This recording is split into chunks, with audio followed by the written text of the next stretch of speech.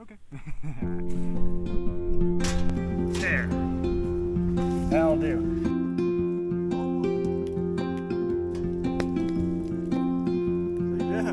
Ah! Tacos.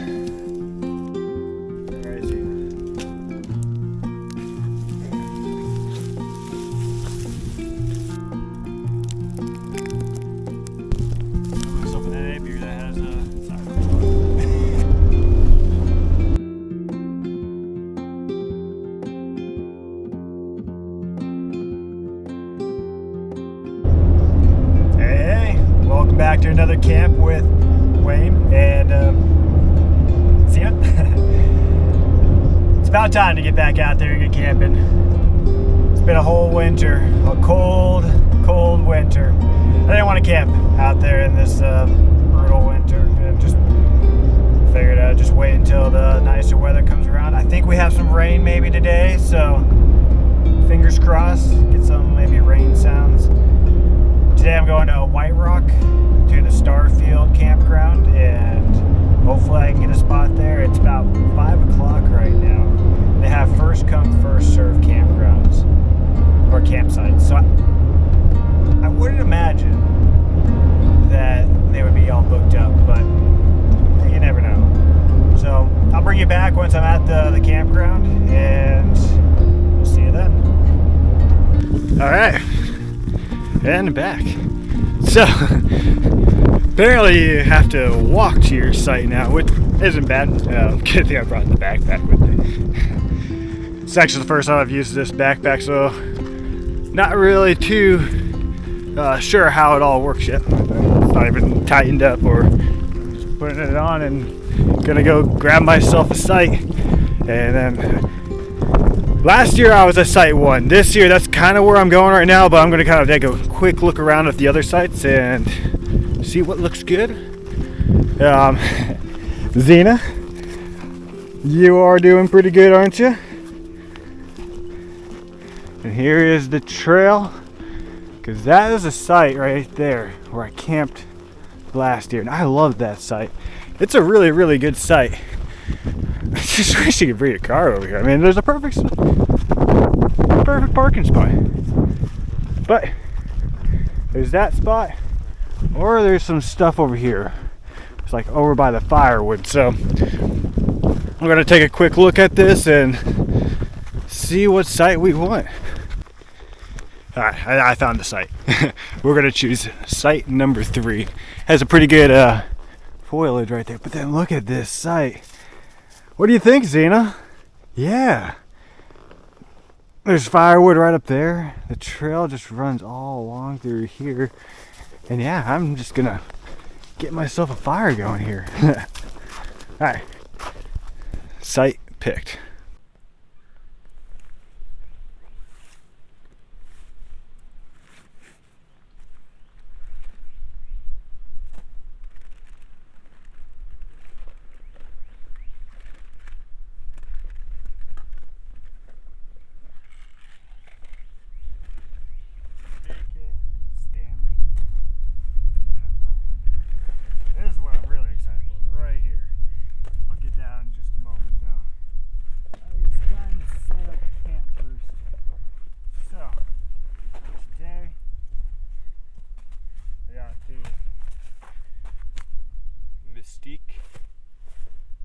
Backpacking tent by Alps Mountaineering, 1.5, so it should be able to fit 0.5 in me.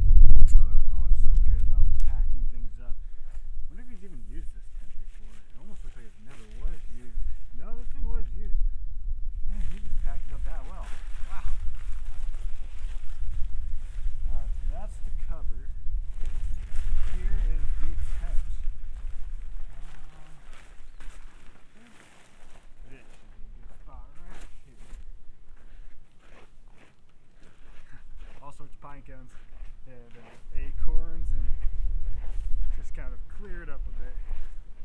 The backpacking tent, I wouldn't think I would need that big of a space, but oh.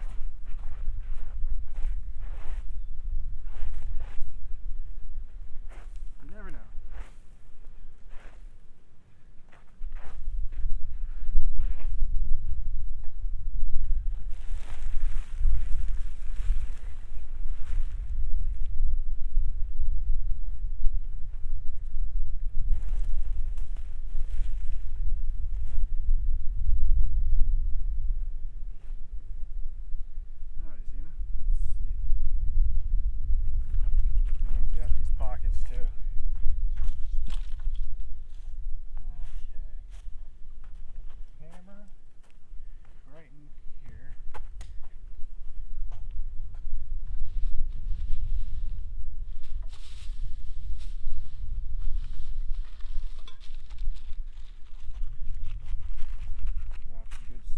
But something tells me, what kind of sticks do you think? Uh-oh. It is. It's okay. They're the original ones, but they'll have to do.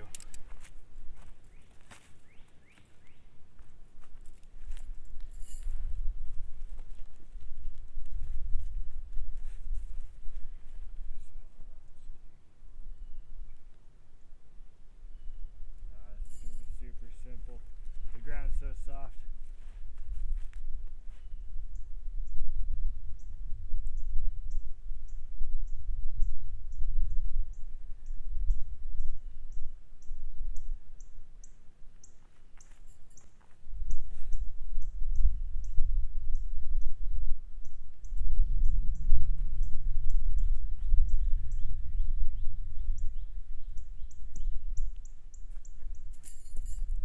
I really need to get a good set of these.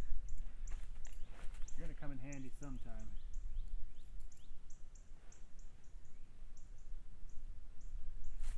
It's not supposed to get terrible winds today, so it's not gonna really be needed, but if it was bad winds, you definitely would want something to help. Especially like this ground is super soft. So I'm gonna pack that back in.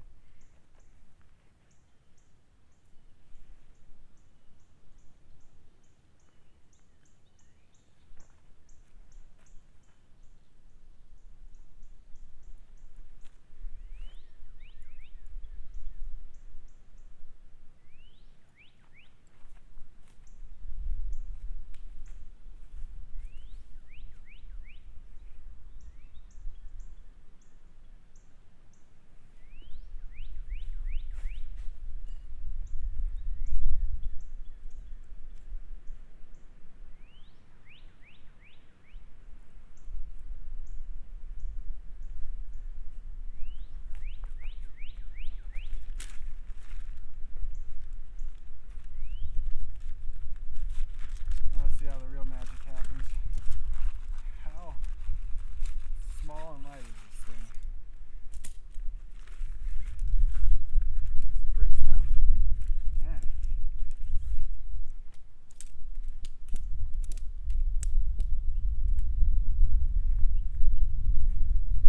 I'm guessing that's the big one. No, this is the big one right here. They snap in really well. That's good. Yep, so that's the one that's going to go up on top, I think.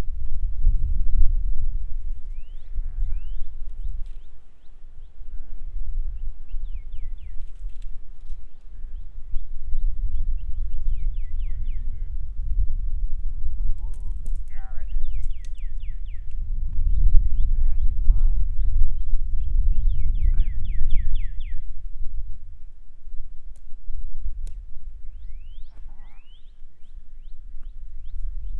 We almost got home.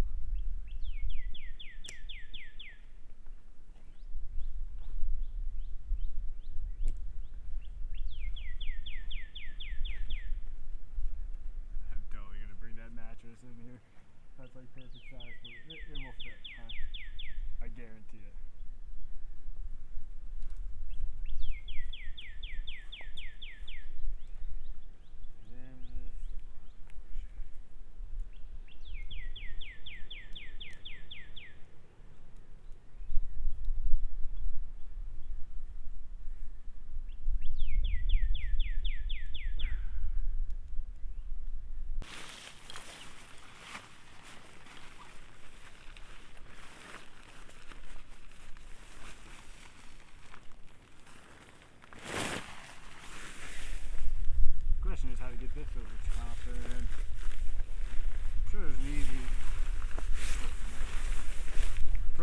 setting up.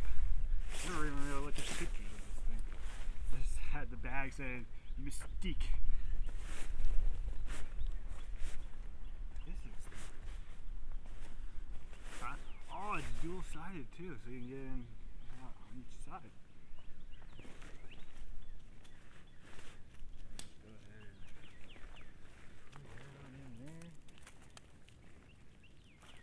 Oh, now I see.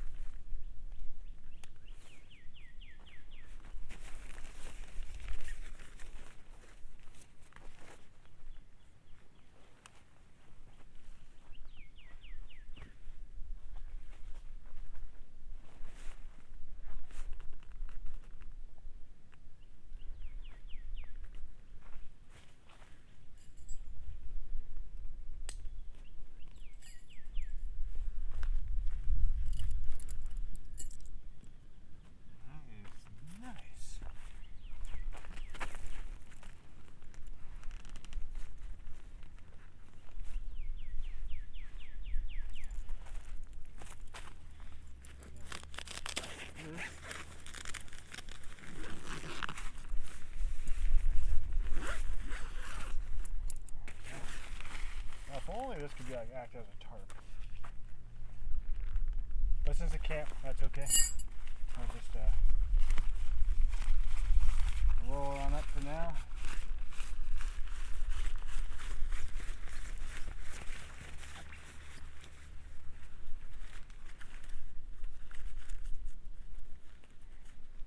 I like the color of this thing.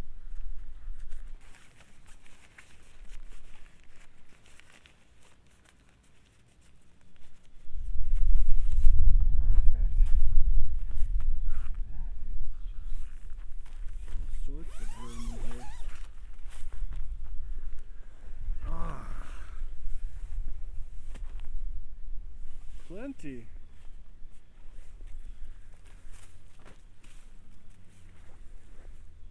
You want to go check it out? Check out the home? Yeah. Okay.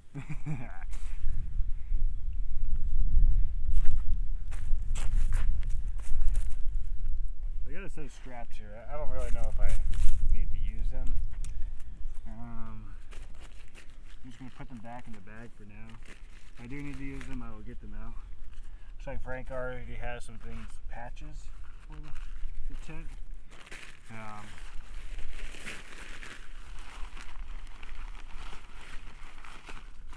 But that's not all we're going to do. I do have the tarp, so I might as well just get the tarp going here. So I'm going to get that pulled out here, and then I'll get that set up. All right, check it out. I got my home set up. I like this entire area here.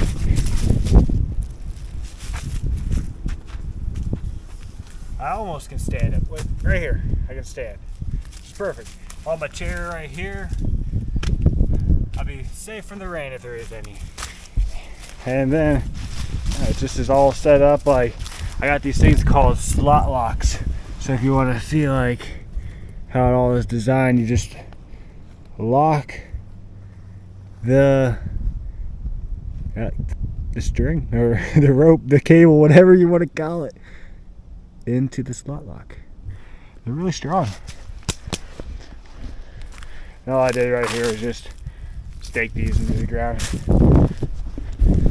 Not really traditional, but hey, it's easy.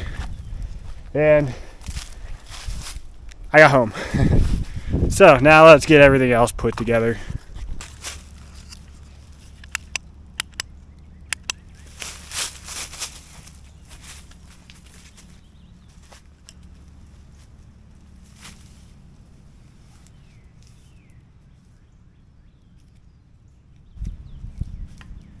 Lighting.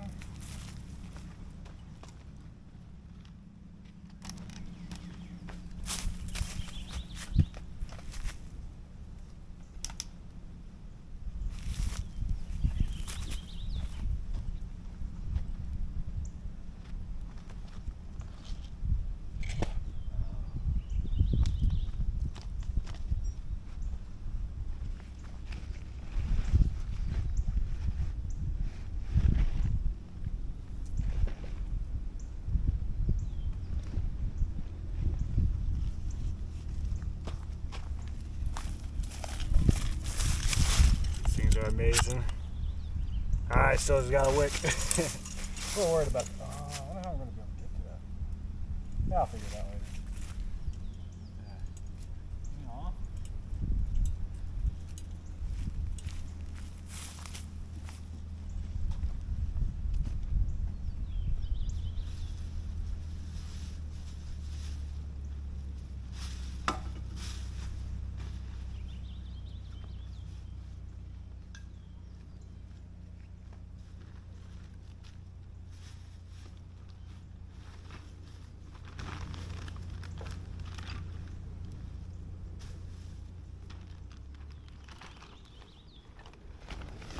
Gonna be my trash bag. Trader Joe's reusable bag, but good enough for trash. Oh, you got anything? Wet wipes? Ah. Where do I want to put this bag at? It's funny. This cooler, I need to just get rid of it. It's so old. Doesn't even keep things cold. It's not even that cool. It's just a chest. And now finally the handlebar broke, so next thing I'm going to get is just a nice, really nice cooler. Been thinking about the Pelican one. Those look nice. I don't know anybody who has one, so maybe I shouldn't just base upon like what I see, but I like the design. I like Pelican. I've used Pelican cases in the past, just not the cooler. So there, we'll keep that trash bag there.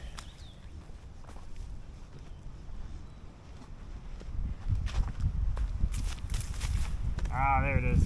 Another light. This is the important one. Oh, we'll fasten that right now. And then, here is a new piece of equipment. Oh no.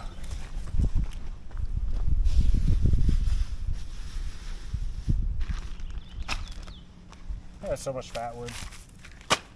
But, here it is.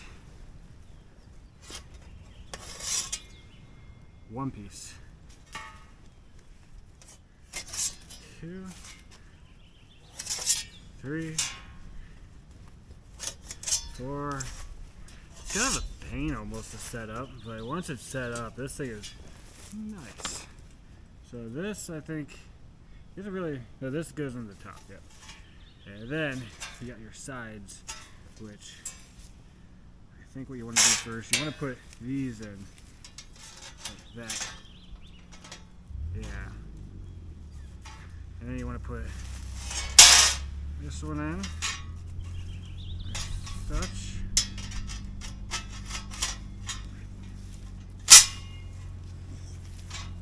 And once you got that, you can insert one of these. This is why it's kind of a pain. Like, you really gotta use your legs, your mobility. Slide these things on in, and bam. Now you got yourself a chest.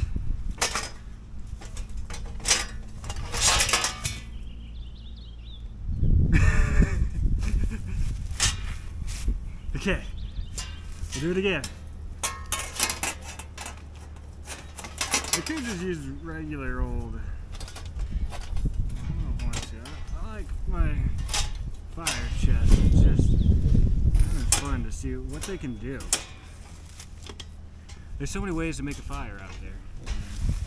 I like this way. So that's what we did last time. So we'll find a nice. I like this to be actually.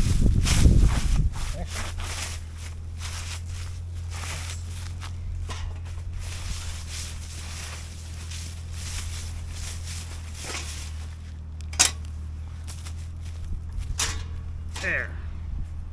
That'll do. And you got these. You got an extra piece. And the main thing is this. You put that there. Then you got yourself a place to cook your food on, which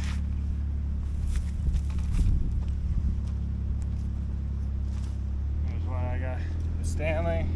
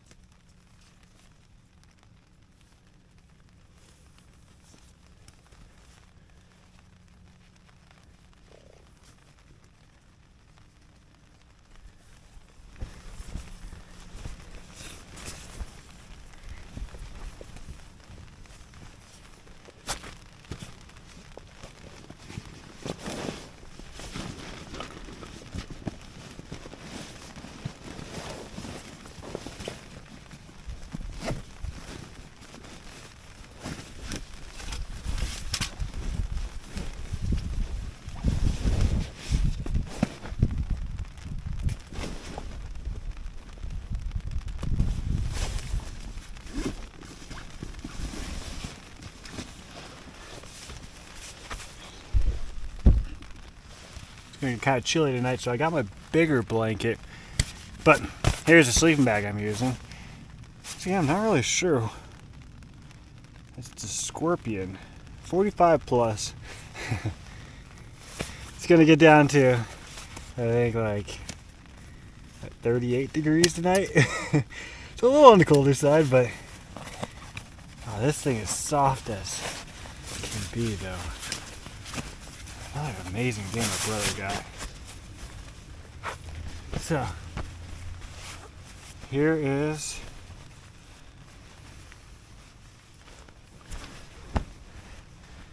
the sleeping bag. Actually, let's move that bigger blanket off to the side. Sleeping bag all the way. It's like a mummy kind of thing. It's gonna make him feel nice and toasty.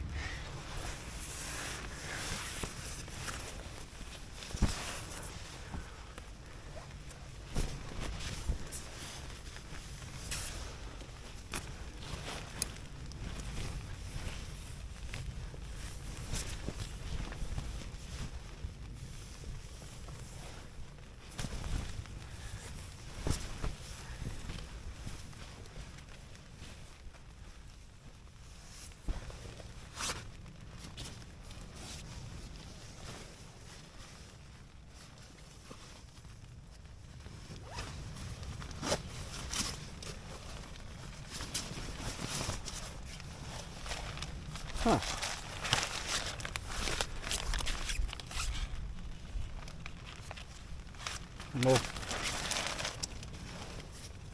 Little poncho. Then I got myself the cat pillow.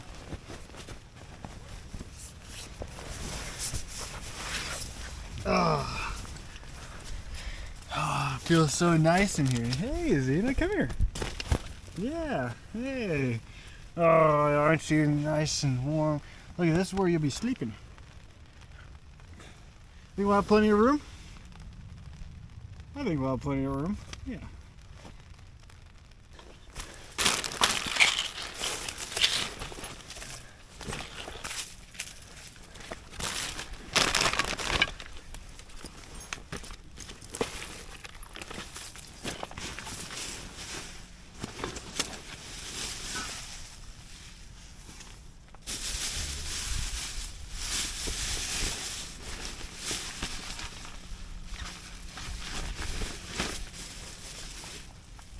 Always gotta have the knife.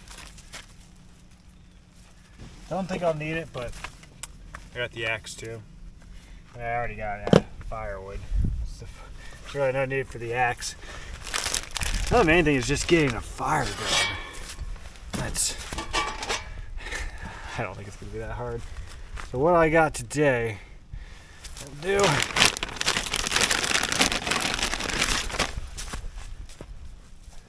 About the knife. Oh, what I do is probably shouldn't put the knife in the ground like I do, but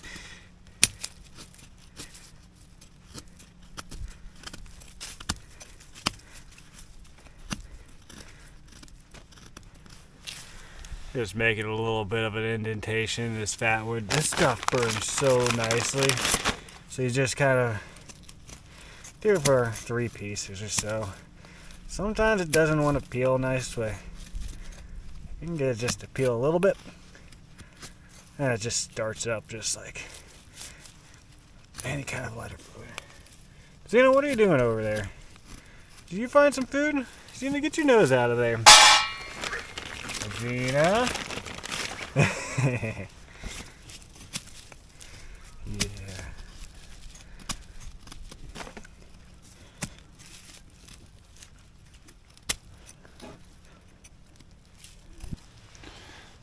Really all kind of comes down to this. Let's just see if this kind of starts something.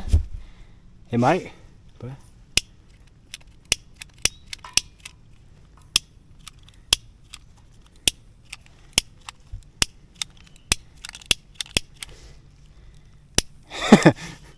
of course at this time it runs out.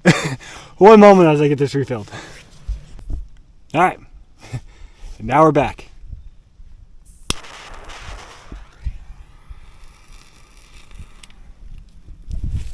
Let's just see kind of what that does. I think it's gonna burn.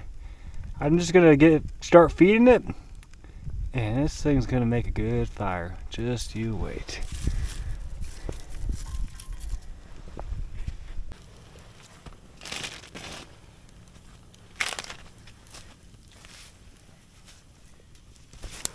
Big poker stick.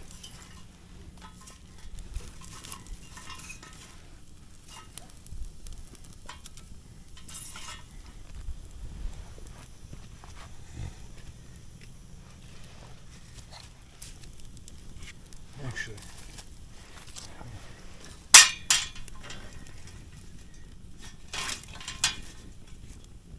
just like that.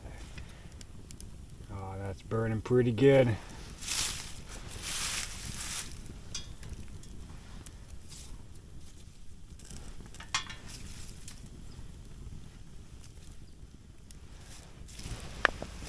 It's all about just keeping it fed. And eventually, have the good coals, everything will just real well.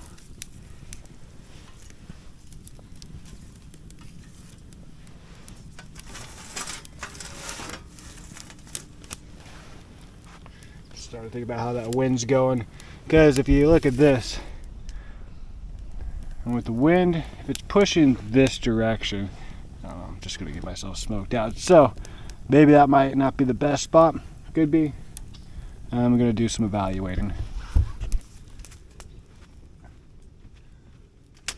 All right.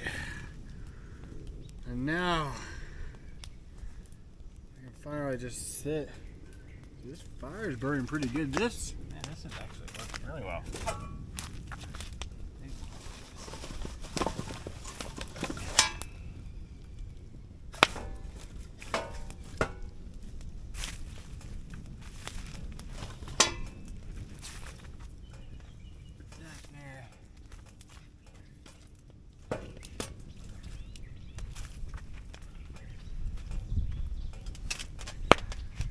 Oh.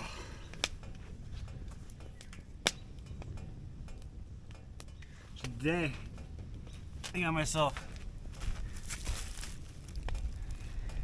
Athletic Brew, the Upside Dawn. It's a non-alcoholic brew. They're really good. I've had most of the Athletic Brews now, and I don't know. I'm enjoying them. There's so many new athletic, or not athletic, but just NA beers coming out that make you feel like you just don't even need the real thing anymore. Which one thing I quit drinking year and a half ago. It would have been August 30th of 2021 when I last stopped. So now, I mean, when you got NAs like this, they make it so easy now, and I don't feel like you're missing out. I'm really liking this fire, this pit. The one thing that worries about me, or one thing I worry about, is the warping that could happen. It is metal. It's going to get really hot. It's pretty thin metal. The whole unit itself weighs, I think it's 22 pounds, so it's really not something that you want to be carrying around like backpack. And I stuffed it in this Osprey backpack that I had. Man, it was heavy. I'm not gonna bring this with me on a backpacking trip. Which I just now, after I bought this, I saw the Firebox Nano. That looks like a good fire pit. Looks lightweight. Looks easy to use. Easy to set up. But I don't know. I also just want something where I can just have a fire. And this is the thing that lets me have a campfire and not worry about it's contained. It's in a box. And then it comes with a lid. Wherever that lid is. So when it's time to cook, I can just sit that on top and let the fire just bake that hot, put my pan on top of there, and yeah, that'll be some good cooking. I just got to make sure I keep this fire going. Put some big logs in there, and it's like they're struggling. It rained a little bit, so everything got a little moist. So I did buy some regular firewood just to be on the safe side, because I wasn't totally prepared for this trip. I ran out of work at 2:30. I was like, all right, I gotta go. Got home. Well, first, no, I had to go to Walmart, buy myself an SD card for the camera here. I'll tell us that story later. And then I got some coffee, got some just essentials, and then went home, threw everything in the car, grabbed Xena. That was the most important thing right there, is getting Xena. And then making sure I got moving by 4 o'clock, which put me here around like 5:45-ish. I still had some other stops once I got moving, but now we're here. Camp is set, and it's time to just relax. Cheers. It's the weekend. Work is done. Yeah, going back to that SD card. I don't know. It's weird. I got the.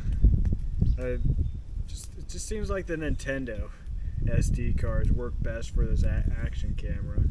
I had the Samsung, like the Pro ones, and I don't know, I would put them in there and like I would try to do the auto start by pressing the top button, and everything just starts up, and it just wasn't recognizing that SD card right away. With the Nintendo, it instantly recognizes that SD card, and I'm instantly recording. So, and I got a good rate, good deal. It was a 250 gigabyte for $30 at Walmart. When I was at Walmart, it said it was going to be $50 for the SD card. I went up to the Walmart guy and I was like, the app says $29.19. He's like, huh. Does it say anything about, like, is it with this store? And I looked at him. Yeah, sure enough, the Walmart that I was in, it was supposed to be that, so he discounted it to the $29.19, which came out to be like $30. I don't know, so something with tax, but yeah, really good deal for that 250 gigabyte SD card. And so that's going to be my primary user to store the memory on this thing. Ain't that right, Xena? Hey, you want to come over here? Come here, Xena. Yeah. No? She's beat. There's a lot we had to do there just to get it all packed up. It's getting cold again. Fire! Start burning. So we wonder. Oh, I really want to get this thing going. Can I just? This isn't gonna work. I know that for sure, but you never know. Maybe. Ah, that almost kind of worked. Let me just try that again. That thing. Nah, it's not gonna work. It's too.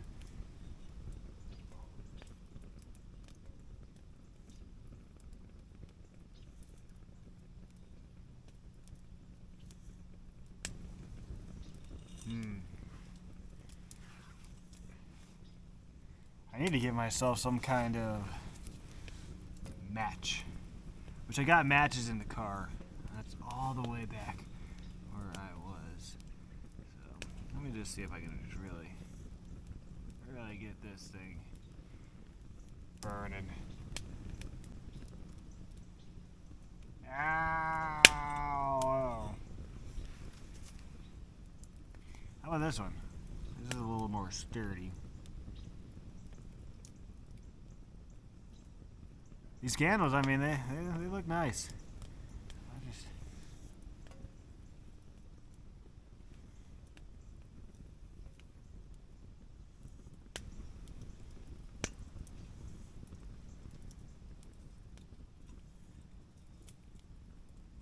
Almost. Oh, is it gonna work? Hey!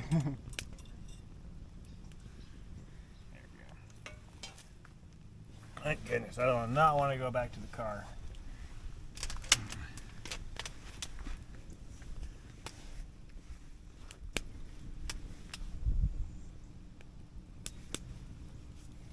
Ah, I got lights all over the place.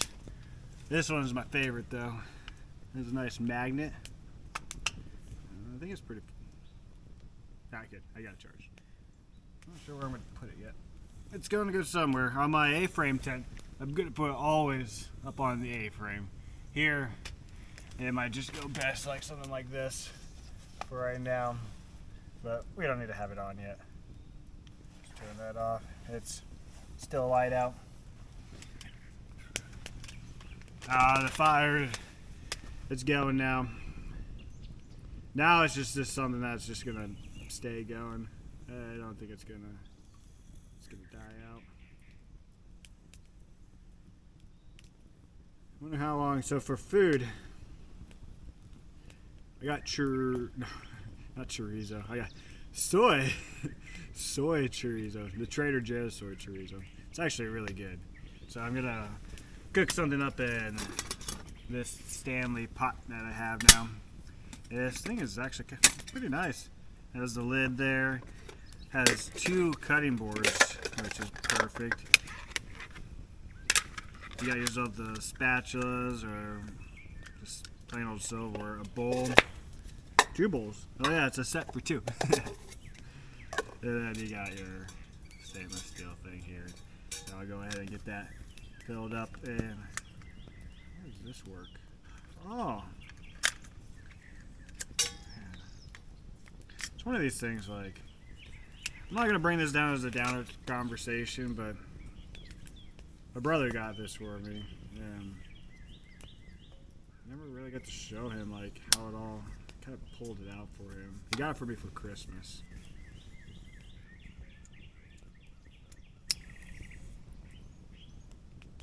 Yeah.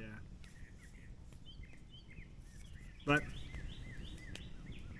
it's just a nice pot. You know I love camping. Isn't that right, Zima? You love to go camping. A good brother. Let's see, how do we get this back up? So just disconnect it. Ooh, these things they're on there. Connect. And good. So you might have noticed something different with the volume on there. I'm not using a recorder or like a microphone. I have a microphone, but the thing, I don't know, it makes like a weird staticky sound every now and then. I can't tell if it's going to make that sound, so I really don't want to use it because I could do a pretty long video and then look to be like, oh, well, that video is completely ruined. I can't use that content. That'd be super annoying for you all to listen to. Just a constant static.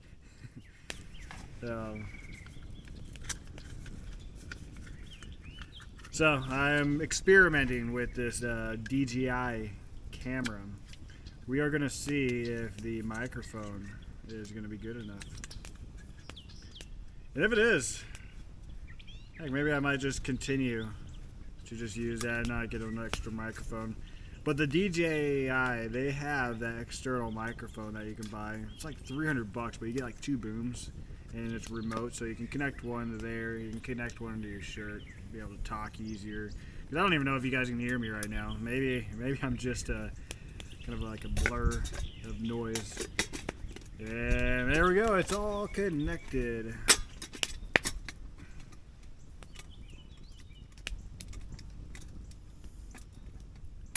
Then I got the Adventure.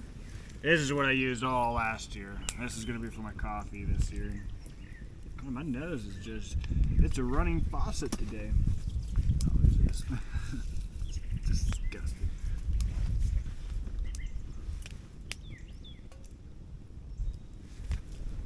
What do you think, Xena? You want to come up here? Come over here, Xena.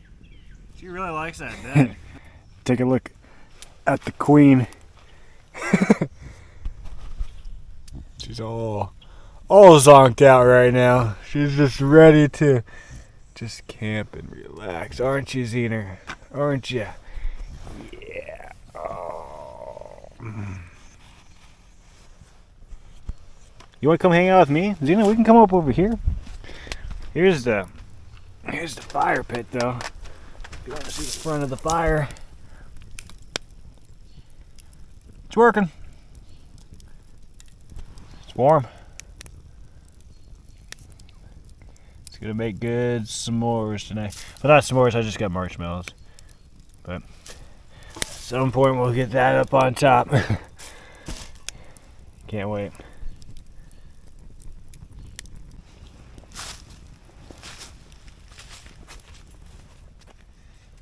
Oh, we're back at it now. Camera died for a second. No, the battery did. Luckily, I got the adventure combo for the DJI, so it comes with 3 batteries and a charging pack. And I got the other one. It's just constantly going to be charging, so it should never die on me. Should always be able to keep the camera rolling. That is the whole end game here. I'll see if I want to keep that camera right there, though. It is right next to the fire. If a wind comes through, knock it on down. I'm getting hungry. I left the Star Crunches in my car. Do I have any food? Got that. Silly of me. I pack these trail mixes. Buy them all the time, but it's just like I never want to eat them. I want to eat something else. Some rice, butter, milk, sour cream, beer. Yeah, nothing there. She's like, "What are you looking at?" She knows when there's food. She has a knack. So, share all of her treats. We were driving here, and I went into the gas station, came back out, and she already had all of her treats gone. She is, Xena, like, those beef esophaguses, these little jerky things that are like yay long. There's like 6 of them, and they were supposed to be somewhat of a harder chew, but she can rip through those things, aren't you? Xena, you're just quite the eater, aren't you? Can you sit? Can you sit pretty? Sit, Xena? Yeah. Hey. Like some water? Yeah. That's what I should get her right now as well. Yeah, you probably want your water. You stay right there. I have a feeling I'm going to sleep comfy tonight. With this bed here. With tomato. Tomato.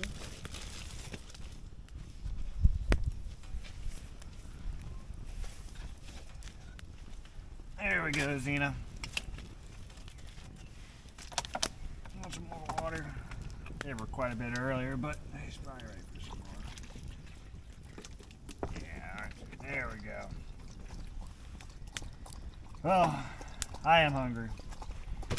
Trail mix it is. One for you though, Xena. What does this have in it? It has walnuts, looks like sunflower seeds, pumpkin seeds, berries, probably raisins. You're basic. I see an almond in there. I think some cashews as well.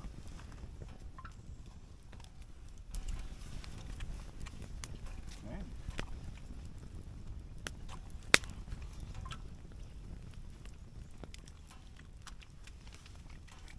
You in cell service right now? No, a little bit. Huh.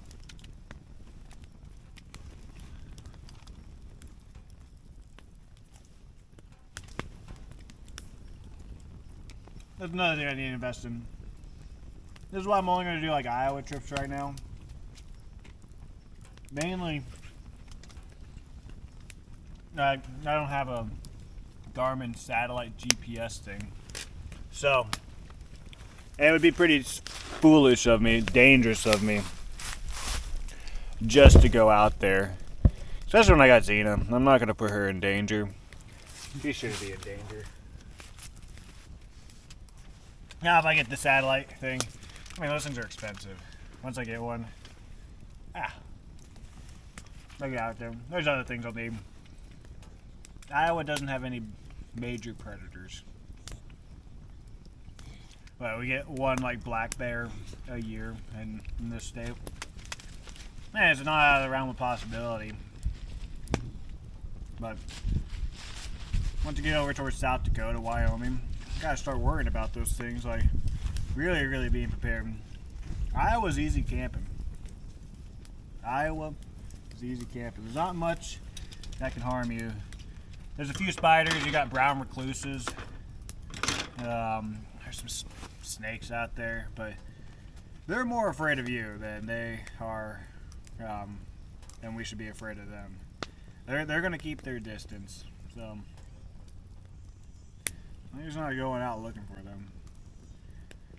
Just gotta hope that you're not gonna sleep on one. That's always my sister. She got bit by a brown recluse, and it was right here, somewhere in the arm, but the welt it made in her arm, gosh, deep, very deep. I've never seen something so. It was gross, really gross. But she recovered from it. I don't know if she really got that sick. It was just like a really nasty looking welt in her arm. I'm pretty sure she went to the doctor, and they just told her not to be worried about it. That's a brown recluse spider bite.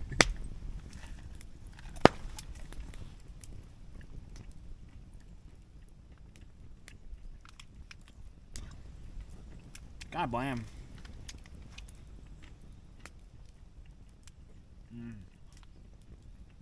Can't wait for food. So I'm gonna add some onions and some garlic.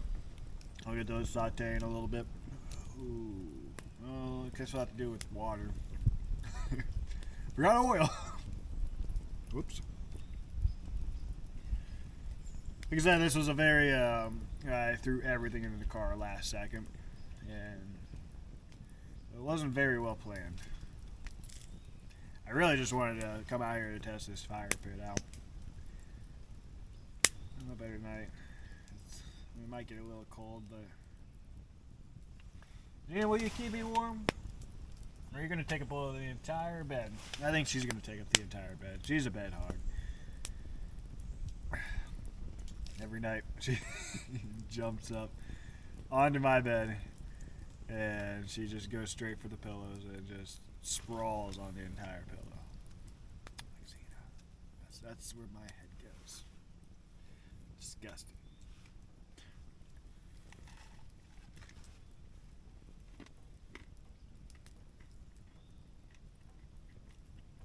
Getting to that point where I think the cameras, we need to turn some lights on. Let's see. Yeah, it's getting dark. Let's see here.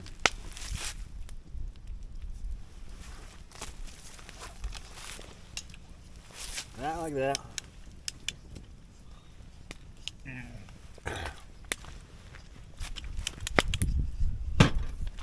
How's that now? Nice. That looks pretty good.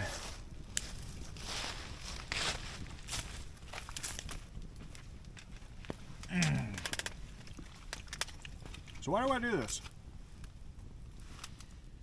I like camping. Grew up as a camper. My parents owned a campground. I like being outside. Coyotes. They'll stay away. They won't come towards me. The main thing to worry about are the raccoons or the rakins. No, the raccoons. They're bandits. You tell them, they'll steal your food. You gotta put it inside. Now I'm starting to think about that. I don't really have much inside space. That's a tonight issue. Oh, it's so peaceful.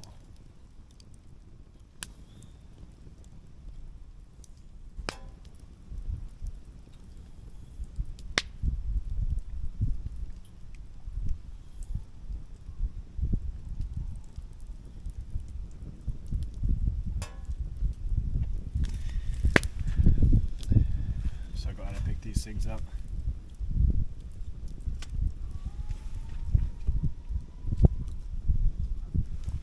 Here, you might not be able to see it right now, but this is kind of the view I got.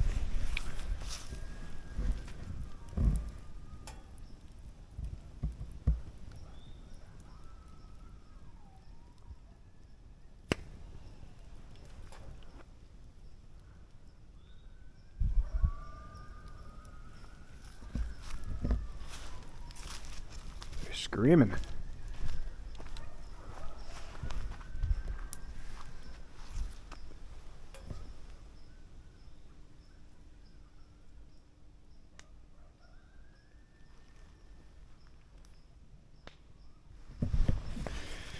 It almost sounds like hyenas. We don't have hyenas in Iowa. We don't have hyenas in America. Not that I know of. Not that I know of.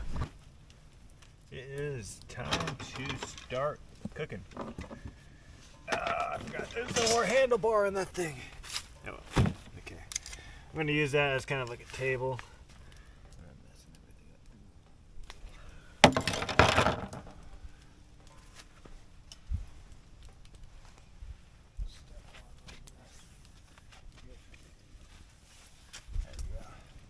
So what we're going to need, alright, we are going to start cooking now.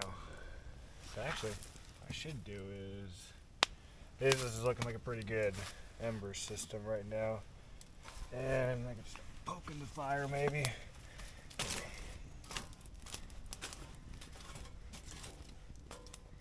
Yeah, it's going to be nice and hot. So, I just set this up on top. That'll get nice and warm. What we're gonna do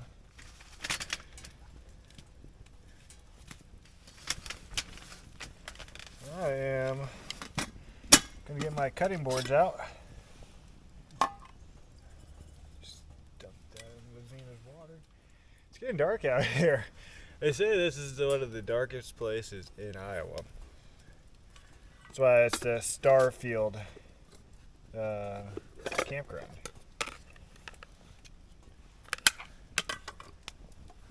So we got our cutting boards. What do we need? I got sour cream. I got rice, Trader Joe's rice. I'm not sure how that's gonna work. I'm gonna experiment with that. I'm trying to make tacos tonight, and oh goodness. I'm trying to think if I left my tortilla shells into the car.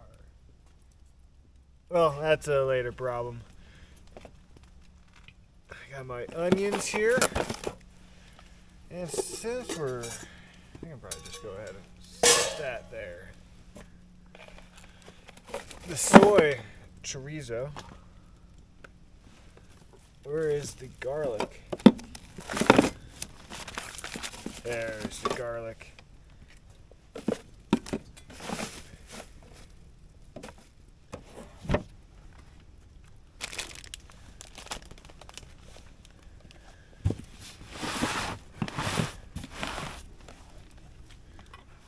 Oh, now Zena's up. We're eating now, Zena. That's why you're up, right? Oh, wait, I'm eating. I know, Zena. But you shouldn't have had... You know, it's very naughty to eat all your snacks before. We had like 1,000 calories. And for a dog, that's a lot, Zena. Alright, we already got some onions here. Ooh, man, that fire.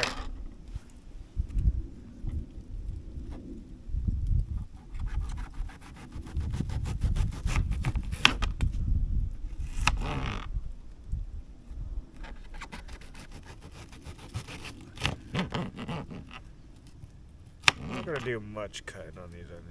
There's a little bit of a rotten slice to it, but it's okay. A little imperfection never hurts anybody. And cut. Right down the middle. That's all I need to cut. You were gonna be like, but you're not gonna brown it properly. I don't care. That's one. Just hungry. Sweet chorizo. Make sure I have plenty of room. It's a nice size pot. Size for two is what it says. However, I'm making a meal for myself. Yeah, for myself, it's already thinking I don't have enough room. Like that. Peel that one off. Just keep that in there for later.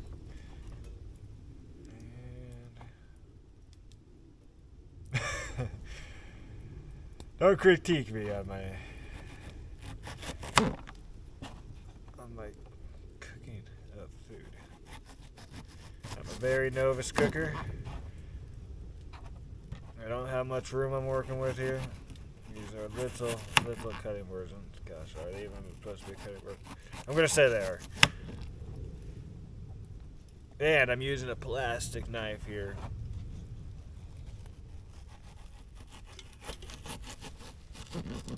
Oh no, Zena, did you spill my empty beer?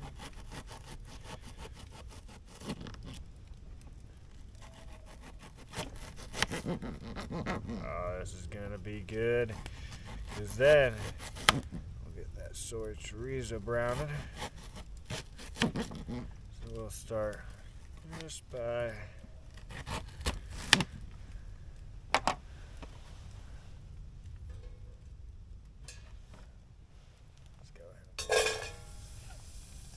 it's sizzling.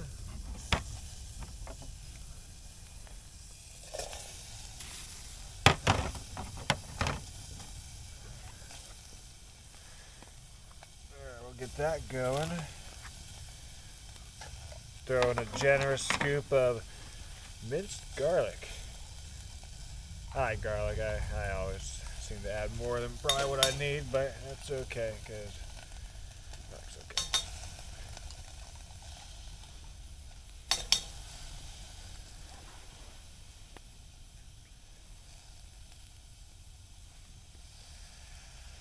What did I do with my lid? Fit perfectly in that cup holder thing.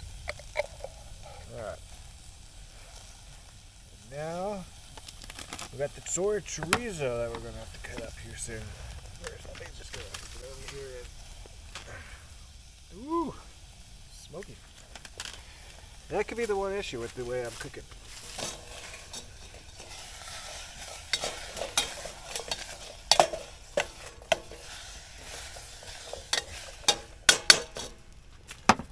Is just since I don't have any oil, I'm going to just try this with a little bit of water. People are going to be like, what? That's what I got.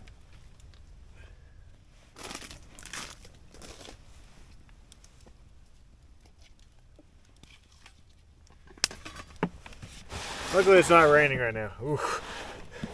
Baking my cooler. Alright, get the soy chorizo.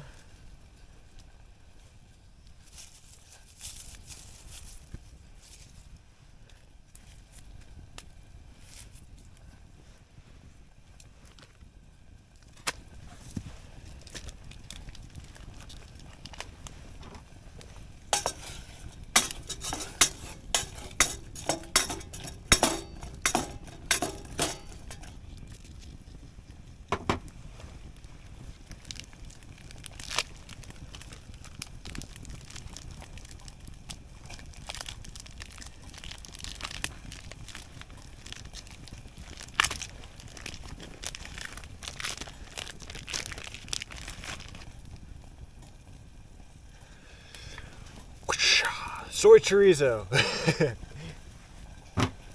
I really only need like half of it. I'm only going to use half of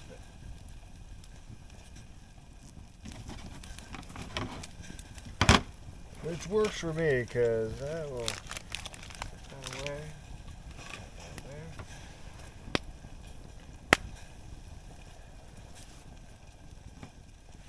There. You just scoop, just put it on in there. At some point I need to get the tomatoes going. Or the one tomato that I got fresh.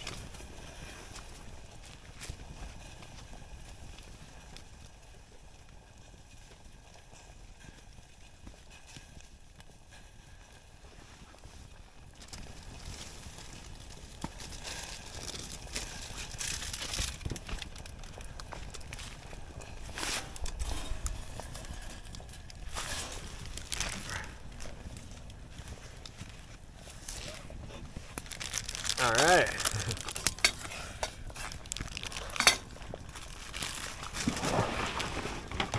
Oh, almost lost it.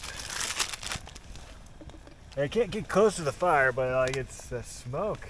That's probably why you want to put that one side on. But I want the ambiance, the nice campfire look that I can stare at.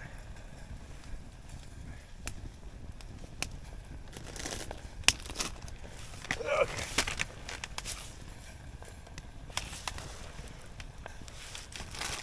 This actually feels. There's all that smoke. Oh, it's browning up pretty good.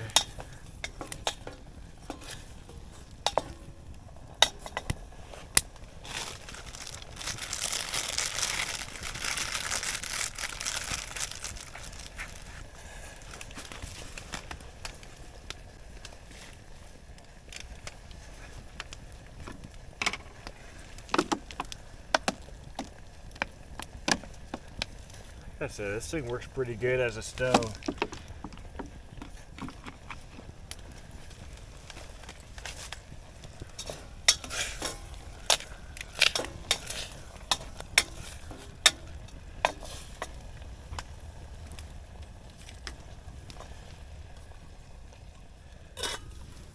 You know what I want to do is just pour the water out.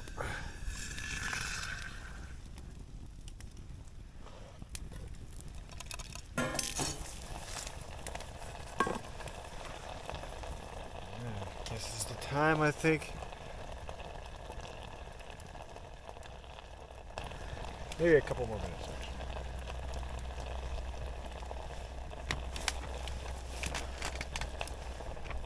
This fire's hot.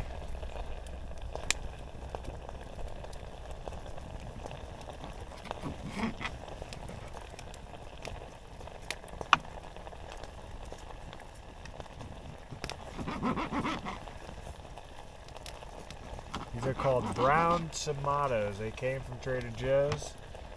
They're pretty tasty, actually. They're like the right size of what I want for a tomato. They're really good. It is, you know.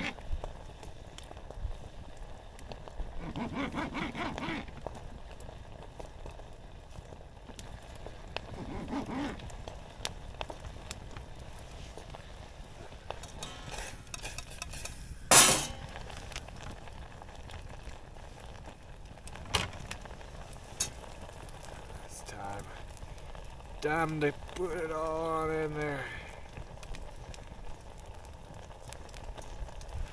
Not really working the way I thought it was going to. See, there's like this layer of I see why Trader Joe's doesn't do it, but gosh,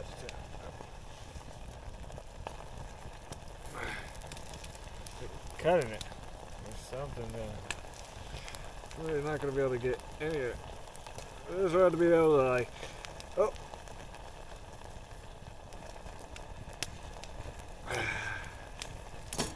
Almost.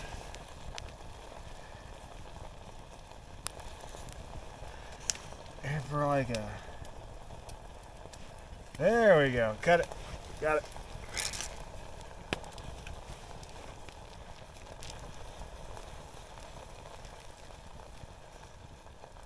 I cut myself again.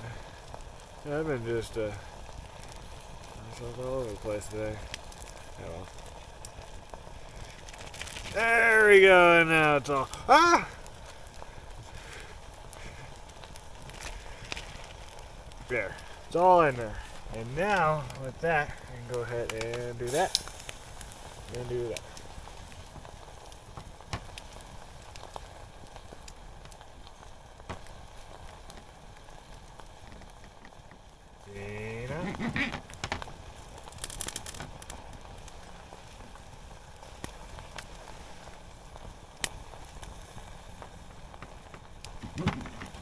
I need to get this rice going soon too. Rice shouldn't take too long to cook. It just kind of needs to. It's frozen rice.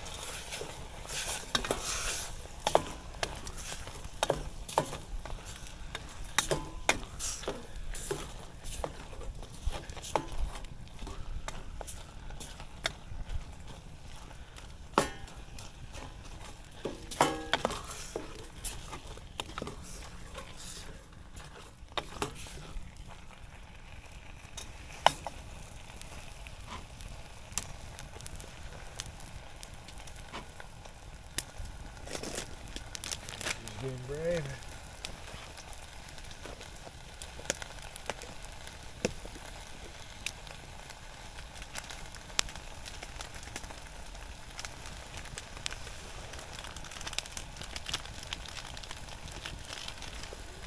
Smells really good. Looking really good. Make sure we'll get that rice in there. Yeah, I might as well just do that now.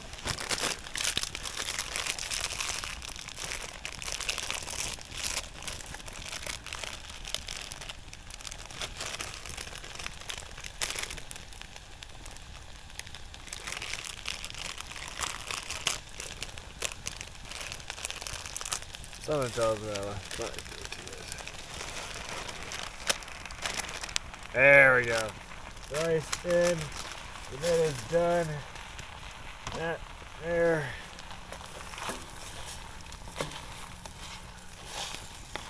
Spilling.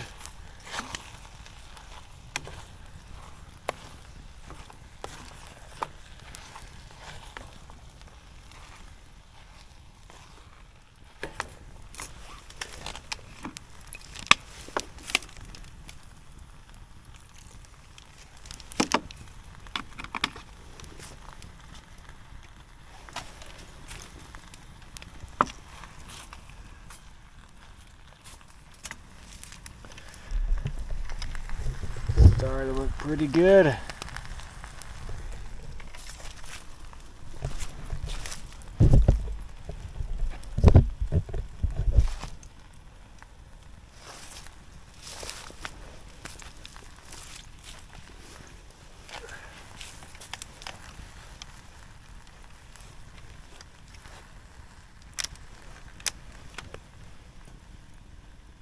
I just need like some better way to, because I don't want to blind you guys.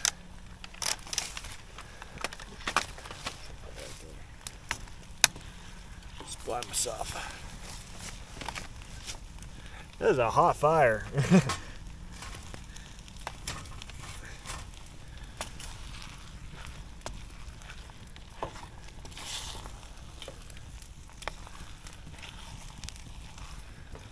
I'm liking it though. Like, this is just easy cooking because you got such a flat surface and the whole thing.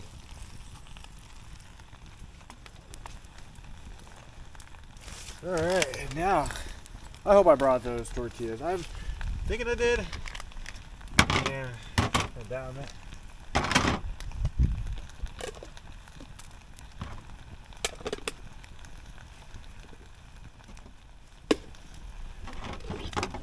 All this. One thing about camping, it just seems like stuff just gets littered everywhere. Now, like, I'll always pick it up, like, leave no trace. But there's just always so much stuff to camping. So, wet wipe.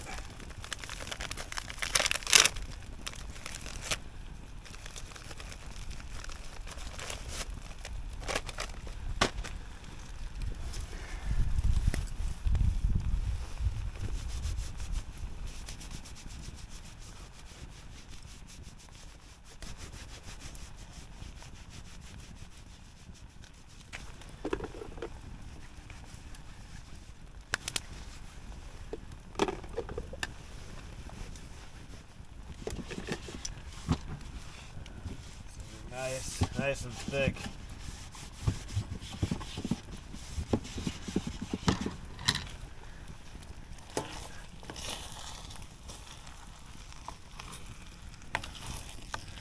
I think this is starting to look pretty good. Almost done.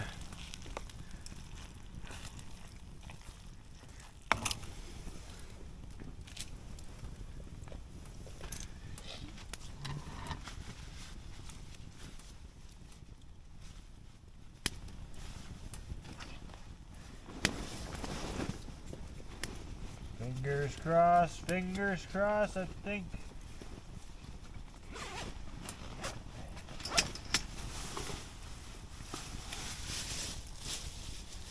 Got bread. At least.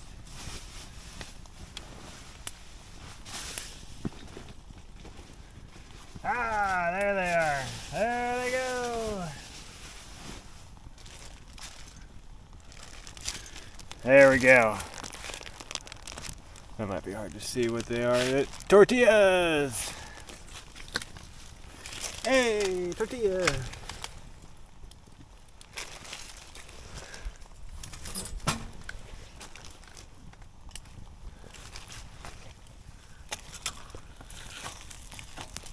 Woo!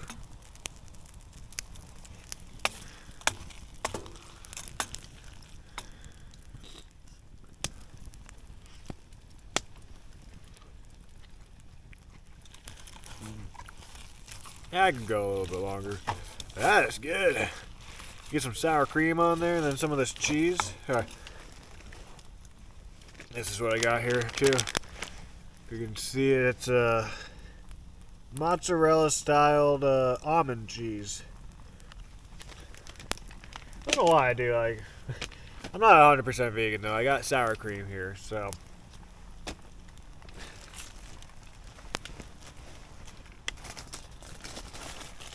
Let's again clean up more of this mess. We got the time. All it takes is just the movement. I gotta keep reminding myself that all the time. Just gotta keep the movement. Ooh, it's warm.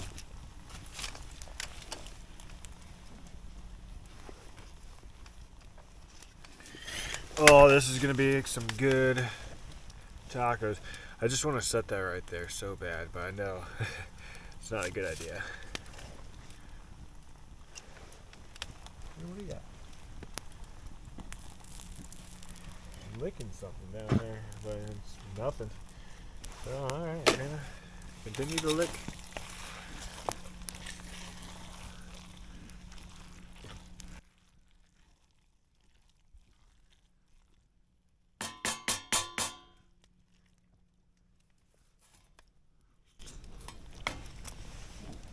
Oh yeah, that's good in there.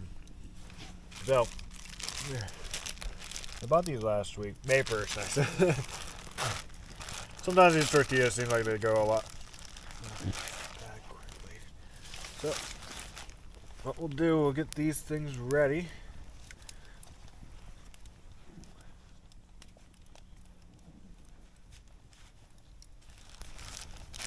Well, if I got 2 bowls actually. This is what I could do.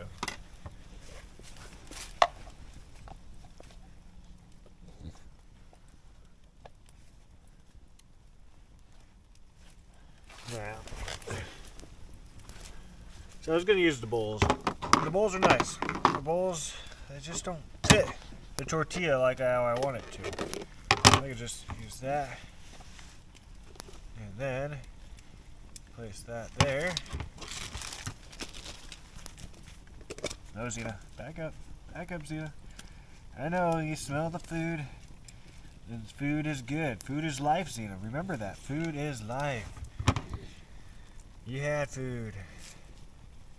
Ah, yes. Spread that sour cream on that tortilla. Nope. You gotta back up. Sorry, Zena.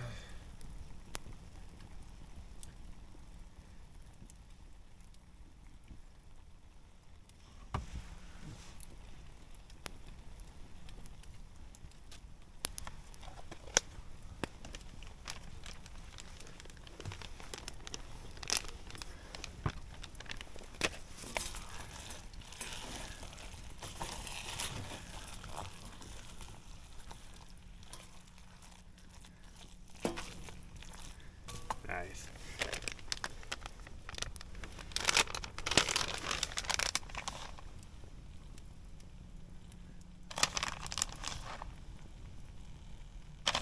This is looking delicious.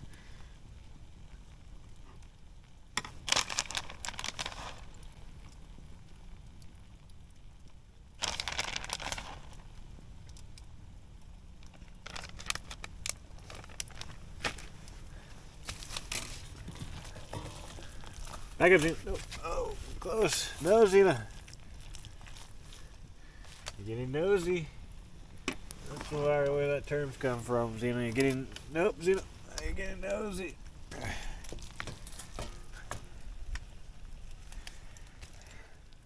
She's like, no. Ah! Yeah. This is difficult when you're trying to multitask. Keeping a dog away from the food. Yeah.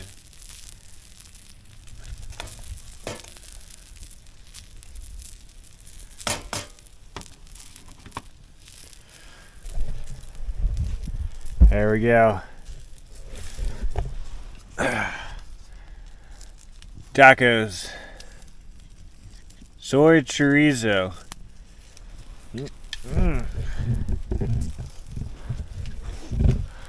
Ready to smash this food.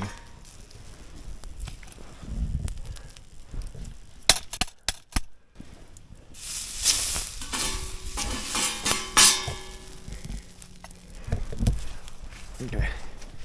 I'll go back over to the original spot. Oh my, I just had a catastrophe. I went to move the food and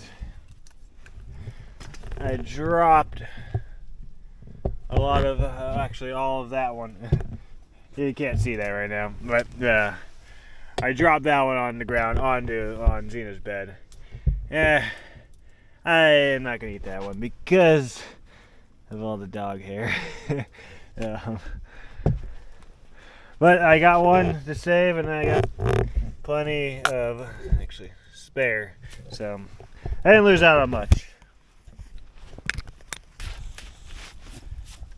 Taco time. Yeah, I loaded this one up.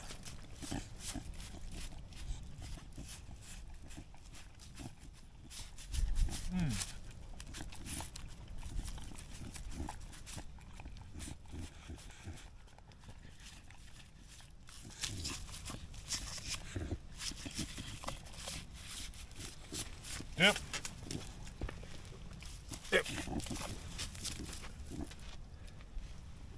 I don't think you realize that fire chest, that box, it's hot.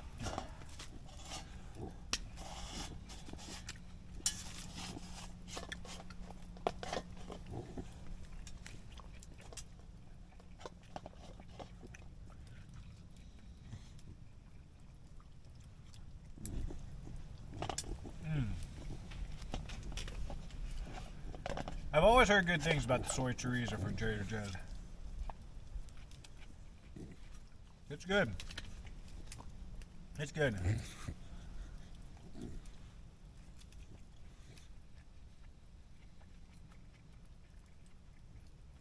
Complete Trader Joe's meal here.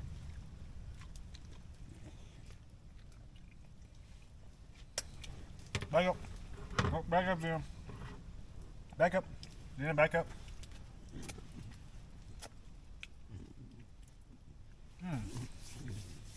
That was real good. I think it's time for seconds. That's what I love about tacos. It's so easy to have seconds, thirds, whatever. But unless you have a dog that is just so nosy. Xena, back up.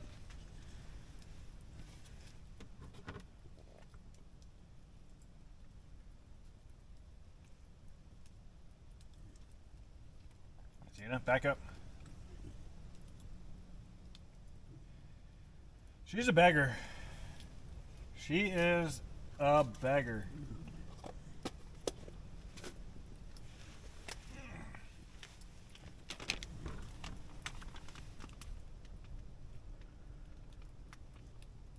She doesn't stop eating.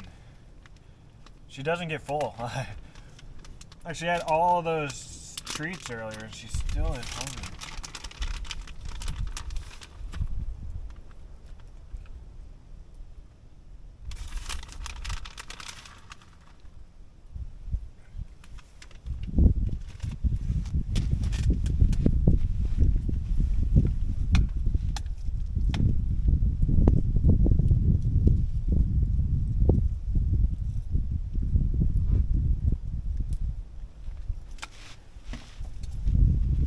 Alright.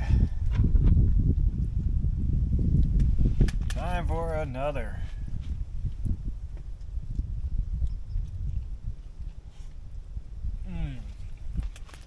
Oh, even better. It's in that hot container.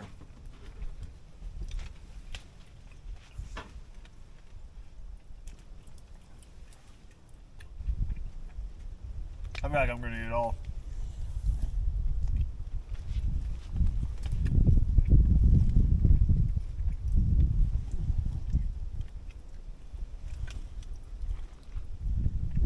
I'm so simple.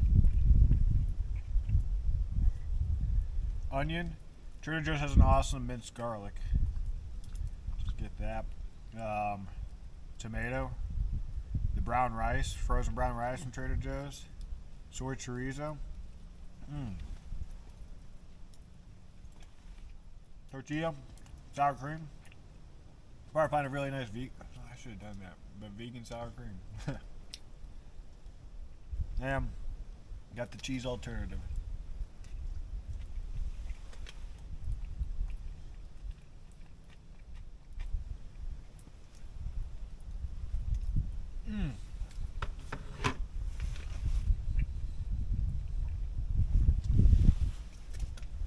That's what I call good cooking.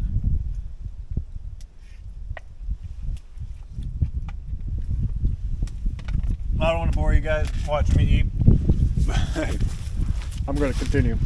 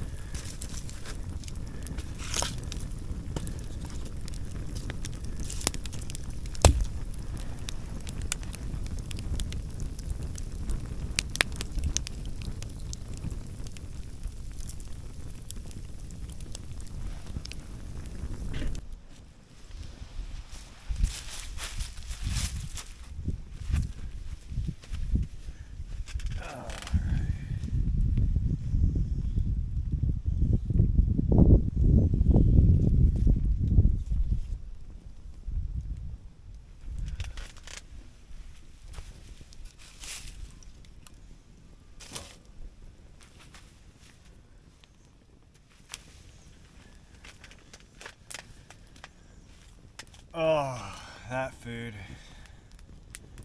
was good.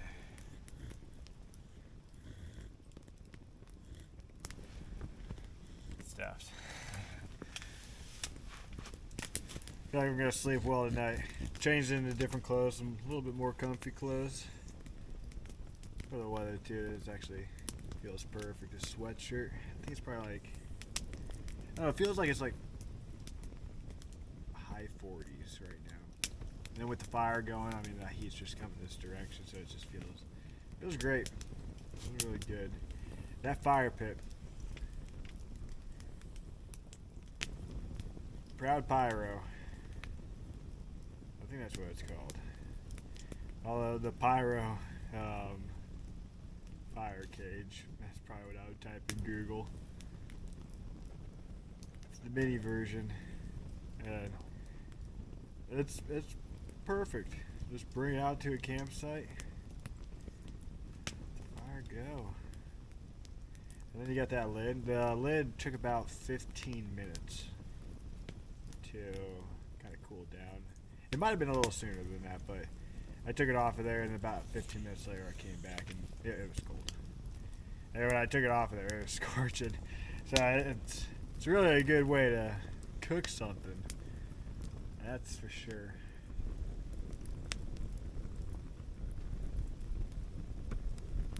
I like it. It's really nice, something really nice to look at too, because the direction of it. I could put the other side on, but then yeah, I want to get the fire effect. I need that fire effect. It's all right, Zena. It's nice and warm. Actually, I need to go get more firewood at some point. That's the call right there to maybe put the last log on there, and we can let's see how long that will take.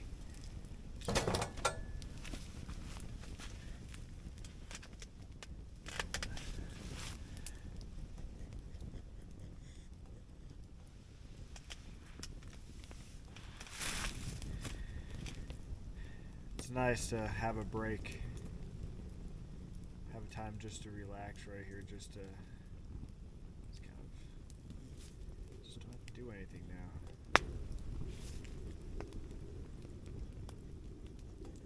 We're doing an hour run tomorrow, and then on Sunday, a 4-hour run.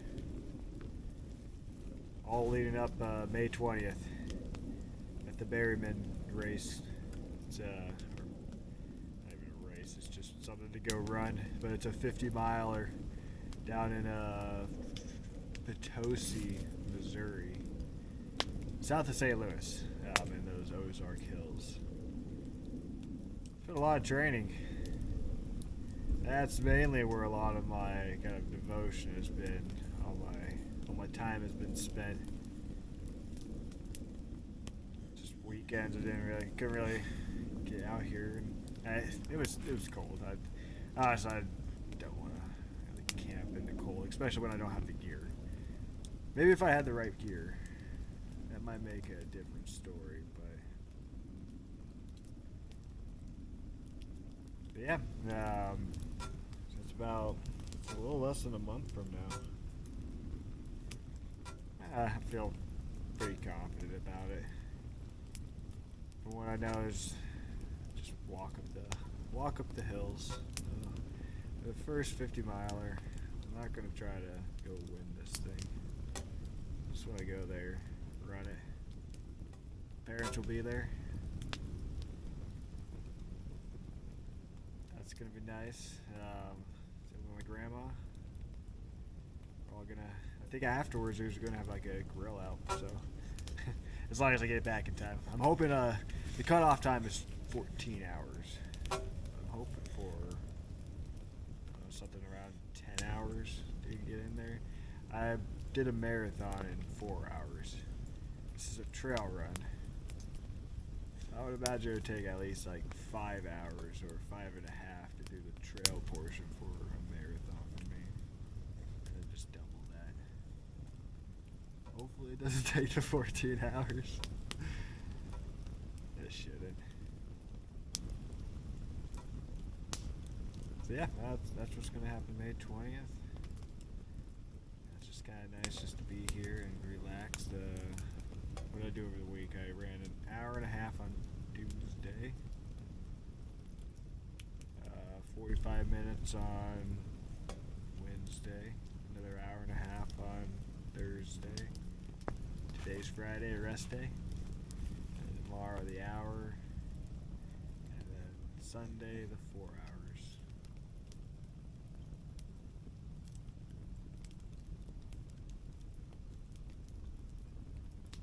Ultra marathoning. I don't know.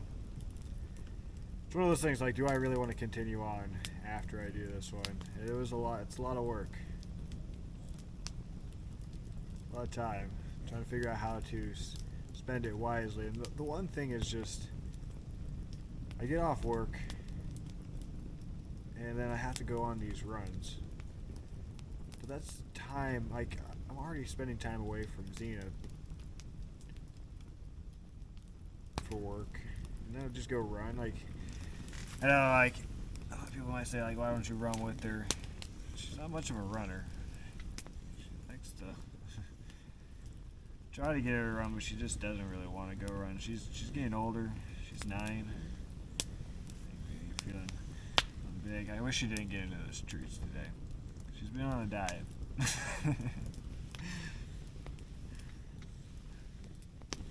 See, you got a good sniffer.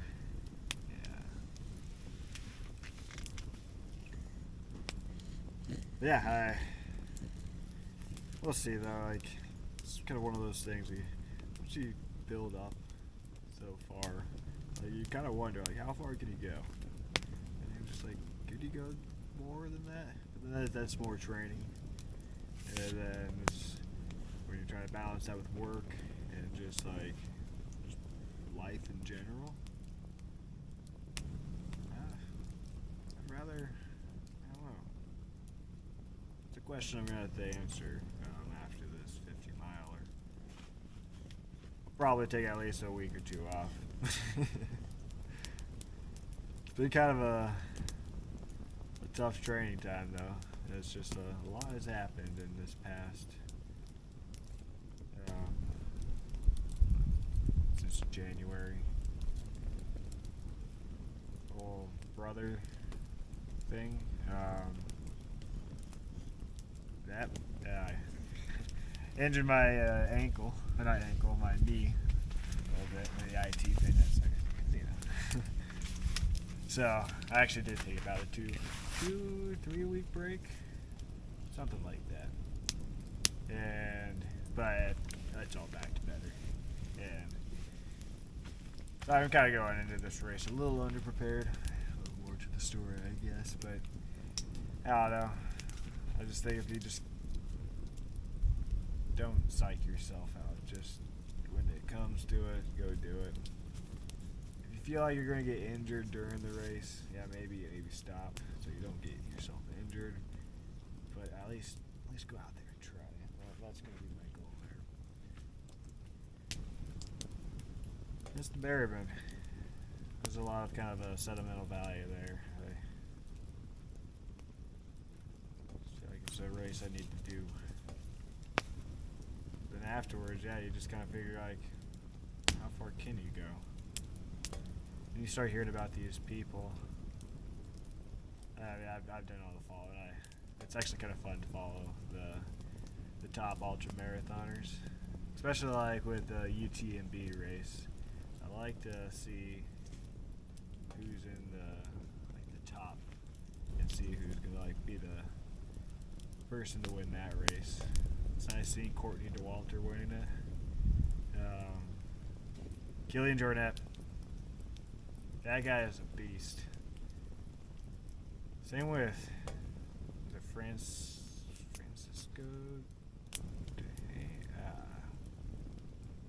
His name's spacing on me. He's really good. The other one. What I'm really curious about is Zach Miller. I don't know. Came in 5th place last year, and he seems like the person that has like the determination to power through and win it one of these years. I don't know. Killian, he's won it so many times. I mean, he's just he'll probably win it a couple more times. I can only imagine just how good he is. He's just something else, almost like superhuman.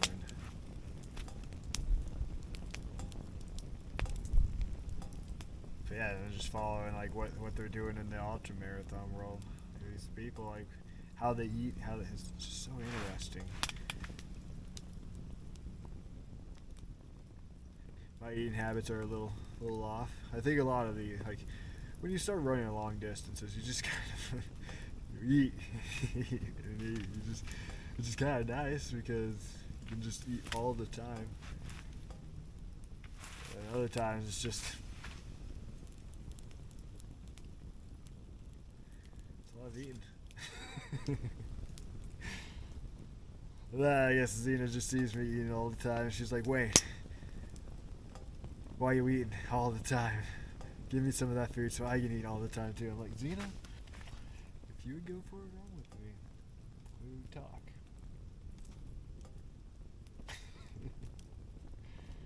She's over here giving me a little bit of the stink eye right now, aren't you, Xena? It's okay, come here. Come here, Xena. Okay, she wants to sit right there. Or maybe. Come here, Xena. Come to the camera. Up here. Yeah.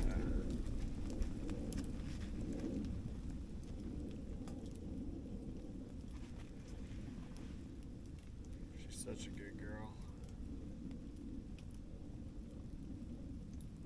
So patient, calm, doesn't bark out of place. Actually, she hardly barks at all. She really just wants to be by my side. That's all it seems like she wants to do, which I'm fine with that.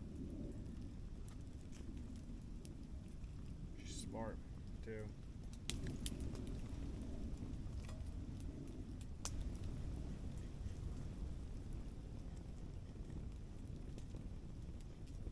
Oh, she's just a good dog. No problems, really.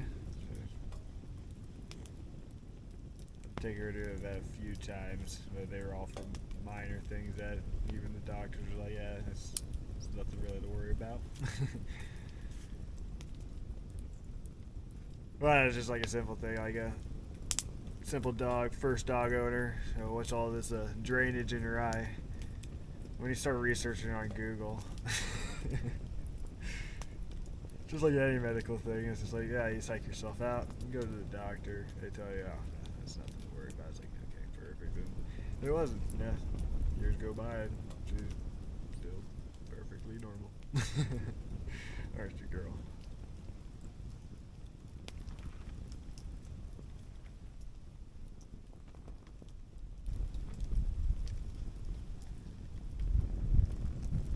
Thinking about signing her up for the 5K half, or the 5K training group at Fleet Feet.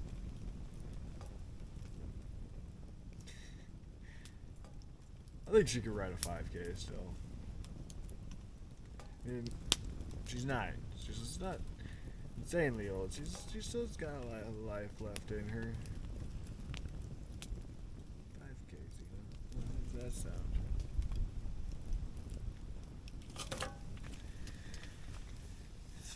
It's amazing. I really just gotta keep on recommending, like, this is a nice box. But then again, I kind of wonder about that Firebox Nano.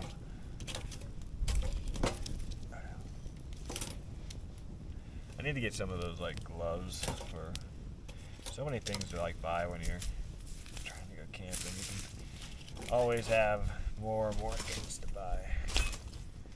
More and more things that can make just a little. I mean, actually, what more do I need? I got a fire, got an axe, got a knife, I got food, I got a dog. This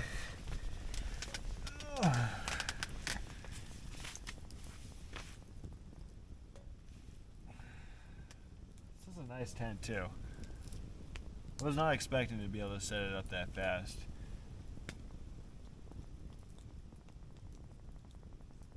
I think Frank knew what he was wanting to get. Like, I totally would wanted to get the same thing. And I like how it has 2 doors. So, I mean, it's supposed to be a 1.5 person tent. I was reading in the reviews, like, could fit more like 2 people. And yes, you could easily fit 2 people in there. It's perfect for one person and a dog. And yeah, I just like how there's those two doors there, and then there's like a little compartment thing up on top. Your foot area has plenty of room, and it's just open. That makes it so. If you're looking for like a really nice lightweight backpacking tent, and really easy to set up, it's a nice one. I'll have to put the specs down. I'm not a backpacker. I got the backpack. My brother, it was his backpack. Now I get to use it. And he chose this tent. The Mystique. Or something. I'm gonna have to look that back up, but it'll be in the description below.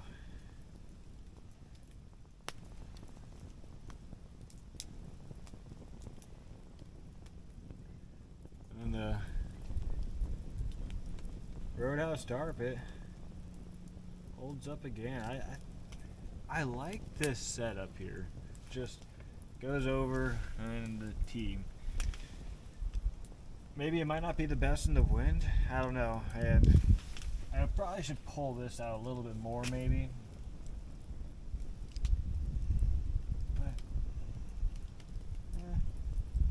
just like, because there is that tension up on top of the tent, and that could damage the tent. So, but works now. I got this awesome far overhang. It's completely covering the tent. This tarp sealed. I've been in the rain with it a few times, and it completely stays, keeps dry. It's easy to dry off too. It's not the smallest thing though. Know that it's not the smallest tarp. It's heavy duty. It's not meant to. That's why I got this separate backpack here. I throw it in there. I also have the other tent. Like I said, I brought the A-frame, or no, yeah, it was the Woods 2-person A-frame tent. It's a good tent. It's easy to set up as well. But, I mean, this was so quick. Just so quick. I could see myself using this quite a bit this year. I think I might camp at the Berryman for the race. It's going to be at the Berryman campground. That's going to be the starting spot.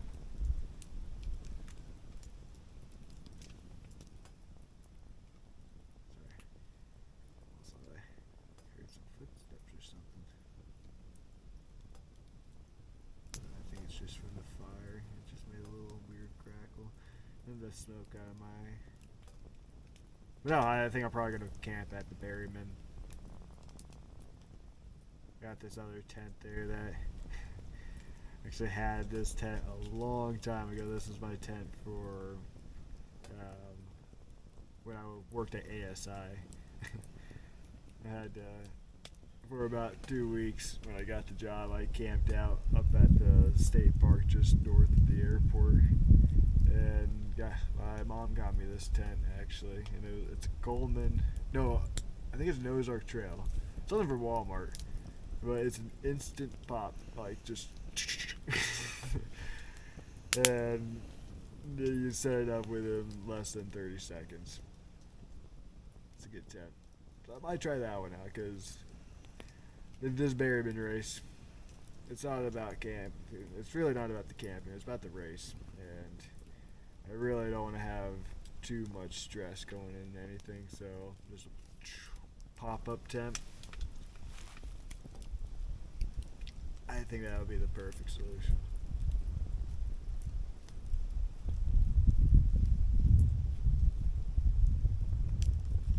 Yeah, and then let's see. As for the food choices, I'm gonna pack some peanut butter, banana, and honey sandwiches, I think.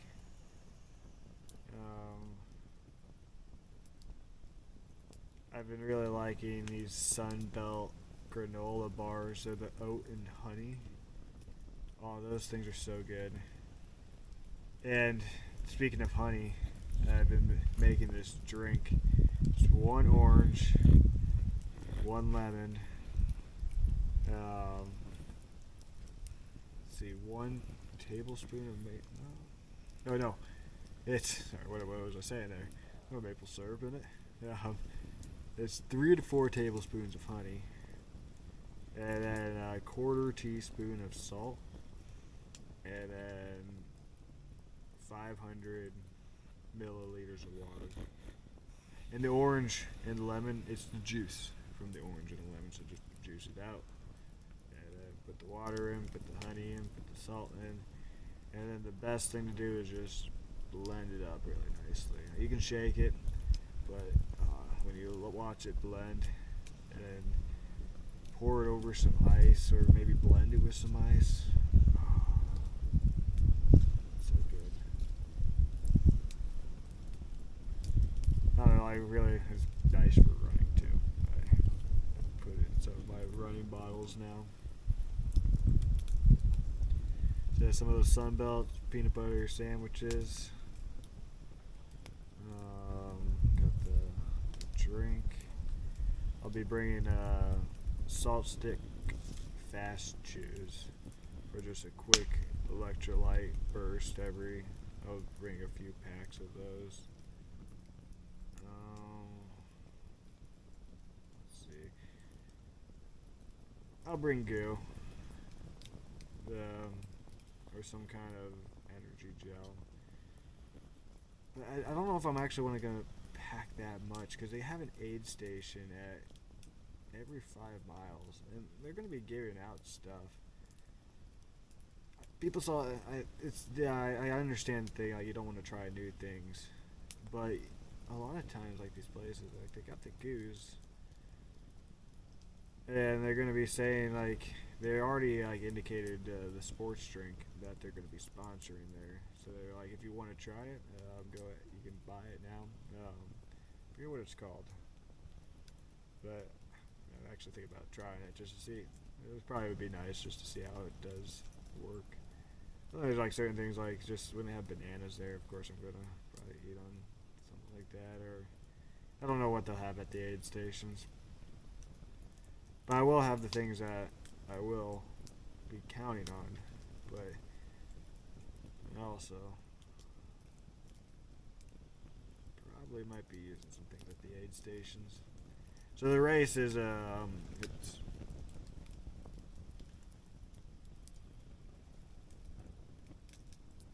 I think I hear something.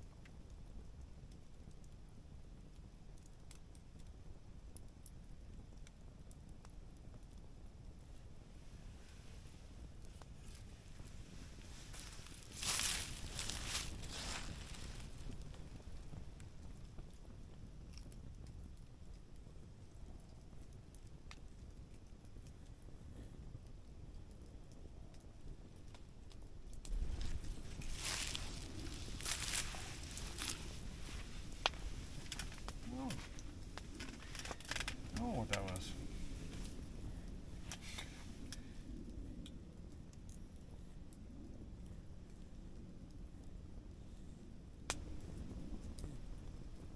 It's just a fire. Sometimes when it gets dark, yes. It's just a little different being out in the dark like this.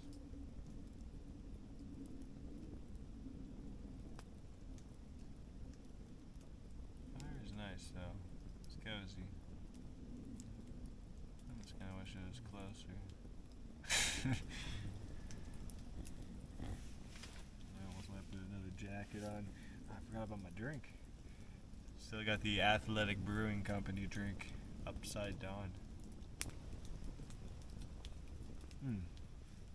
Speaking of races, the Isles of Man race. That's the motorcycle race in the Isles of Man. I think it's coming up. I think it's in June, actually. I heard about it from a pilot I used to fly around with, and I've watched videos of it.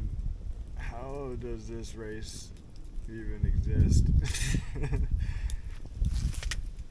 These motorcycles are just going so fast down these roads, in these cities, in these just winding roads, and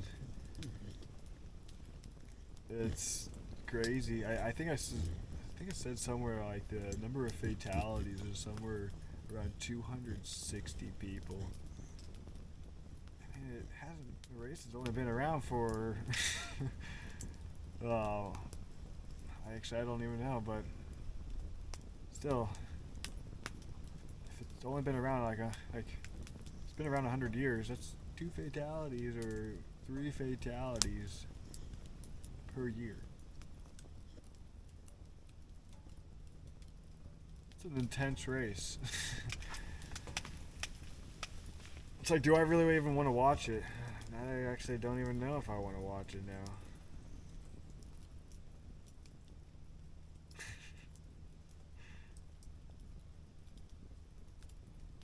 Well, like, kind of like maybe. Well, we'll see. A lot of these races, like, how can you really even watch them unless? Because even with the ultra marathon races, they aren't live streamed. UTMB is. I do like how they're able to kind of. They got commentators, and it's not live streamed continuously. I mean, they're not gonna have people out there at the middle of the night, but during the day, they'll have like people running with the top competitors and kind of reporting in. That's nice to follow because it's just like a couple day. I guess it's an all day thing. And just like on your toes, like who's gonna make it to the end?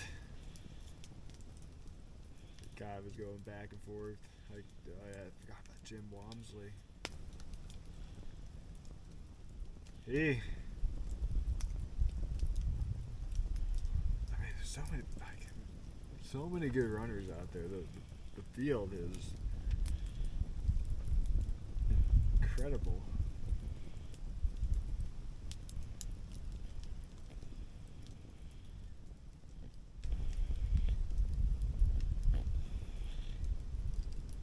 I wonder if it's gonna rain anymore. I feel like I hear some raindrops play. Once again, still think that's the fire. One thing about this fire pit right here, it does make a little bit of an echo. It's kind of, it's actually relaxing in a way. I had a job interview the other day. So I work for Wells Fargo. Credit card disputes. It's only logical that I come out to the campground and camp in some peace and quiet. But the next job is becoming a processor. So I take the inbound calls right now and talk to the people that are wanting to file their dispute and get the claim going. And then the next job is processing.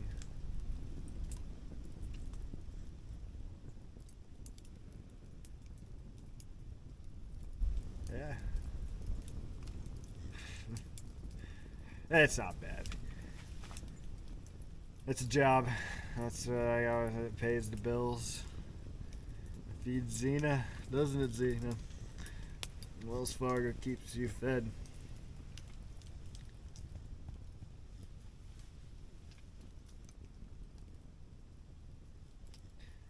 Then I found out I'm actually pretty good on the phone. It's really, you kind of get into your rhythm during the day. You just get into this point of like, since you've done it for so long, you know exactly what people are going to respond to. It's interesting the talent you learn from that, just like kind of picking up on people's tones just subtly, and you already know like how to kind of pull back a little bit or kind of jump forward, because there might be those times where like you just got to get the information.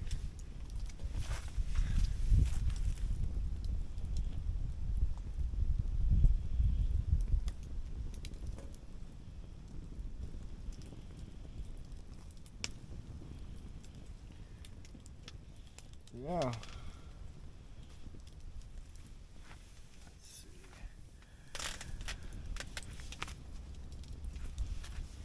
A few more topics.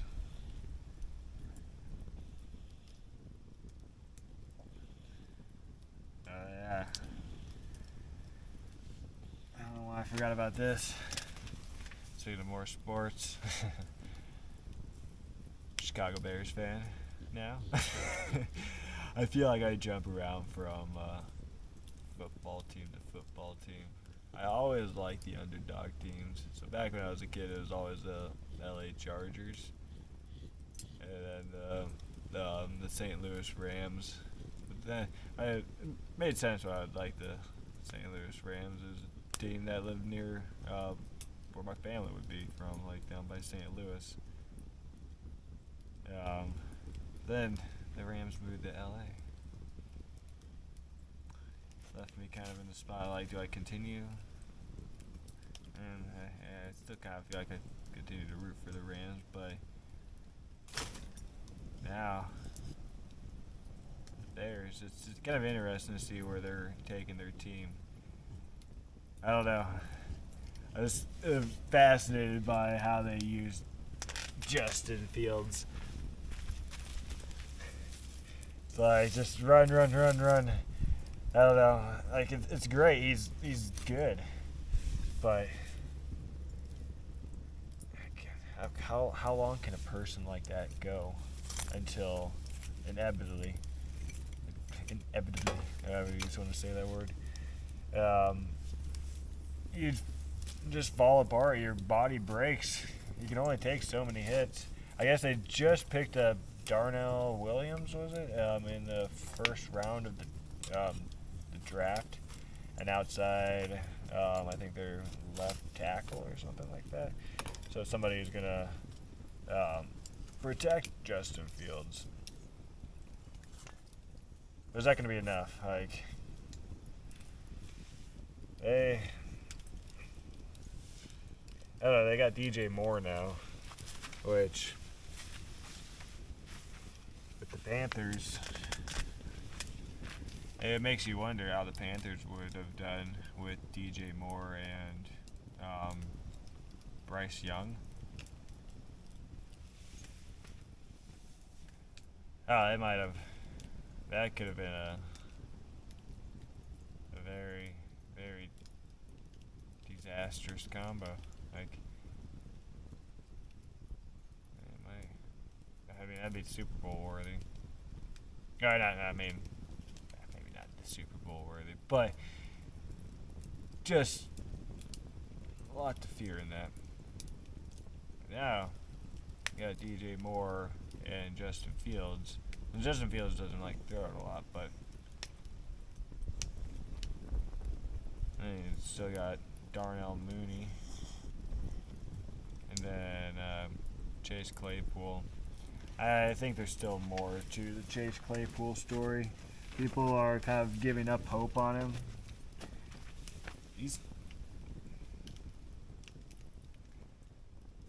We'll just see how this next year goes. But we got Devonta Freeman for our running back. This is how I know. It's like, I feel like I'm becoming more of a Bears fan just because I'm starting to know these names. But I also find the Jets interesting too. That team is just going to be stacked this year, and I don't know. That one might, especially if Breece Hall stays healthy. He put some numbers up there.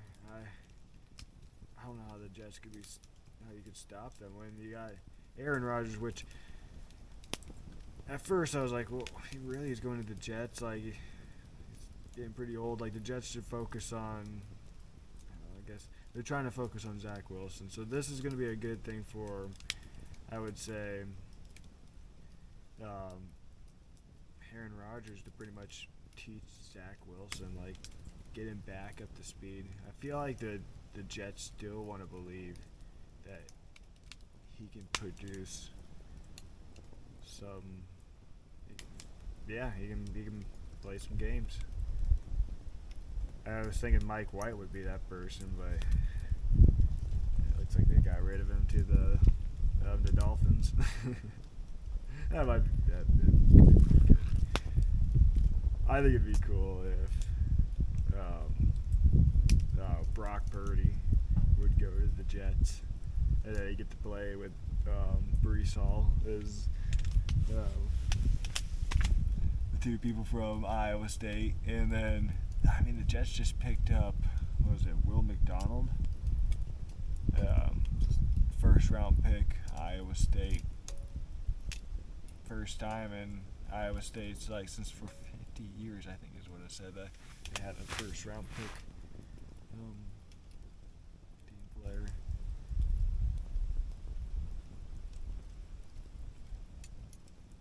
But yeah. It's getting warm again.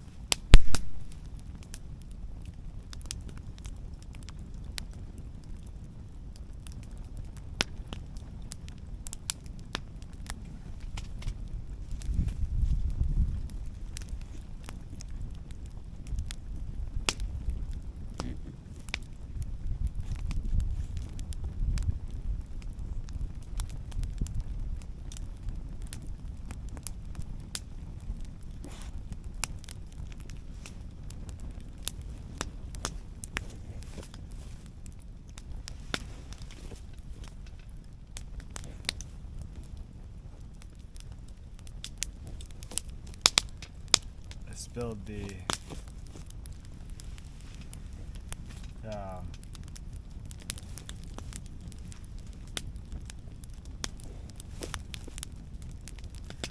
the taco mix there. It's like, oh, what's that smell? It's on the other side. I'm surprised that she can smell it.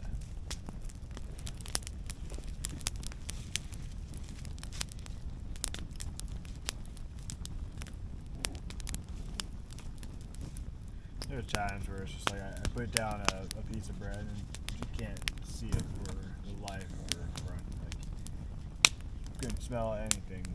And by the time I pointed out, she's like, right there. She's like, oh, God.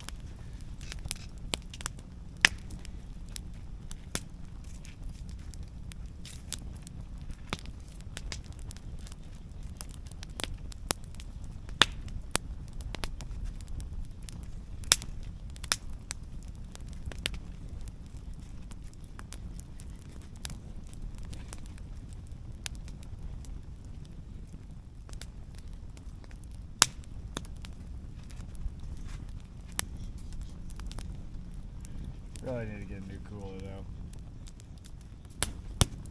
That is something that I guess I was kind of planning on. I've broken three places.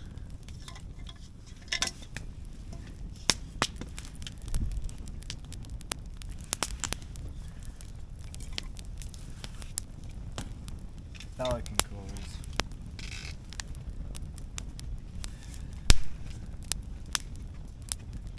It's almost like you just go ahead and get a Yeti cooler. I can't get a Yeti.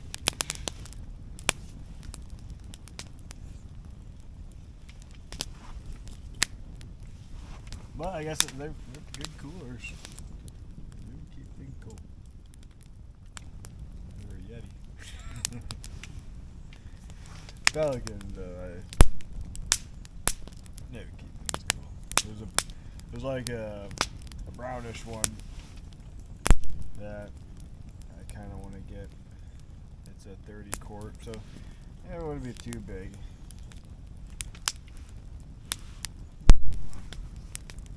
Easy to throw into the element. I think I need to take the element possibly into the shop at some point. There's like this catch that I guess I don't really feel it. You just hear it. It's just like a quick pop when you're backing up from like, and it's only once during the start of like the day when it's cold. You go to back up and it just kind of pops. Not quite sure what it could be. I probably should take it to the shop. But no, from this experience and just what people say, never, like if you hear something, it's not supposed to make that sound. Something is wrong, you might as well bring it in and just see the diagnosis. Yeah, you might have to spend a little bit of money, but is it worth spending a little bit of money now than spending a lot of money if the car just completely breaks down? I think I prefer to spend a little bit of money now. Less headache too, because I can kind of plan it myself instead of waiting for that to happen.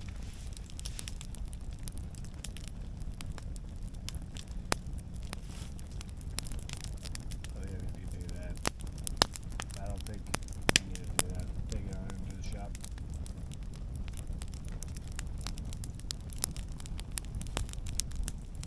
I also want to buy so this is the Slumberjack tarp.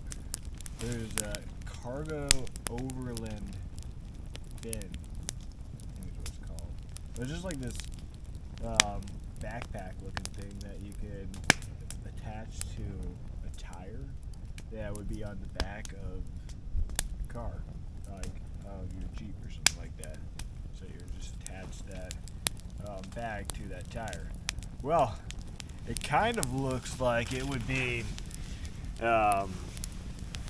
really good inside the element. Something, I don't know. I can attach it to. Sorry.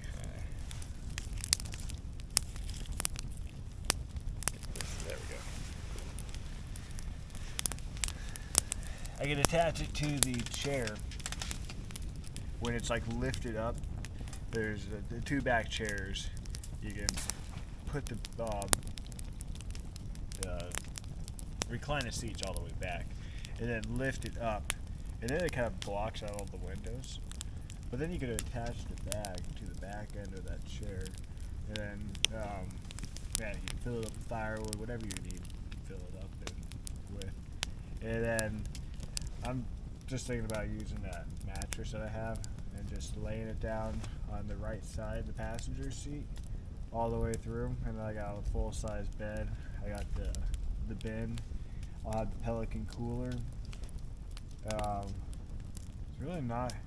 I got my stove, and then yeah, I got this fire pit. Always gotta have a cooking source.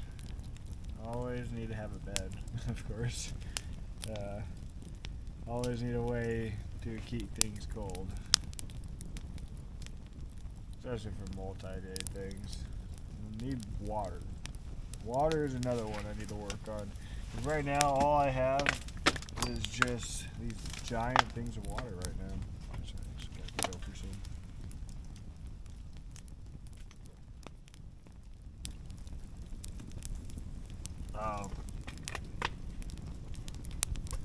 I don't like using the plastic, but I have this is like so spur of the moment. That's the problem though. It's like when you make a spur of the moment trip and you don't get prepared, then that's what you resort to. I had a giant platypus bladder that I could have just brought with me, sit out on the deck. But I could have brought it, or just did that. But essentially, what's more stressful in the long run? We wanted to get out and get going, moving. Because I really didn't have to, because no one came to these back sites here.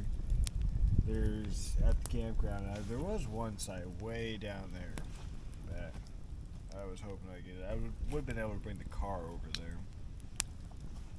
but that's always the first one to go. Every time I come here, there's always somebody there. And then there was another couple spots just reserved, and then there was another person over there that picked out a site right when I got in. Yeah. But these other sites, you can see why they're empty. You have to park your car all the way at the entrance and walk your stuff in. So I had to lug all this down here, and yeah, here I am.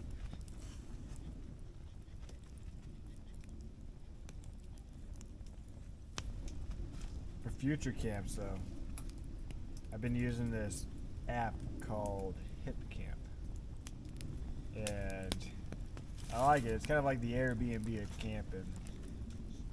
There's people open up their land, and you can just go camp on their land. And there's a few sites where it's just you go all the way. Like they'll have like 500 acres, and they'll say like camp anywhere you want on the land. And you just like think to yourself, it's a lot of acreage. I can just wander. Like I got my bag. I'm kind of like thinking about like wanting to do that. Just go wander a land and then pick out and just choose yourself a nice campsite. Do you want to be down by the river? Do you want to be up on in the woods? Do you want to be? Yeah. That one is. There's actually one down in near Waubonsie State Park. So I might do that hip camp when I do there's a race down there as well. It's an endurance race. It's called the Waubonsie Enduro with the Iowa Trail Run series. And it's a 4-mile loop, and you gotta do it as many times as you can in 10 hours. And it's a pretty brutal 4 miles. There's 3 good sized hills, and you just last year I just went way too fast at the beginning, and yeah, by mile 27 I was out. So this year. That's where it's just like, walk the hills way, and I'll probably be surprised how far I'll go if I just walk the hills. The last year too, I mean, I had a past video for that camp, and it was hot. It was really, really hot. So I shouldn't complain about this cold weather here, because that hot weather, gosh, I just camp it. What are you eating over there? Zena? What do you keep finding? It's a bowl. That's already an empty bowl. But, yeah, I lost my train of thought there.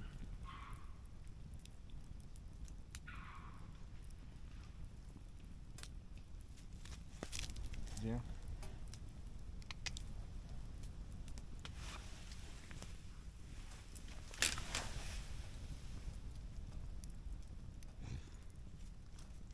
I wonder what that was. Did you hear that?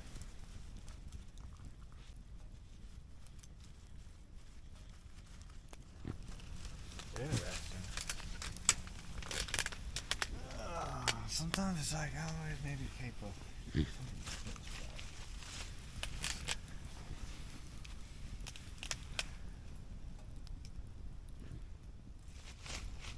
Zena, come here. Come here. Come here, Zena.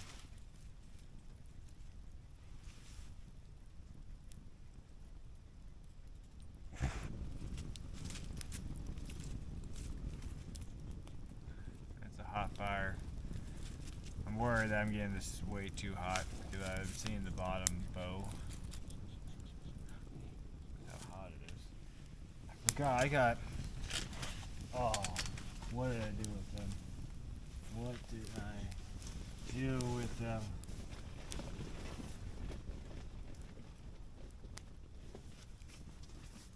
They're somewhere.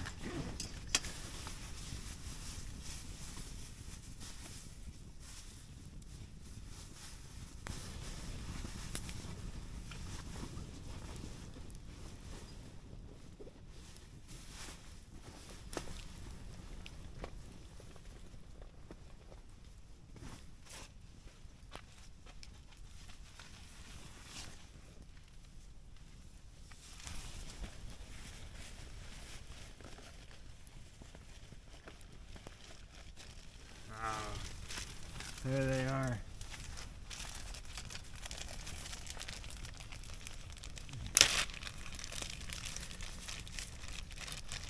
Marshmallows.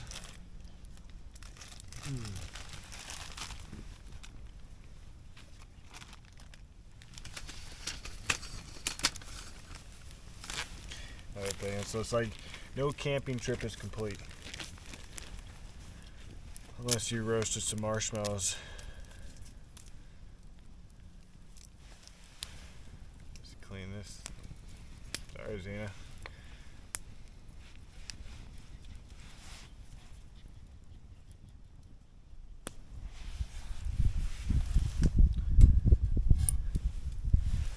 See how good of a marshmallow I can make here. This is a really hot fire, so I think it's going to cook pretty fast. I think I can probably just do something like this.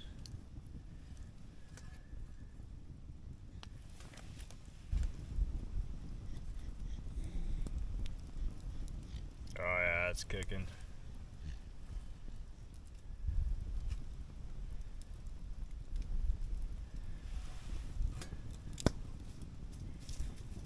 This thing could be the perfect marshmallow maker. It has a nice lip, and you can just easily hold it over the fire.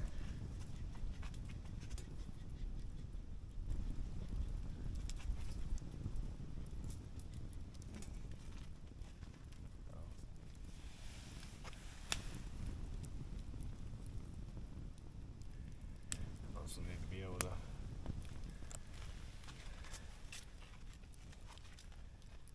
see too. Smoke. She's all about the food right now. If You think she hasn't had enough food? She has had a lot of food today.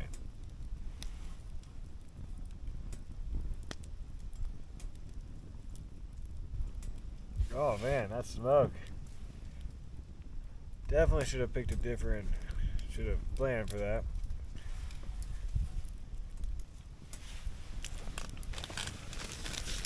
And I'll sit like this.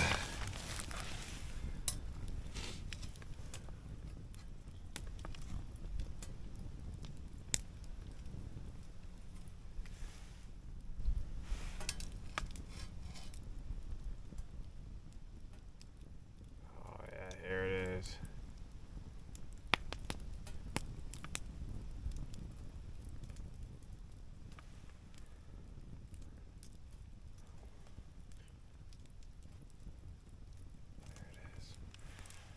In my opinion, that is like the perfect s'more.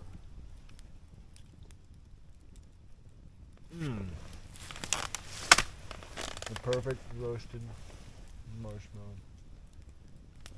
There we go. I was gonna say, does Cena somehow get to them already?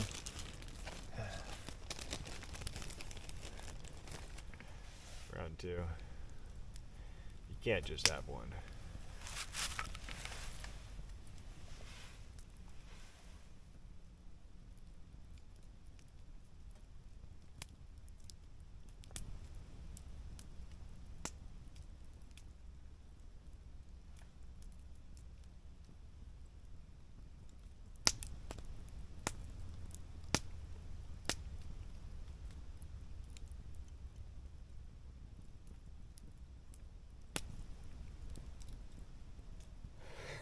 She's giving me the stare.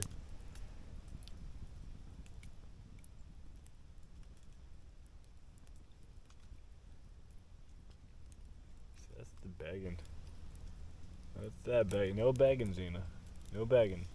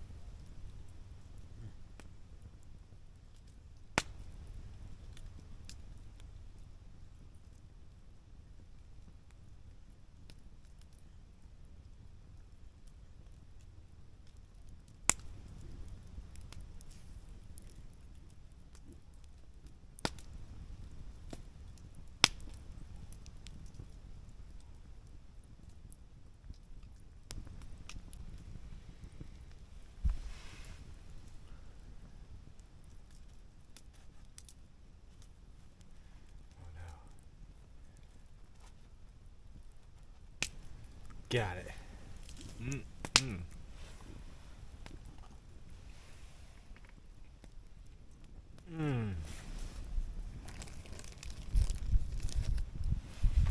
Oh, it's just so good.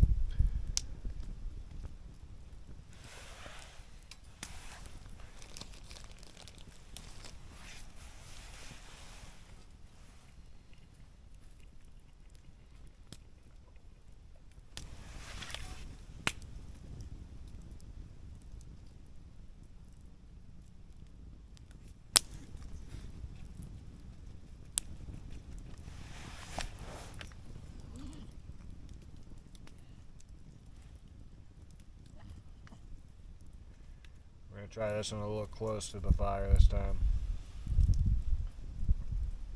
Cook it faster.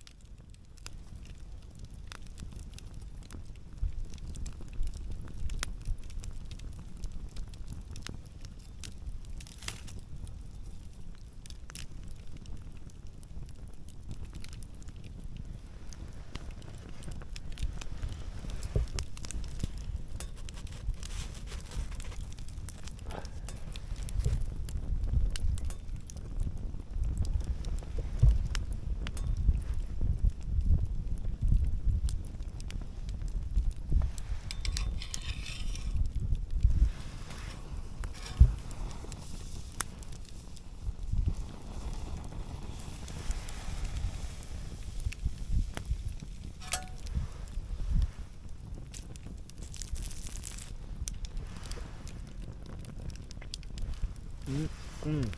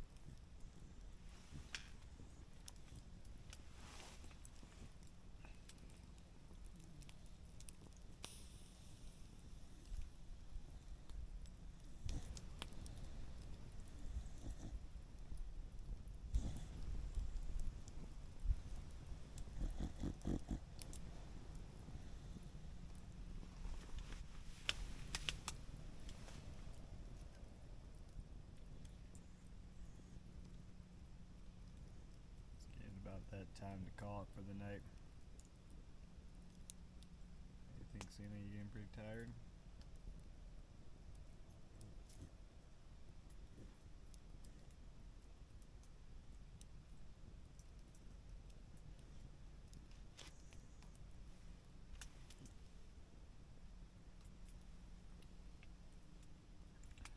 I'm gonna put my cooler in the tent.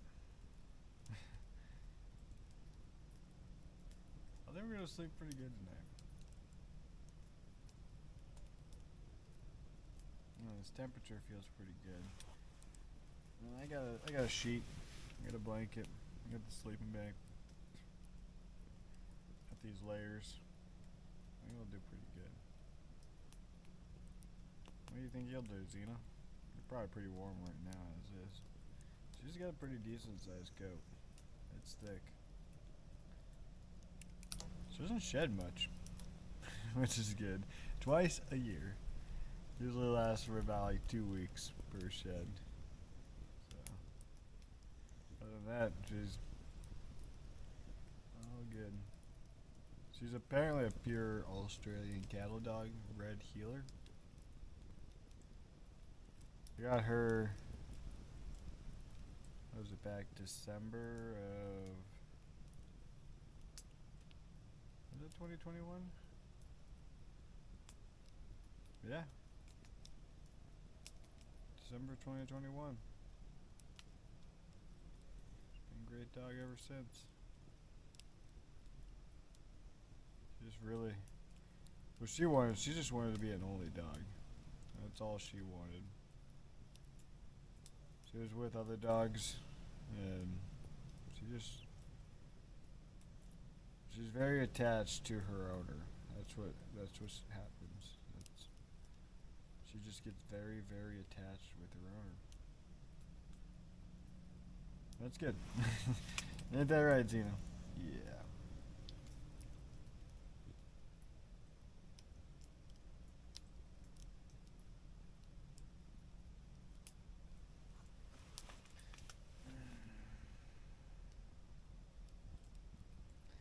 It's getting that time though. And just another about 5 minutes of just sitting here. And then I'm probably gonna call in for the night.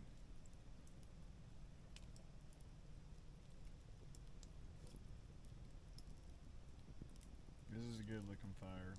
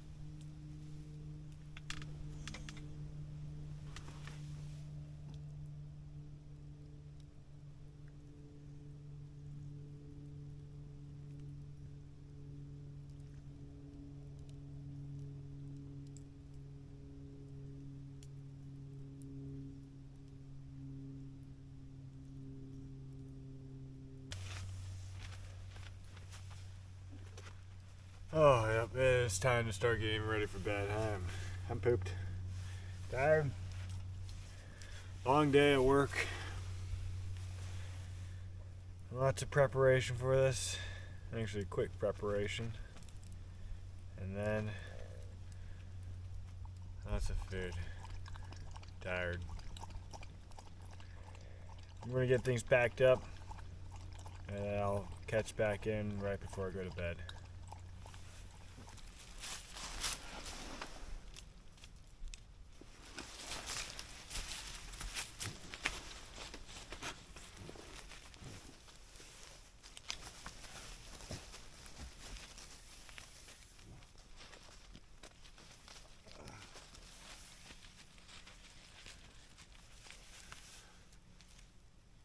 Alright.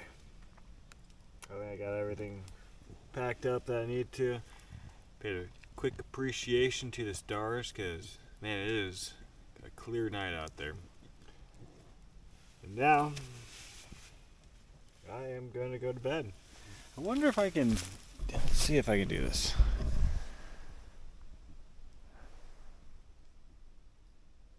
I don't know, it doesn't look like it's gonna show up. Maybe I can get a picture with my phone. But it is crazy how bright it is out there with the stars. It does work. Oh, sorry, Zena. This is kind of neat how the camera works like this. Zena, wait. Zena, come over here. I got a lot of work to do with that. That's nice. But it's time for me to call it.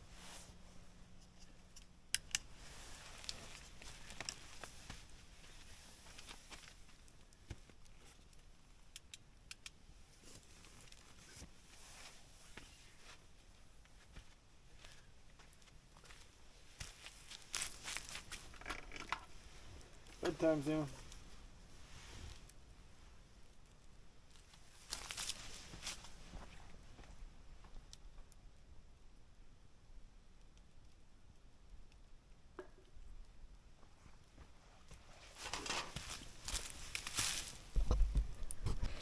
Alright, I'm in bed. So, remember how I said maybe this tent could probably fit 2 people? Yeah. One person and a dog, I think. A Xena-sized dog. It's a lot smaller than I'm used to. Doesn't mean that it's like a small tent. It's a pretty good sized tent. It's just I'm used to my A-frame tent. But I like this tent. It's a good backpacking tent. I might have to bring my mattress down a little bit. I'm scraping my head against like the material, and it's uncomfortable. It's like rubbing it weird, but yeah. So Xena, she is going off to bed already, I think. What do you think, Xena? You ready for bed? Yeah. And yeah, right now it's midnight, so get some good sleep in. Gosh, I think the sun comes up around 7 nowadays. So with it being just today, the 29th of April. So thank you for watching. I'll bring you back for breakfast, bring you back for the morning. It's going to be a good day.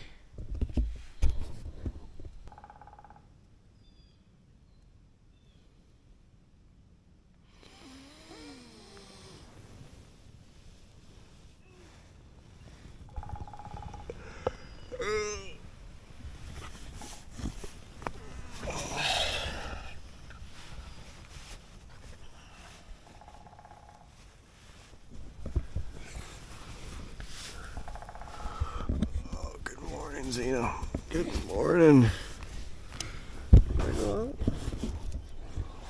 There.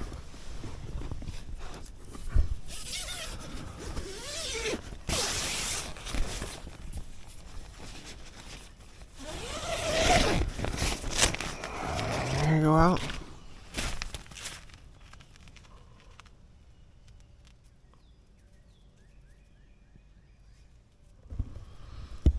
Oh, there she goes. Good morning.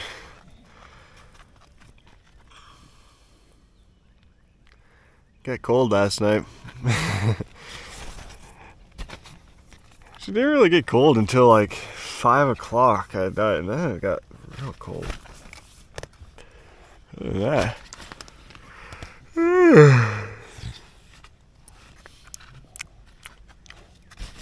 Feeling pretty good. Xena, you gotta go potty? Are you hungry?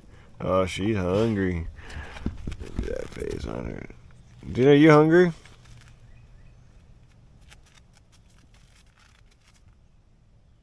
Yeah, she's hungry. Alright. Let me get Xena's food. And then I think I'm gonna get some coffee going too. I am ready for coffee.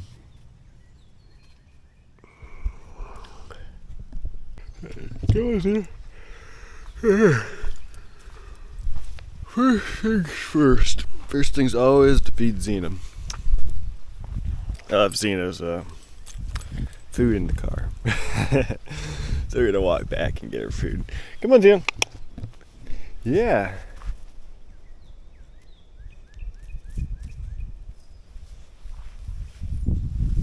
Let's go get your food. It's not that far of a walk. I was kind of complaining about it last night, but no, it's not even a quarter mile. All I gotta do is just go up and over that hill, and then there's my car. Oh, that heat, I can feel it, it's kicking in. Feeling good. I wonder if this is a good place for mushrooms. Or where else? What do you think, Xena? Come here. Yeah, she's like, Wayne, you haven't fed me yet. But yeah, last night wasn't too bad. It did get kind of cold. That tent is smaller than I thought. I'm gonna have to get used to that. Maybe next time I might use my bigger tent. Well, no, I said I was gonna get my pop-up tent that I had Barabin, my next camp. Oh, I gotta remember that spot. She's over there doing her business. Good girl.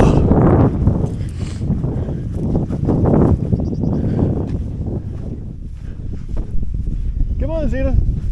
Yeah, let's go. Come here. Come here. Here she comes. Yeah. Oh, let's go get you some food. It's all over here, Xena. It's all down there. There's the car. So I'm gonna grab Xena's food. I'm gonna get myself some coffee going, which means I gotta get a campfire going. And then, what time is it? I slept in pretty late tonight or today. It's 8:34 right now. So I woke up probably around like 8. Yeah. Is that? Then I think I'm gonna stick around here for at least a few hours, and probably pack things up around noon and get rolling on out. But first things first. It's always to feed Xena. Xena, we're so close down the trail. Alright, back. I got myself some Star Crunches. We got Xena's food. We're gonna feed her, but first, to get back to the camp, we get to go down a little trail. Come on, Xena. Xena's like, all right. Yeah. Gotta watch my step though. It's important when you're hiking to watch your step. Also, we got my camp stove. debating to either get a campfire going or just use my camp stove. Well, I'll let that decide once I get back to the camp. But yeah, the trail is set right here. This White Rock, they have a lot of trails out here. I don't know how many miles, but I do know they do have an ultra marathon race out here called the White Rock Ultra. And it's a 50-miler going through these trails. Here's the site I was camping at last year. But it's right there. My car was up there. Pretty good view of just down all over there.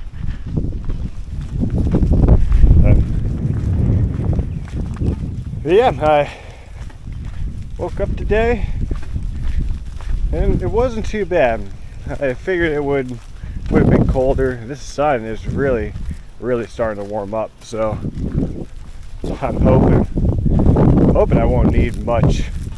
Like, this is all I'll need, just sweatshirt, and it'll just be easy packing.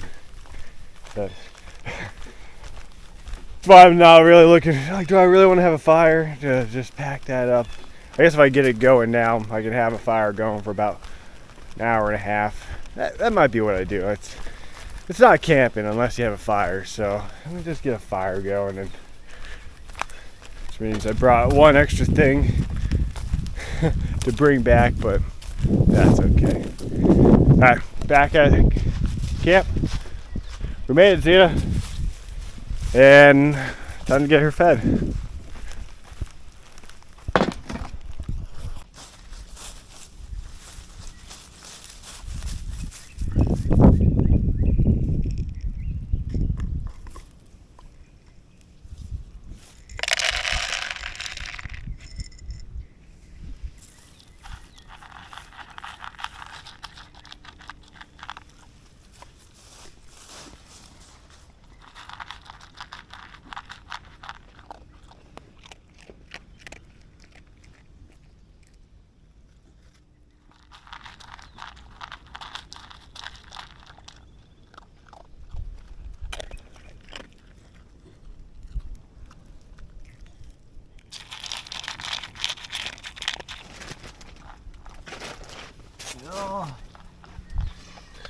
It starts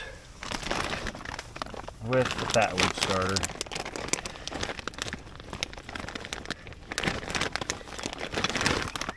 It really all does.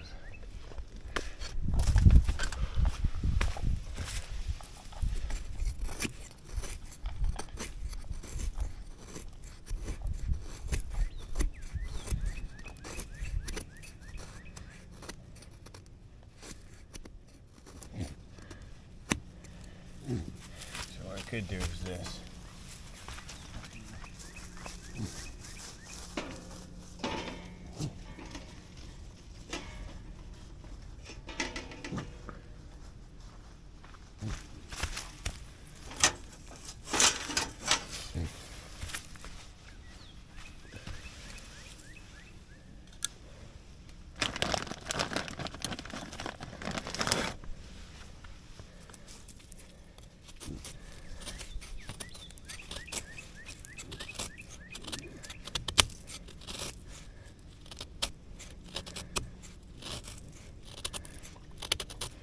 I need a few good strands of that, just like such. One more. I don't know, it's something about doing threes.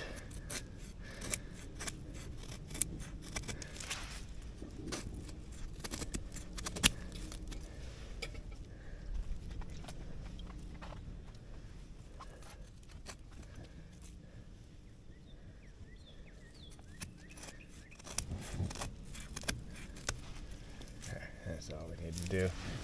Something like that. And then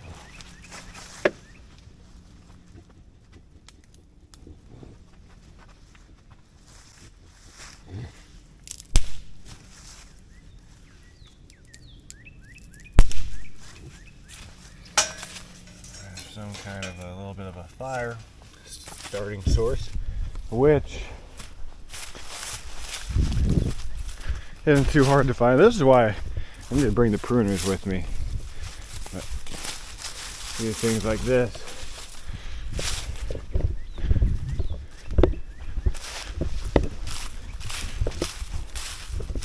Make easy work.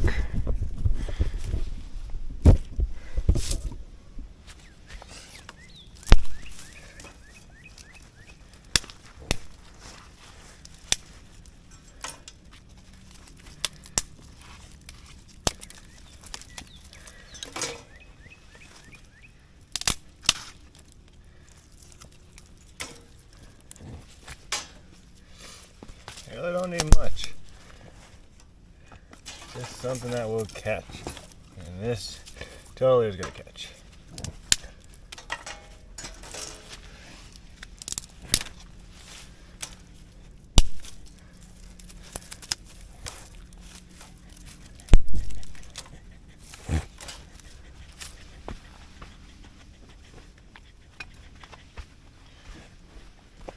And for the way I used to light my fire, I got the Ignite. This came from REI, just a big torch. Is he gonna back up?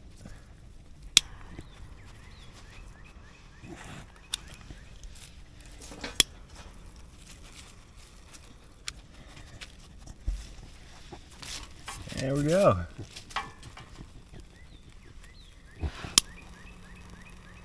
Got ourselves a fire. Well, now this is going to get started. I will catch back up with you once I get the water going. That way I can get some coffee going. But I got some good coffee today. It looks like I got two different kinds, so I'm going to decide which one I want and go from there. I'll get back with you. Alright, well, that actually started up really well. But I do want my coffee now, and I know this is going to take a little extra time. Let me just get that log in there. Now that'll get going for, I think, probably most of the day. I don't even know if I need much more fire in there. But we are going to go ahead and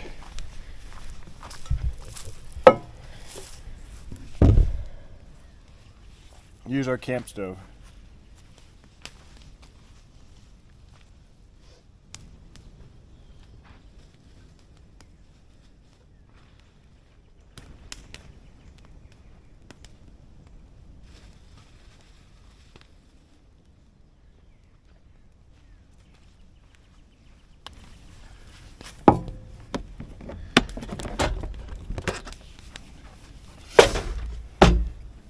This is the Eureka camp stove.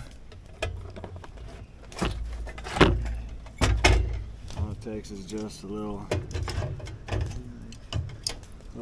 even got the Eureka butane fuel. Put it on in here like that.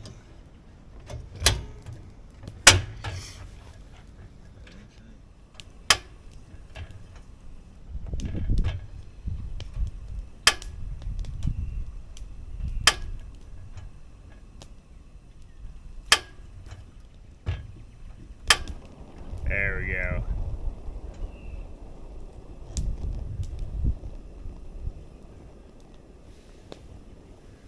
There goes the fire. Put that up on top of there.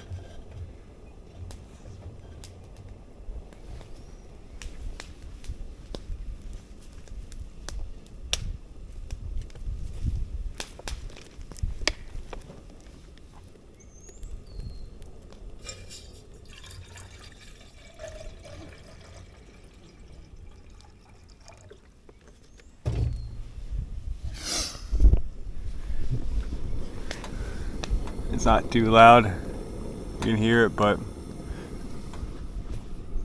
we'll be boiling momentarily. So let me get the coffee out and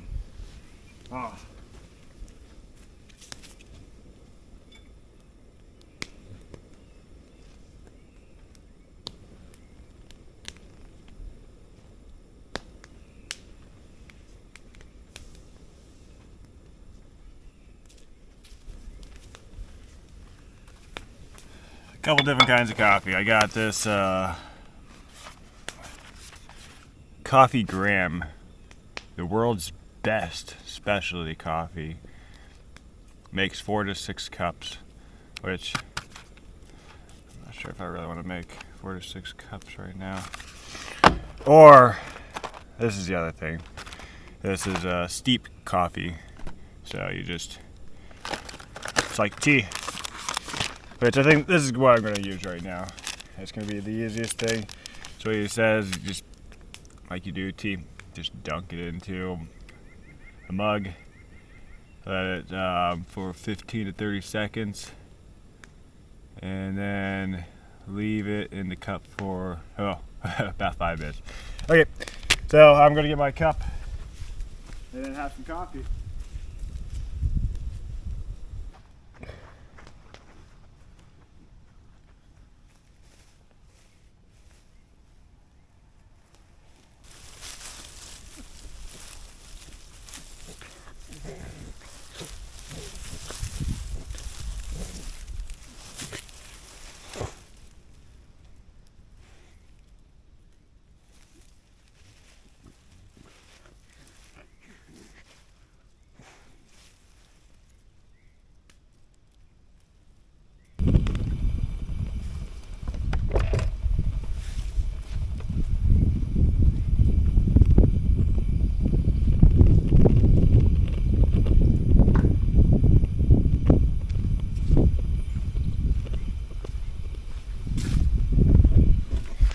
So yeah, the tent held up great. The stakes, they stayed in. We didn't have any wind. I don't know what this setup would have done if there was wind, but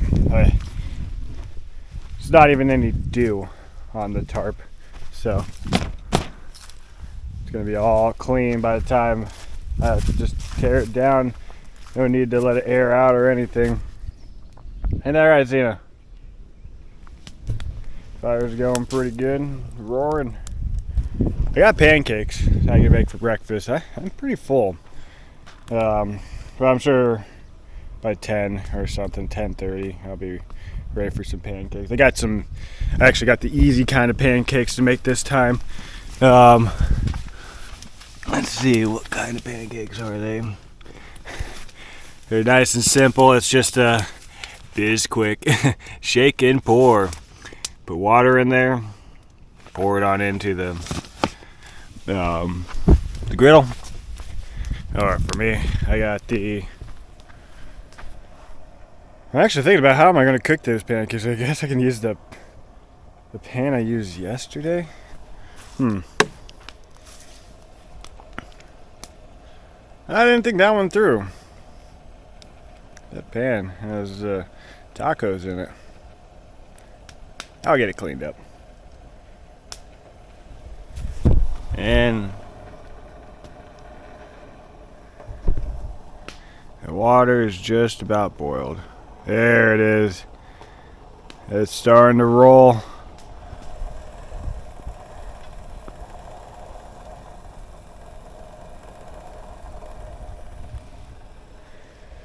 I think I've had it on there for about 5 minutes now.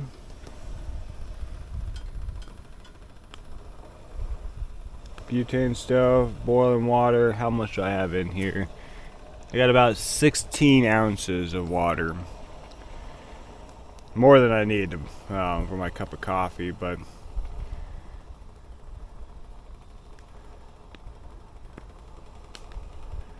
so it wants to boil. Come on. And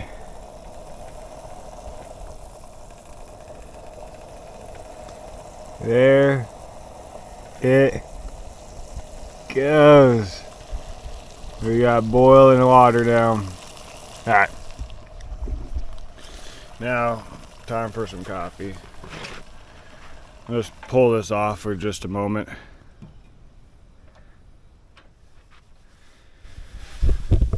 Pull it off of there.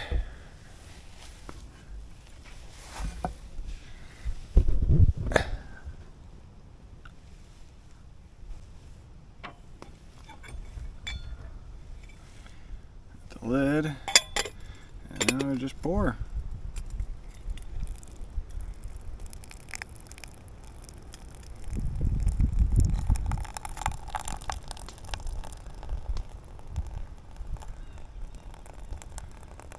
I'm not really sure how much to do. I think it says like most cups of coffee are 8 ounces. I always tend to go way over and then make it diluted. Maybe I should just keep this at 8. Ooh, that's looking good. I've never had steeped coffee before. I've always kind of wondered about that. It's like, why not just make coffee like tea? In a little tea bag. It is pretty wasteful though. I mean, you gotta use a tea bag.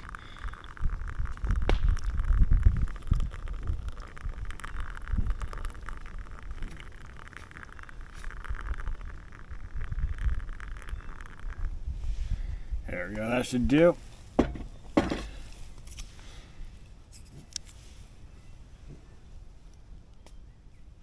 And just steep it. Let's just say here, place filter in cup, gradually pour 8 ounces of water, dunk bag for 15 to 30 seconds or longer for added strength. Ooh. Added strength. Leave it in the cup for about 5 minutes.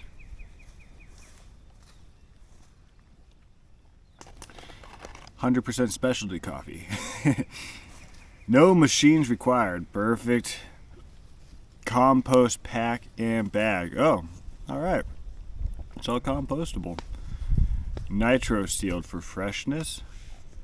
Ethically sourced.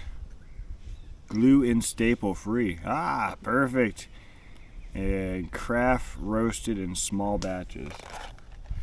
Buy steeped coffee in Santa Cruz, California. Have you ever had it before? It smells good. I'll just kind of keep steeping that in there.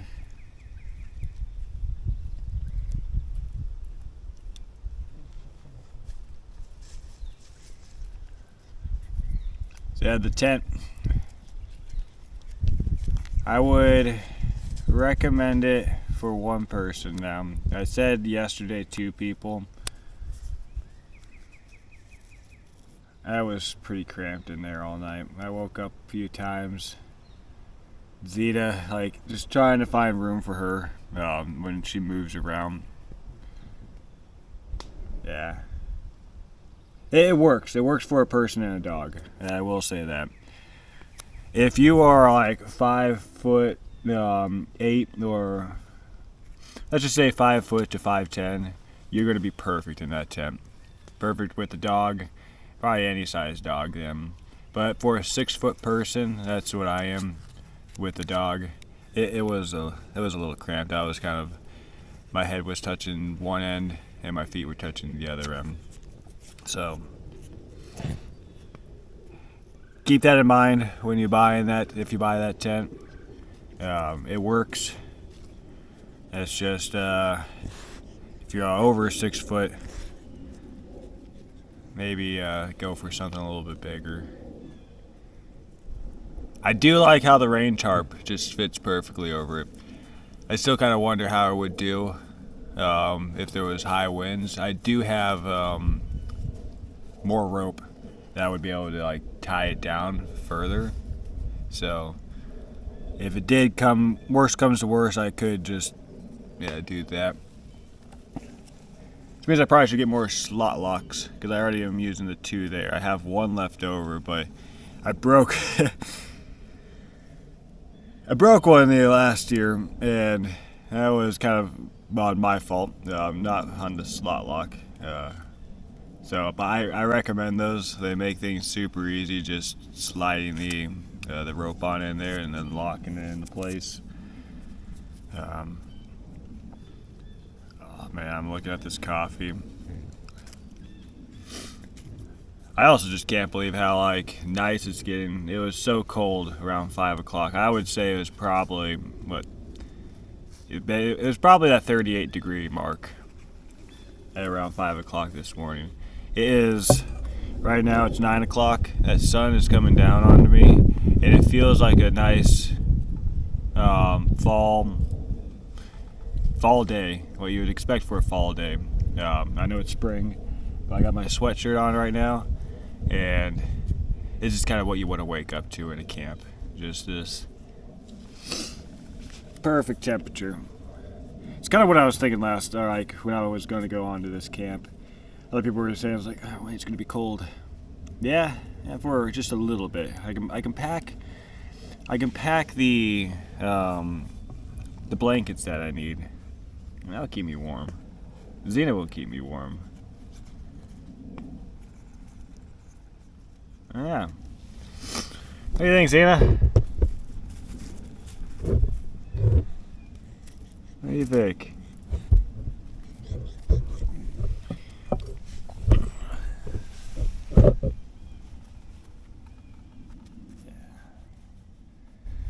She's happy. She's glad to be on a camp. It's a long winter. I should go walk these trails. We got all the time in the world. I don't have to really be back for anything today. I got a mile or an hour run to do today, which if I get that done around like 4 o'clock this afternoon, that'll be fine. The fire's looking pretty good still. It's almost as if I should start kind of packing things up, but first, coffee. So I'll bring you back for coffee when this is all set up and ready. Oh.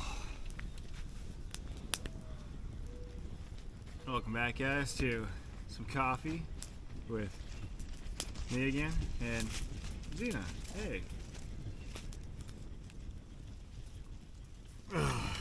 All that fire, it's feeling good now.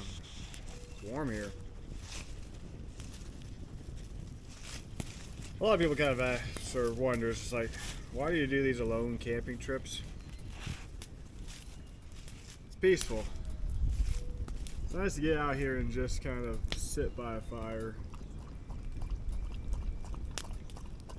And then kind of changing my videos a little bit to have a little more talking in there. I've been talking quite a bit on this trip. I don't know, after the loss of my brother, it almost seems like a time capsule kind of thing. Get out here, make a video, talk about what's going on, what's on your mind, things that you like in this current time. You never know, like 20 years from now, I could look back at these videos. I might be very embarrassed by them, but I'll look at them and be like, whoa, that's kind of what I was thinking about back then, or that's what I was doing.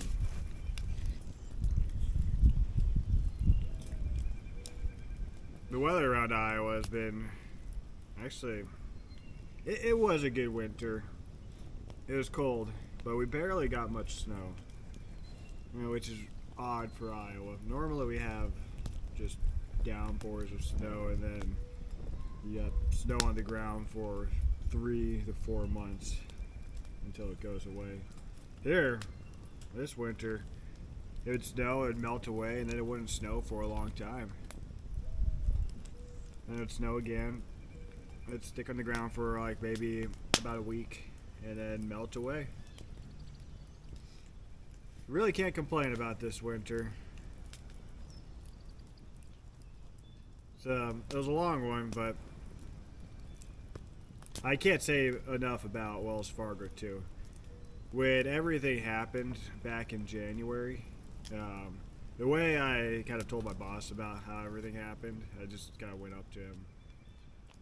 Well, I was at work actually, and I got a text from my mom, and she was like, "Wayne, can you call us now?"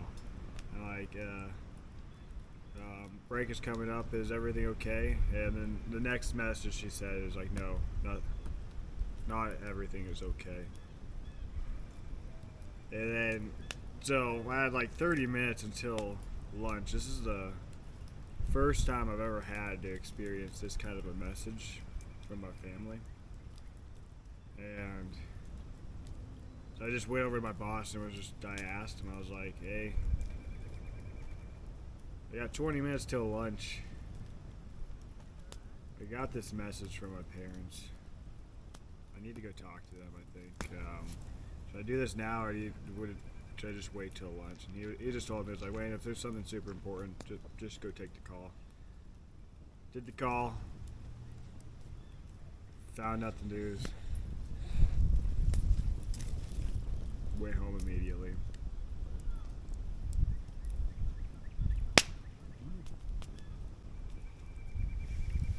So these trails are pretty popular for hiking. I kind of hear some people.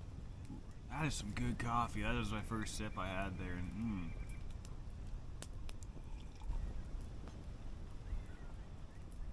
steeped coffee. Yum. But yeah, so I found out that news about Frank. I don't know, just this past year, I just want to make like time capsules, essentially. Just tell them about what's going on in life. And what better way to do it than getting out here and going camping. Getting some new gear to camp with. Spending time with my dog. And it's just peaceful. It's relaxing. You can listen to the birds. Listen to the wind. If it rains, listen to the rain. Just relax. Over the winter, it was just like I was itching to get out here. I just wanted to get outside so bad. Just didn't have the gear. Maybe I could have. Like, there were probably a few days I could have tried to get out there, but life happens as well. Parties, birthdays. I gotta make sure I prioritize socialization over just going out and camping alone, because we are human, of course. We need to socialize.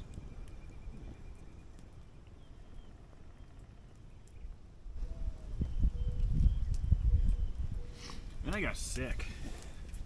I think it was that was March too. So that was after St. Patrick's Day.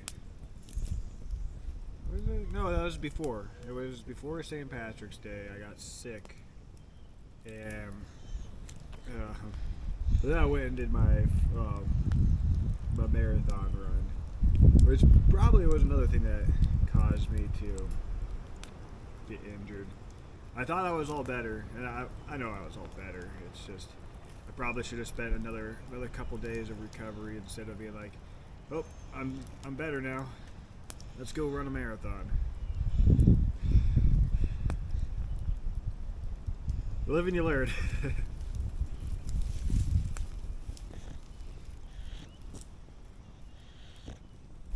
Fire's not really taking. It's okay. I don't really have the stuff for pancakes, so I think I might just pass on the pancakes, do more coffee. Like I said earlier, I have Star Crunches from Little Debbie. Those are going to possibly fill me up.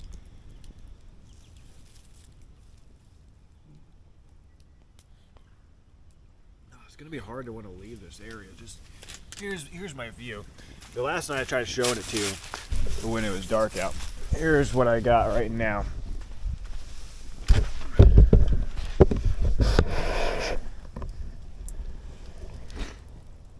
It's just a nice open valley. Like, it's all just trail systems through there as well.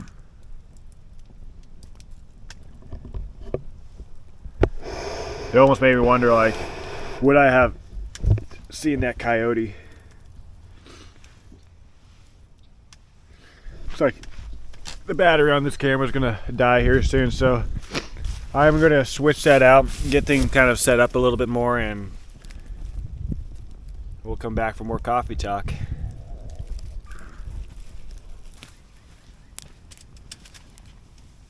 All right, got that battery replaced now.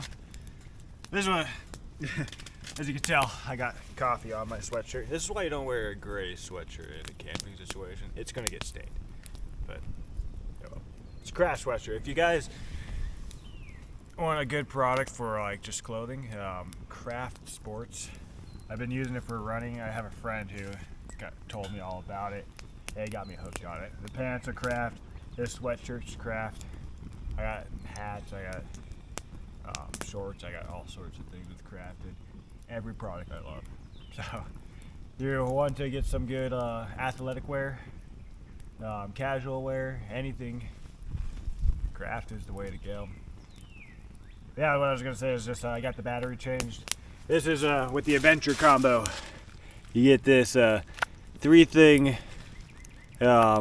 battery compartment charging case.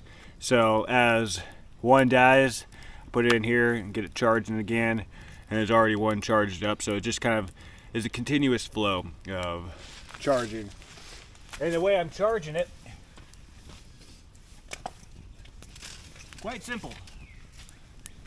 I just have the Jackery Explorer 160, and I've already charged my phone. I've charged 3 or 4 different battery, or 3 or 4 of these batteries, and I'm only at 72%. This thing was going all night. So this thing has a ton of battery on it. It has a flashlight. It has an AC connector. It doesn't.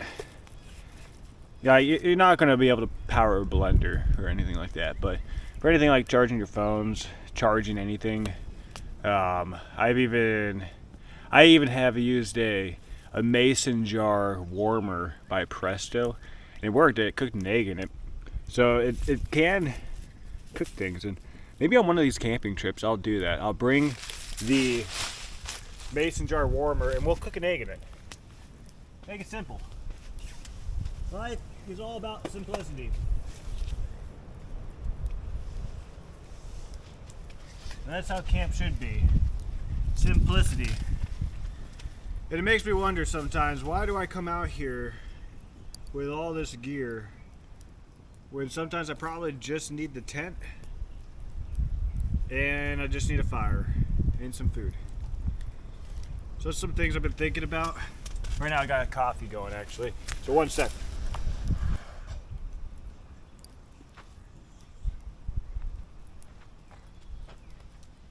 The water.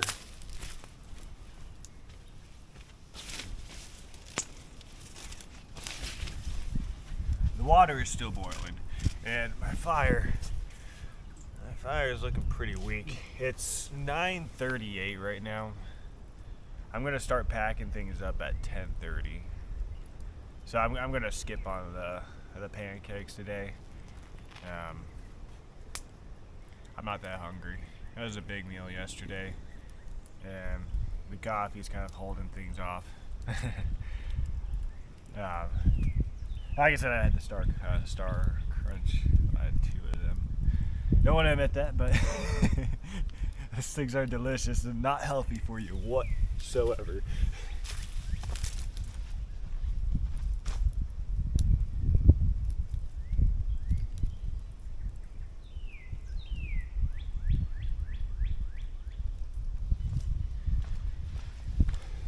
Coffee's getting close. And now,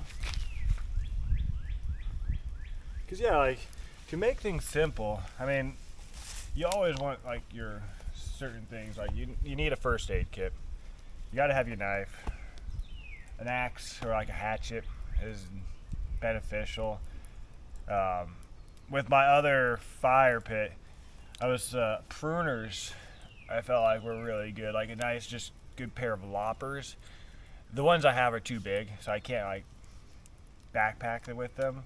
But if I can find like a smaller pair of some like really, really good loppers, that is what I'm going for. Because with a lot of these little rocket stove things, most things are just taking little twigs just to feed the fire, and they're a little backpack thing. So a lopper, I feel like that would be one of the best tools to bring with you. Let's see. Now you have to bring your food, which I want to get a Pelican cooler, a 30-quart one. That was gonna be decent size actually. So I need to find something smaller, something that I can carry overnight with me, but also fit into a backpack. And I've been watching the videos and trying to figure out how. It seems like all they have are just like these little portable lunch boxes. So maybe I might just get one of those. I have a US Cellular thermal bag. Maybe I'll use that. It's blue. What do you think, Zena? She's like, I don't care as long as there's food in there for me and some water. Ain't that right, Zena? Yeah, she loves these mornings, just sleeping.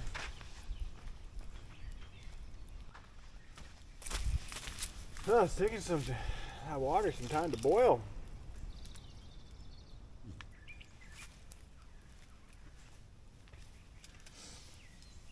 One of these days too. So I got my regular mattress. You've seen it in the other videos, but it's a mattress yay big. It doesn't fold up. I do have this one. This might have been better to use for this backpacking tent. I really wanted some good sleep though tonight. It was a long week of work. And a thicker mattress, something that I could just feel like I could sleep in on. I did. I slept till about 8. Is that right, Zena? Yeah. Oh, yes. Sleep. We love sleep, don't we, Zena?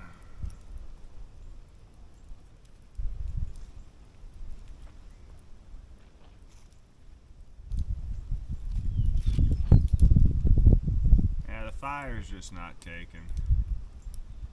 Anyway, yeah, a couple more logs maybe. All right, I'm gonna bring you guys up to the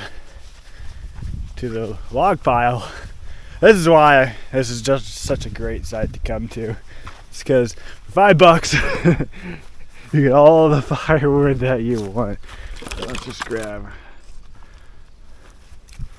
We got all varying sizes. I don't need much, just a couple pieces just to keep the fire going for about an hour. That's all I need.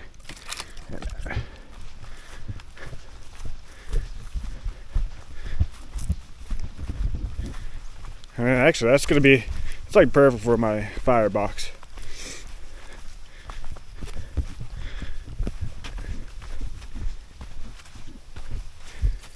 Zena, I'm gonna need to get you like a little cart or a little bag to put some firewood in. That'd be a good workout for you.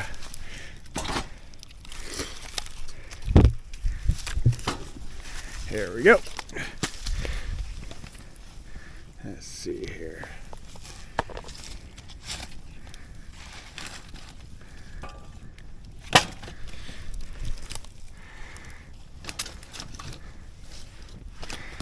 There. That'll be a good fire. Yeah, it's actually probably going to burn for a while. Thinking about it, but I do kind of got all day, so I'm not worried too much. Now it's time for more coffee. Steep that in there a little bit. I'm going to like this stuff, actually. Steeped coffee. It just makes things so easy. You don't have to bring any kind of. All you need is a cup. All you need is a cup, and then you steep the coffee. This, I feel like, is a waste of money. World's Tasting Series of Latin America. Bean box. Yeah. I think it's meant. Yeah, I'll make that later, some other day. The steeped coffee stuff, though, I am impressed. If you want coffee for your camping trip in the morning, something simple, something easy, this is the way to go. Steep your coffee. That'll bring some coffee grounds, and I know people who do the cowboy coffee, and that looks like a pretty good method too. It looks kind of like a rewarding thing in a way. Cowboy coffee. because it's a little bit of a trick to it. But once you get it down, like, I bet you that's some of the best coffee that you can have. Oh, look at this fire.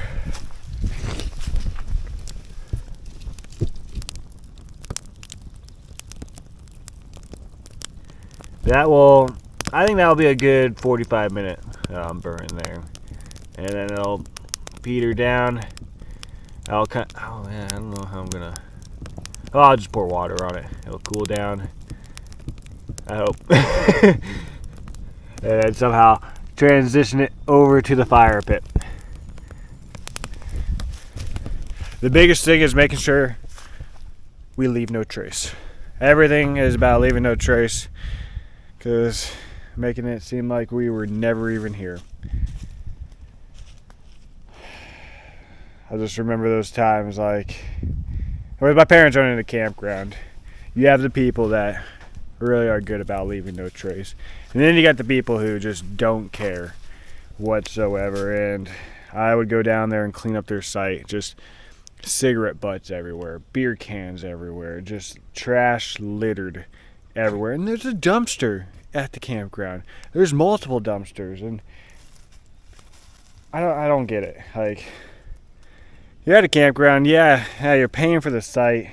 Maybe some people think that you're just paying for the service of getting things cleaned up, but come on, like, just do your part.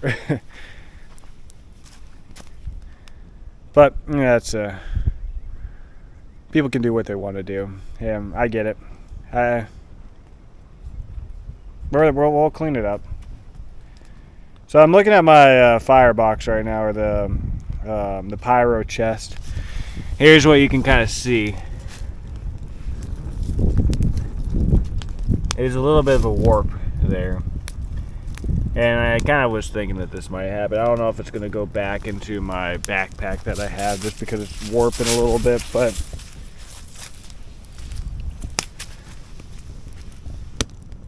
I was wondering about that. But I think with all of these, there's going to be warping that happens. The Firebox Nano, it makes me, I don't think that would warp. That thing just looks nice. I don't know, there's so many different attachments for it. This, however, I'm wondering if I can get like a little heater thing to put up on top, because it can maybe like something that sets like right around here, and then it just can, I don't know, you see them on Amazon, they're like a fan, and with a little coils that will heat up, and it'll push the fan and the heat your direction. This is feeling pretty hot. Like, that's a good fire now. So if you're looking for I recommend this. We'll see once it's all packed away, but as of right now, I do recommend the Pyro, Proud Pyro Fire Cage Mini. It's nice.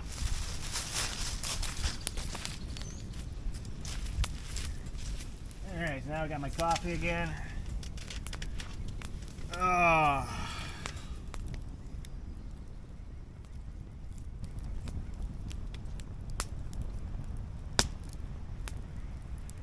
Tina's over there. Well, here she comes. Hey! Tina, that's behind me. Come here. Come here, Tina. Oh, one second. Hey! Yeah.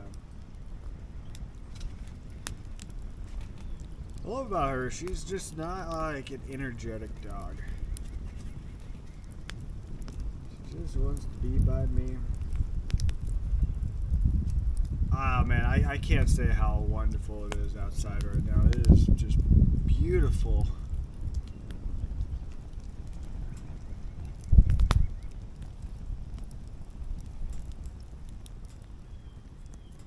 Here's the tool I was looking for yesterday. It's for your firebox, or like the pyro cage. That way you can lift it on up and not burn yourself. Yesterday I just used my axe. I was like, yeah. Get off of there.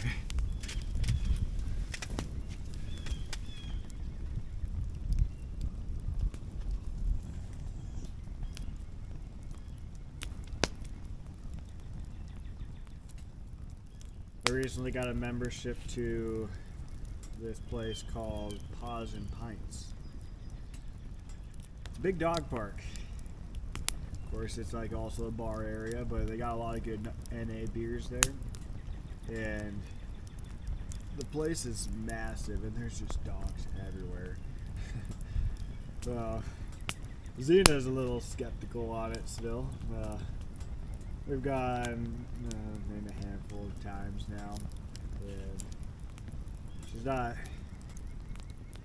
used to that many dogs in that small of an area. The place is big, but so what it is, you go in, you sign in, or you check in, then you bring your dog into this indoor dog park area. Let your dog free. Well, then they got like this garage door thing that opens up, and then it opens up into the bigger outdoor dog park area where there's an outdoor bar to it. And it has like an artificial grass, lots of lawn chairs. There's even a restaurant attached to it. And so you can walk out into that area. And then there's another gate that opens up to a bigger dog park that's where you can go throw a tennis ball or anything far distances and just let your dog run free. They even have they got a lot of games there, like giant chess, big Connect 4, big TVs over there. So that's one of the main things why I wanted to get a membership there. It's a good place to, that way, if a game's going on or a fight or something like that, you can watch it on the big screen and your dog is out running around. Xena just kind of hangs out near me one time she goes to the exit and is like, hey, wait, are we going to go here soon? We're here to have fun and socialize. So yeah, I got that membership. And yeah, the food there is pretty good.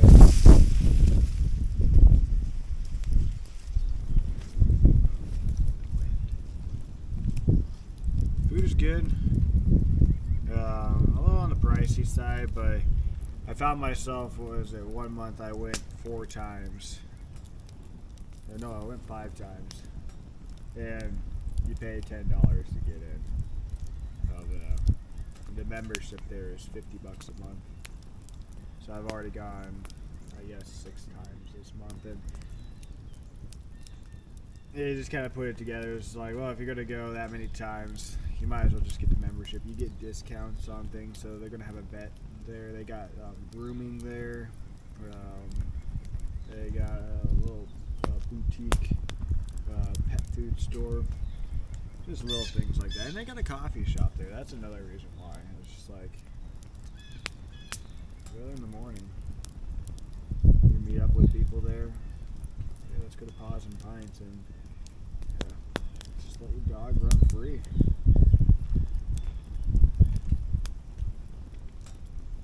So I got a membership there. What other memberships do I have? I got a yoga membership. So I go to this yoga studio called Power Life. They have just your regular yoga. They got sculpting yoga where you use dumbbells. Man, that is a workout. I will say that is quite the workout. And then they have hot yoga. They have restore yin yoga, so really relaxing style yoga. Yeah, it's another membership I have for unlimited classes. I don't know, with this ultra marathon thing and just all this running, I can't say enough about yoga. It's just needed. You need to stretch, and this is a good way to just like strengthen those muscles as well with all the balancing moves.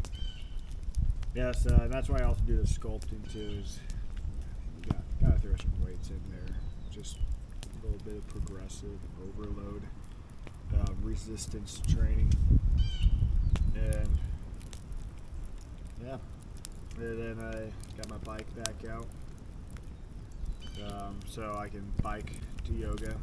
I can I've run there a few times.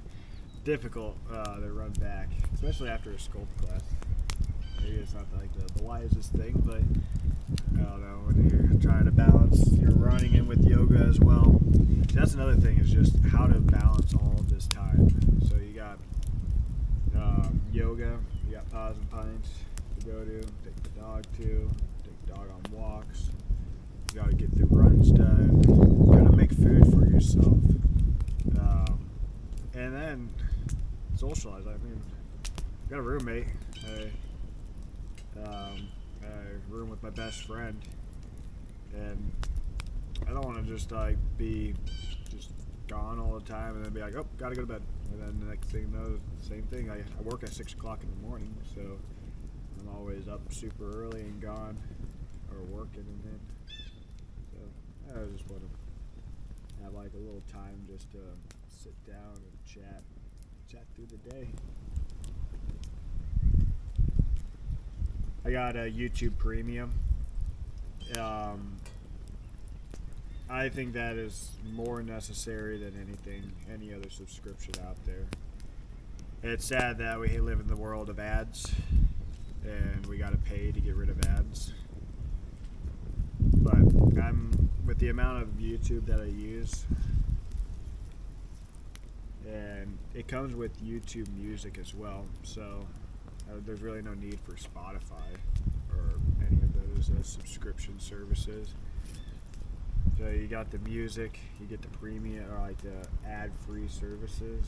So then, I mean, it opens up a lot of videos to you, just a lot of content. It's like, do I really need these other TV services? So I'll switch between the services. So right now I have HBO. Once I get through most of those shows, I'll cancel out HBO, go to Netflix, kind of as more shows build up on Netflix, watch through those, and then more shows are building up on the other services. I don't need them all at once. It's kind of a waste to have them all at once. Just one at a time, YouTube Premium, and then I got the Microsoft Office, which I really don't use it too much. It's one of those things, like I know there's Google Docs, and that's like a free open source. I think it's free and open source. If not,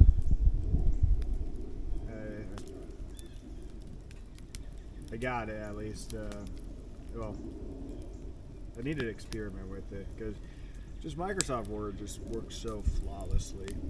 Well, you're raised up with it as a kid. You just know the ins and outs of Word, Excel, PowerPoint. They do a good service. And Microsoft has hit that market there where you just know where to. They train you to use it while you're a kid, and why would you want to use something else when this is what you've been trained to use? But it is kind of fun to explore new options too. There's Google Docs. There's all sorts of open source like document stuff. So it's like $12.99. Is that what I'm paying for? I'll have to look at that again. But a month could be like, could go to my camp, like the firewood that I need, or save that money throughout the year, and that almost pays for most of my cooler. So, do I need it? I'm gonna give it a. The other reason why I got it is, as I was applying for new jobs, I needed to get my resume, and my resume was a Microsoft Word document. So I needed to do some editing on it. So I did that. I just haven't canceled the subscription. What other subscriptions do I have? Sorry. I've really been thinking about subscribing to AB Camping, his channel on YouTube. It's $4.99. Honestly, it's my favorite YouTube channel. It's kind of the inspiration for what I'm doing right now. Actually, it is the inspiration for what I'm doing right now. It's not kind of. It's the guy he camps with his dog, and he just has a good time. He's talking to the camera. I'm actually starting to realize this is just kind of relaxing, just talking straight to the camera, looking at a fire, petting Xena, just seeing what's going on. You got all this gear that you can use. There's always something to do on a camp. Yeah, he's my inspiration for what I do here, and the videos are so nice. Like when I'm working from home, I'll just turn those videos on there. They aren't distracting. You just have the volume down a little low, and then like he's camping. It's 3-hour-long videos, and then you get to work, and you just turn back to the video when you got the time, and it's just relaxing. It's nothing like you don't feel like you miss anything. And then the other thing is like you just keep it going and going and going. You have so many videos out there, and then since you're kind of sidetracked with work, the videos will come back on. I rewatch these things all the time. I'm seeing new things all the time from these videos that he does, even though I've seen them all. So he's got a good channel. Definitely check it out. AB Camping. Bruce, rest in peace. His love. He just passed away not too long ago. Rest in peace, Bruce. So now it's just kind of Tony for now. We haven't really seen another video yet without Bruce in it. He does have another border collie named Bruno, but I know he was talking about, well, Bruno's not ready for camping. Bruce, what a dog. That is everybody's dream dog right there. He lived probably the best life a dog could ever live, was what Tony gave that dog. Such a happy dog, camping, living in New Zealand. One of these days I would like to go to New Zealand. There's a lot to explore in America. Right now I've only really scratched the Iowa surface, and that might be what this year still is. I might go down to Missouri, maybe over into like Nebraska or Minnesota, Wisconsin, South Dakota for a bigger trip, but nothing too much. It's going to be a lot of Iowa. There's going down to Waubonsee. There's a site up in northeast Iowa. There's a couple sites just over in the border in Missouri, south of here. They're not too far away. And it just makes it easy. Once you get off work, you only know you have an hour and a half drive, and you get to areas like this. This isn't bad. This is beautiful here. It's peaceful. Get away from the city. And a lot of people think Iowa is just flat lands and just farmlands. It does have a lot of farms, but it's not that flat. It's a pretty hilly area.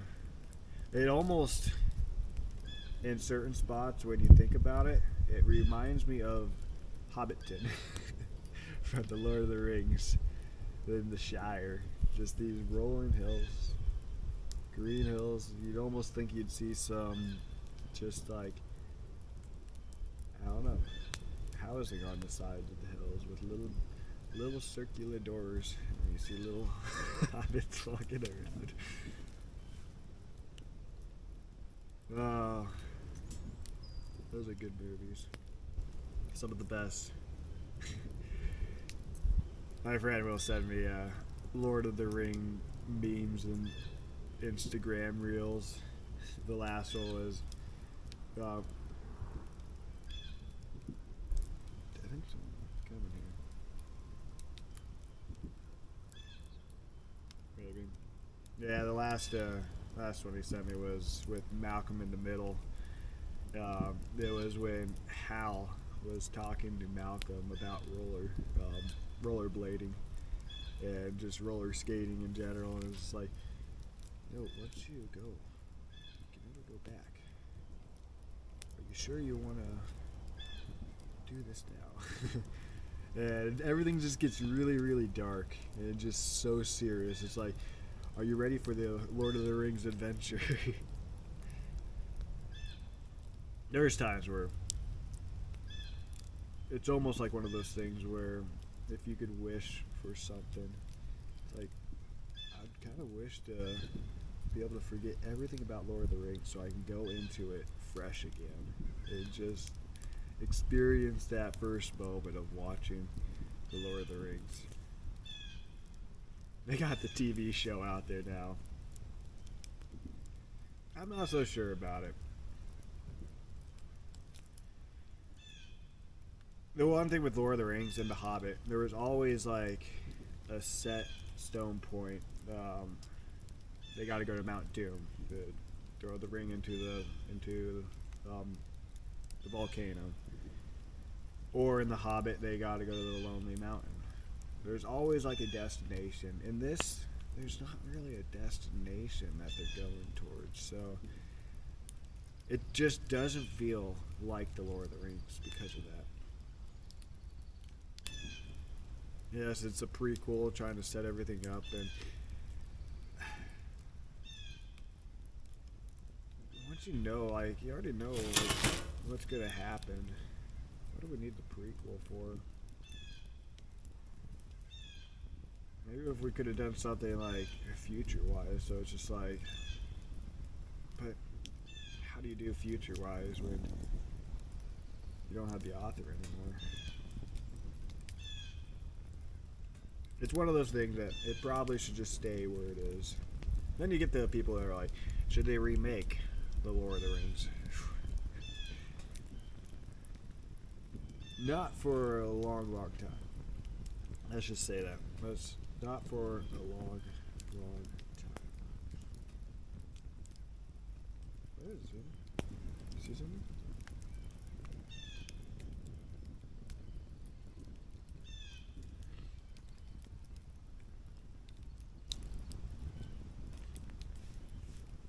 It's morel mushroom hunting season right now. I feel like I could go through these woods and find a lot of good mushrooms.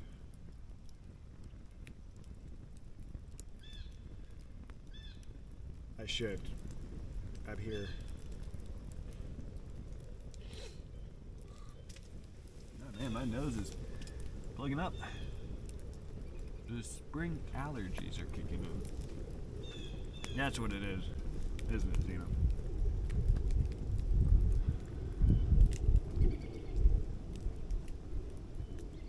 It's 10:11 right now.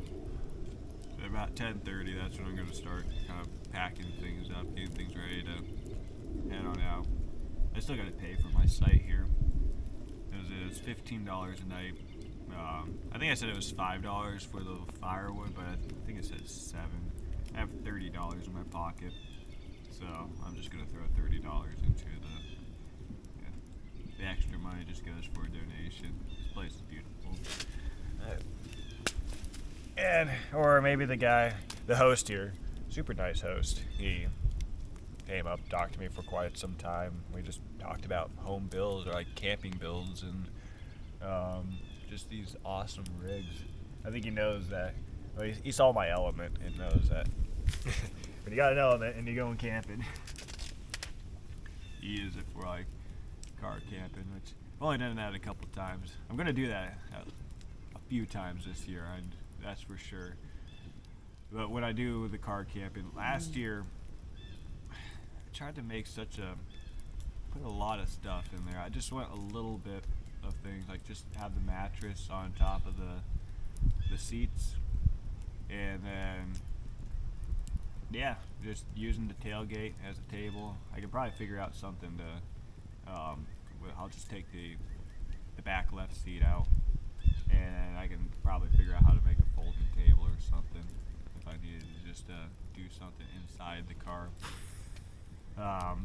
There's plenty of room for Xena to sleep in there, and plenty of room for me to kind of sprawl out. And yeah, when I have the mattress in there, I can sit up and put my feet down as well. So a simple car camp. That is what I want to do. Nothing too crazy. Not a lot of stuff. I'm always looking to figure out how to create a fire in the most simple way, and that's where I keep going back to the firebox. That looks to be like the most simple fire that you can make. With the little, like, it's just in like this little container, it looks like. And it unfolds. There's the Firebox Nano, and then there's the Firebox Original. They both look nice. When I was reading on Reddit and just doing reviews, everybody was always talking about the Firebox Nano. Probably because that's just the backpacking one, everybody's favorite thing to go for backpacking. But when there's something like this, the bigger 5-inch one, I don't know, that might be better. You can throw that into your car for the car camping, and then I'll probably end up just getting both of them because then I can have the other one in my backpack setup here.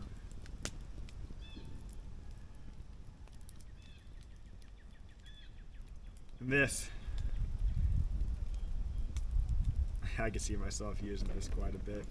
And then I got the EcoZoom. The EcoZoom is a beast. To me, I feel like you can never have enough cooking surfaces. The EcoZoom is going to be amazing for emergency purposes. It's built like a tank. You don't need much fuel for it. All you got to do is just find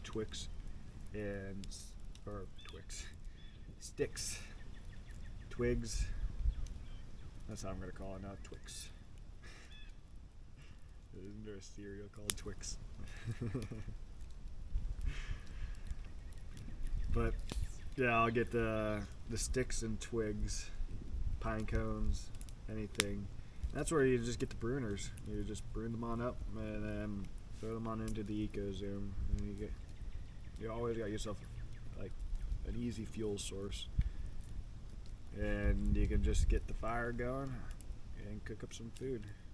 This, you can see it definitely takes a little more firewood, and it burns a lot faster. So those are the advantages. And so this has a warmer, and it's nice just having like an open fire. The EcoZoom's not an open fire; it is kind of contained, but if you just keep feeding it fuel, it's gonna make a fire coming out of there, which is kind of cool looking just out of the chimney.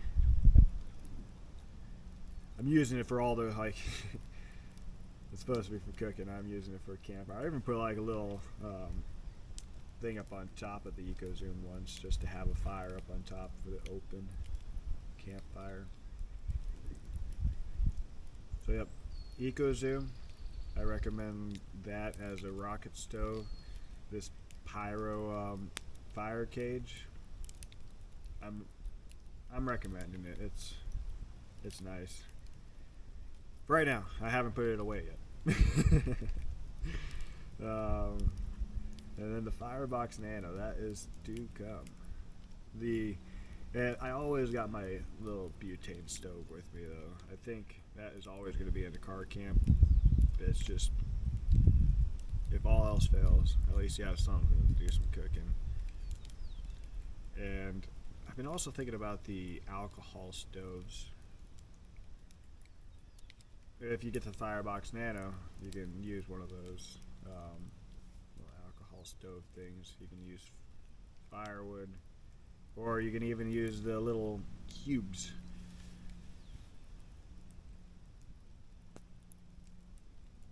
It just seems like almost kind of the perfect thing. I can see why everybody talks about it. And I don't even have it. It just makes sense. If I would have seen that, I probably would have gotten the Firebox Nano over this. But I bought this first, and then like it was like 5 days later, this thing was almost to me in the mail, and then I found out the research on the Firebox Nano. It even has a billy pot thing, so you can do some baking. There's a great YouTuber. His channel is Going Solo. So GOINSOLO, Going Solo. And he has a video on it. Check out his videos. They're about 45-minute long camps. They're some of the most peaceful, soothing camps. Definitely check those channels out. Maybe Camping, Going Solo. And then the big one out there, the one that really I started thinking about camping, was Go 4x4. So I started watching the Go 4x4, and every time after one of those videos, an AB camper would come on. And I would always switch back actually to the Go 4x4 because that was kind of like where I was starting things off as. But then AB camping would come on every time after it, and it just kind of got me watching AB camping.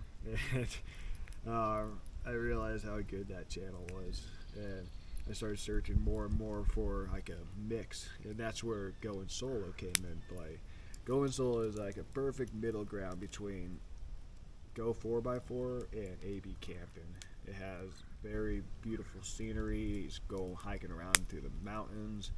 He builds his tent. He talks to the camera, just advising what's going on with his food. Oh man, the food that he makes, I can't. How he does it with just the little amount of space that he has. I mean, everything is all in a backpack for him. And then what else does he? Yeah, he camps. Is usually in some pretty crazy weather too. Highly recommended. Check it out. Is it raining?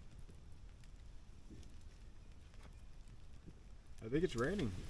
I think I'm hearing some.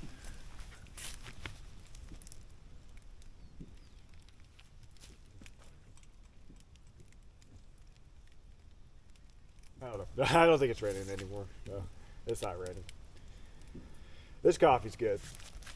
Steeped coffee. So simple. So this is the Stanley cup. On top of it, it comes with a Stanley brew, and it's a pour-over style coffee. So you just got the big old container here. You put your coffee grounds in there, and then you just pour over.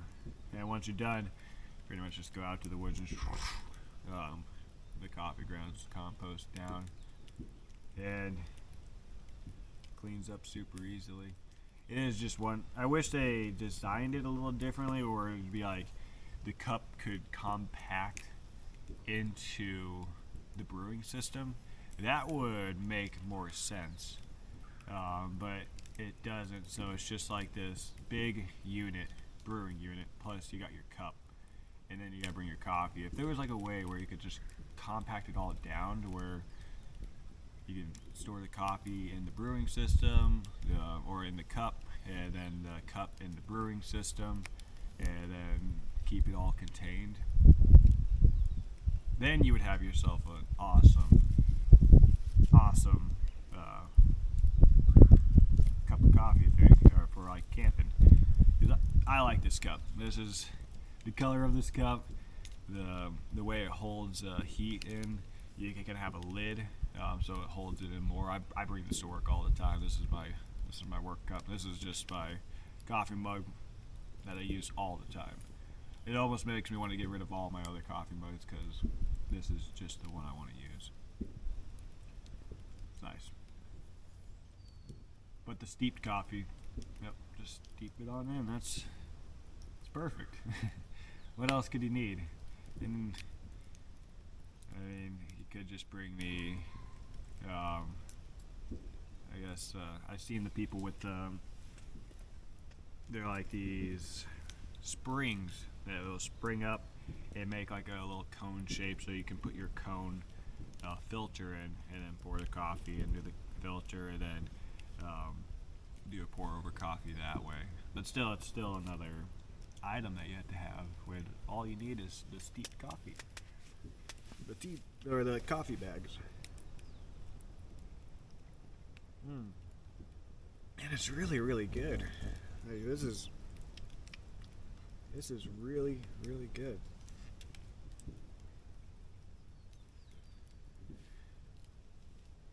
This fire is working perfect. I was wondering if it was going to last for too long, but no, it's breaking down. And it's 10:23. I said I wanted to pack up around 10:30.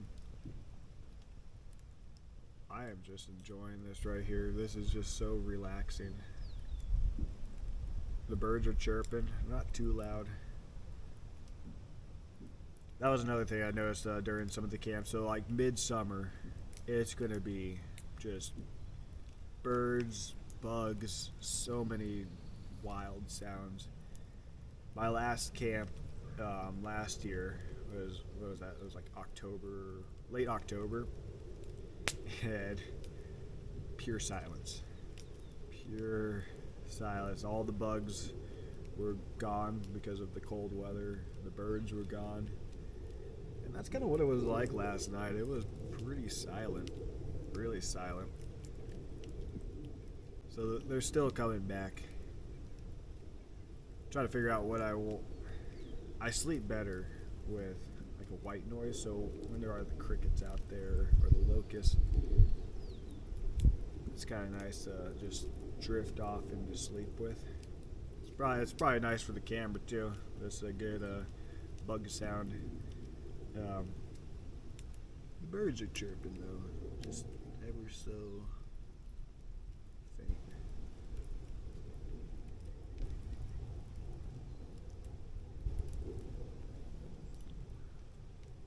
I wonder what other kind of camping I would do. There's hammock camping, but with hammock, where would Xena sleep? I don't want to put her in the hammock. I guess she could be in the hammock with me, but she like that.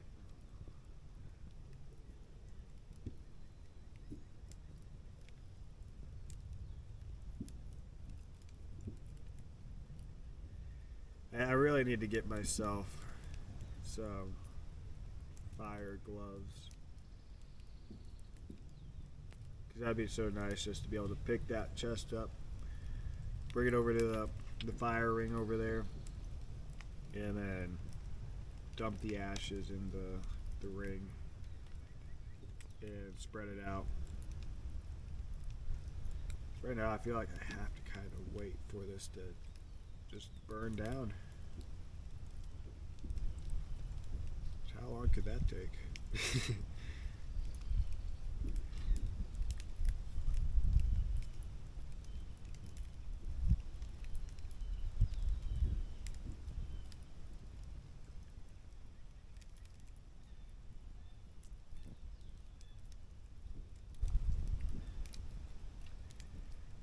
So the DJI camera, I've had my flaws with it so far. The Action 3, Osmo Action 3. One, it just seems like that microphone that I was using just doesn't want to work with it too well. It's probably the microphone. It was one of the cheaper ones that I could find. I'm not buying expensive things right now.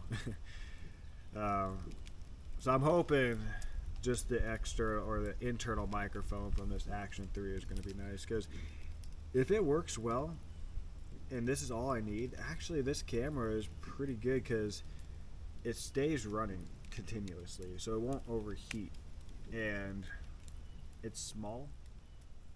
It looks like the picture quality is decent. Some of these people, they got their really, really nice cameras, like $10,000 cameras, or these Sonys that are, yeah, one day that'd be nice to have, but I can't afford to just go out and spend that kind of money on a camera. I'll stick with the Action camera for now, and It's lightweight too. I'm not having to lug around a bunch of stuff. It comes with the extendable stick thing, and I got a tripod, small tripod, just to keep it standing up. And then it comes with like this thing too, so I guess I could do something like that, or I don't know, I could rig something up for more video leveling. I don't know what I'm trying to say there, but yeah, it's a good camera. And the adventure combo, just make sure you get that with it, because it's needed. The battery, they last probably about an hour, it seems like, before you need to recharge or put a new one in. I'm recording right now at 4K 60 frames.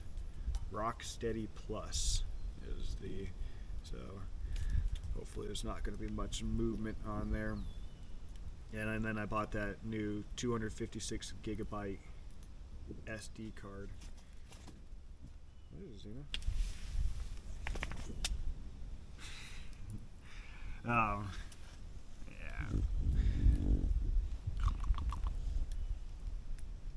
And so I'm trying to think, like, storage, SD card, like memory storage with these videos. It's one thing I've been trying to figure out. So I got the 256 or 56 gigabyte SD card. I've already used with the video I'm recording now. I think I have like 100 gigabytes left, so I've used about 120 some gigabytes of video space just for this camp alone. It's a lot of storage, and then you got to go through editing it all and making a new video on top of that. So you're looking at about like a whole thing of 256 gigabytes for one entire video. It's a lot. So what do you do with that? Like, do you keep all the videos, or do you make the video like what you want and then delete everything and just keep that one video? I'm almost thinking that's going to be the best way. That way I can save on space. I can't afford just to keep buying these SD cards. And I'm going in here to make the videos, and that's going to be the memory there. Honestly, last year I haven't really gone back to just the individual videos that I've made, like these clips. I just go back to the entire video that I created.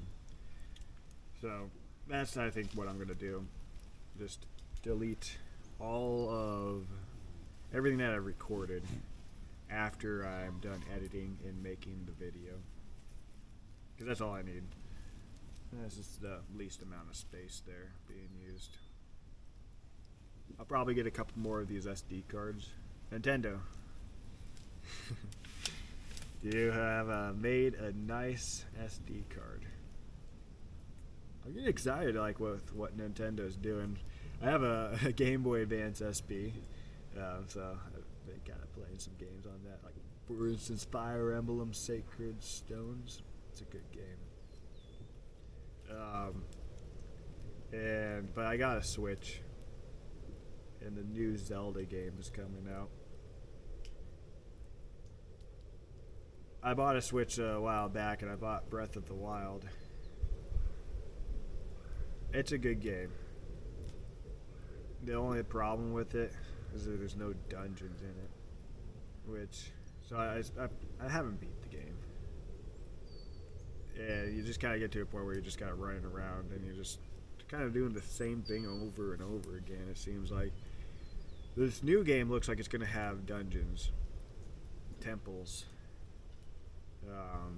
just boss battles in general that is like similar to Ocarina of Time. I hope so, because that's what we need. I wish I brought... That's okay. I need to bring Kleenexes for the next trip. But it's a $70 game. $70 game. It's coming out soon. It's gonna be a good one. I just recently watched a new Mario movie. That's a good movie. Let's just say that it was fun.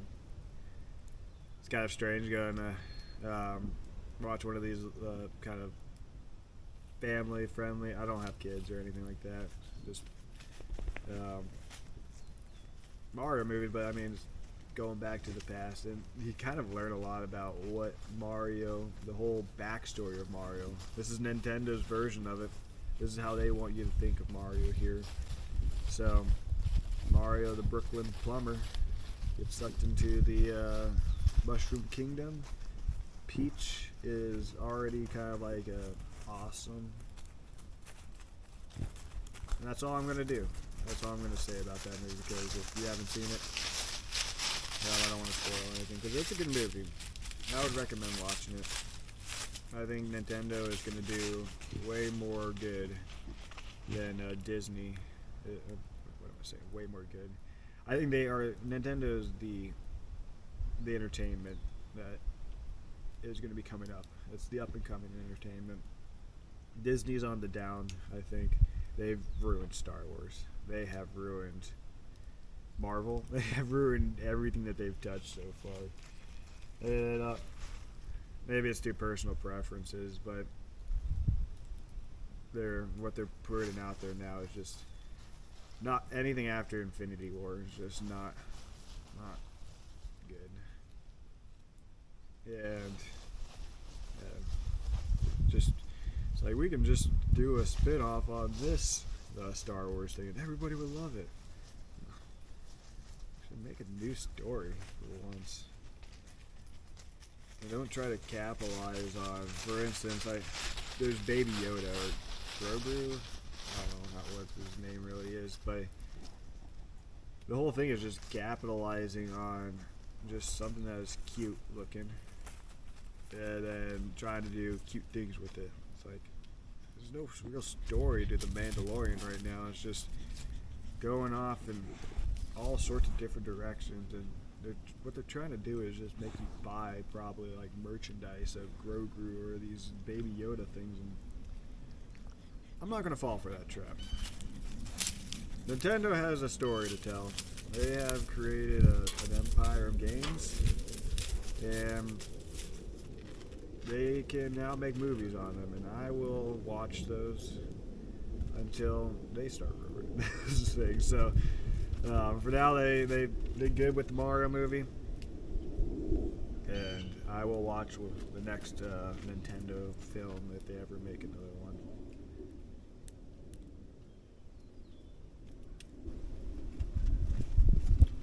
And I'll play Mario Kart.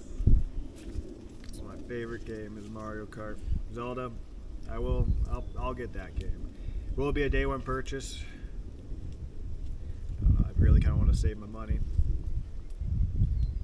Maybe I'll read the reviews. It's not going to go down in sale price for a long time, so it's almost like you just buy the game now, do what, and then be with the crowd of hearing about all of the excitement of the game instead of reading all about it and then buying the game later and spoiling the entire game.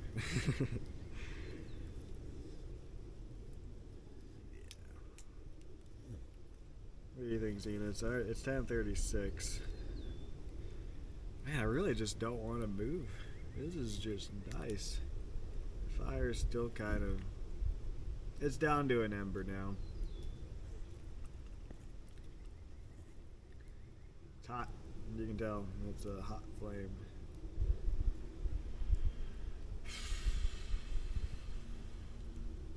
Yeah, I'm not really sure how I'm gonna make that work.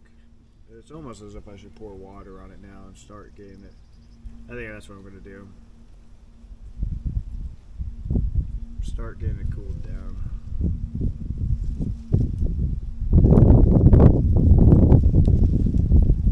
The wind's picking up. I almost think it was supposed to rain today. I know the wind was supposed to pick up. So the later I stay, the more and more difficult it's gonna be to pack things up.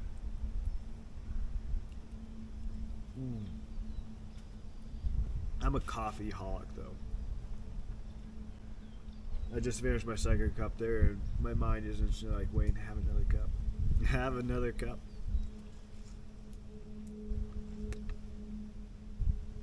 Coffee's good.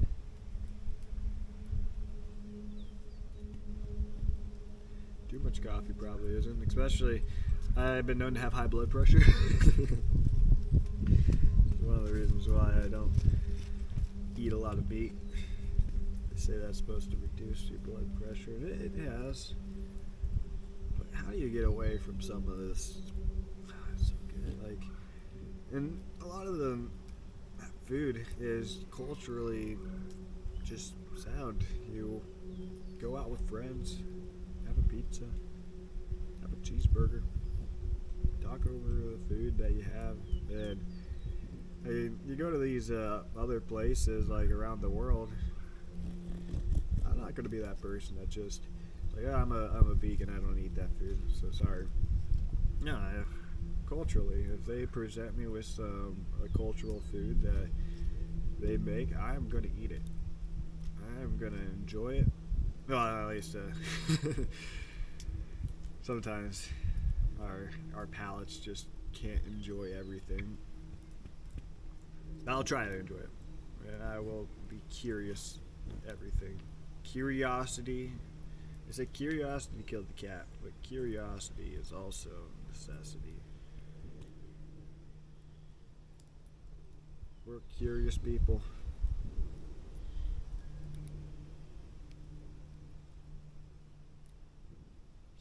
Curious people. One thing I also started doing, I picked up a real estate course. So I'm doing an online real estate course. I got 6 months to do it. So that's another thing on my plate is, even if I don't want to go into that business, I feel like it's a useful thing to know.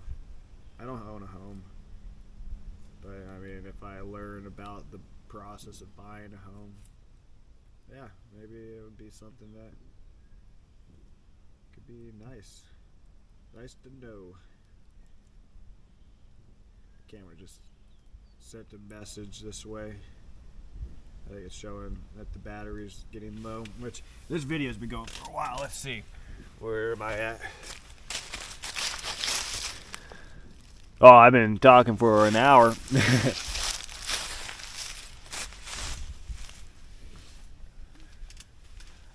I probably shouldn't, but I am going to get one more cup of coffee going, and then we're going to pack things up. So I'm going to get that coffee going again.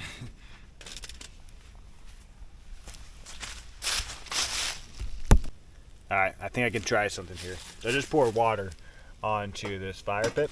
One thing I'm thinking about, maybe I can do this. Oh, it works! I can lift it.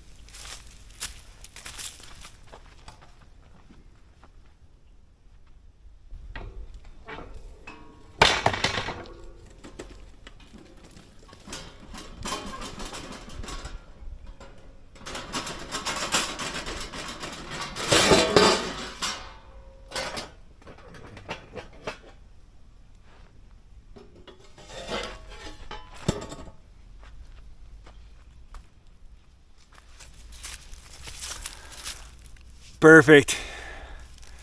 This axe, I don't know, it's not the best for chopping firewood because look how thin it is. There's no lever, like there's just, it's gonna just, I don't know, all that. But I was thinking about, like, there's this game that I played not too long ago called Hammerschlagen. I think that would be perfect. Just put it out there and then play that game out here. Don't hit yourself in the face with the axe. No. That's why you always be safe and you put the sleeve on the axe. And then you can do some slogging. And so I got the buck. So this is the buck compadre camp axe, and then here is the the camp knife, which I gotta do some cleaning of it, but the buck knife. They got this thing called the camping pro, and it's like this long. I want to get that. It's like this long thing that you can easily looks like peel back like just shavings of firewood. It looks like it's easy to split firewood with because you got this long thing, and then you use a pretty much just hammer it in there, get into the firewood, and then you can just start putting it down like that. There's really not much room with this to do that with, but it could work. But yeah, it worked. The firebox worked, and I'm gonna pour more water in that, mainly because, like I said, leave no trace. We're gonna try to get this where it looks like there's nothing even there. Gonna clean up my spot here as if there was nothing there as well, and have more coffee. Because right now it's a brewing. Here's my coffee bags. Oh, well, hope the fire didn't go out. It's still going. Xena, she is having a good old time, aren't you, Xena? Relaxing time. So I'm at 3% battery on this this charge. So I'm gonna turn it off, get my coffee going, and be back. And then we'll get things packed up soon.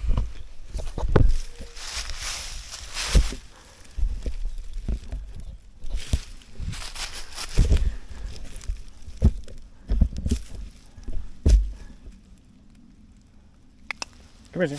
Come here.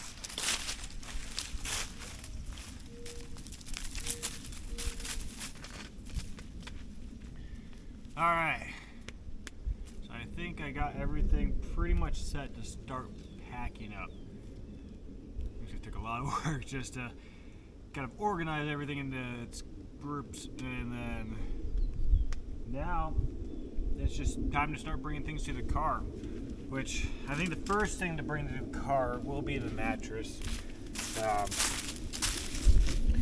So, like I said, I got everything all kind of organized. Gonna get things all packed up, and now let's see here. So the mattress. Let me get this out for you guys.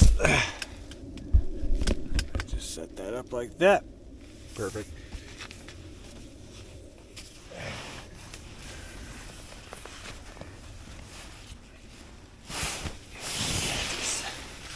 So I'll just walk this to the car and come back, grab more stuff. But first, this needs to go.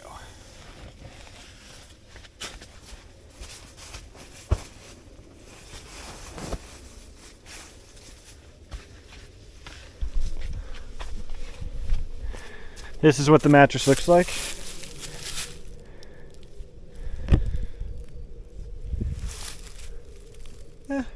It's full size, or twin, so not too bad. Pretty comfortable.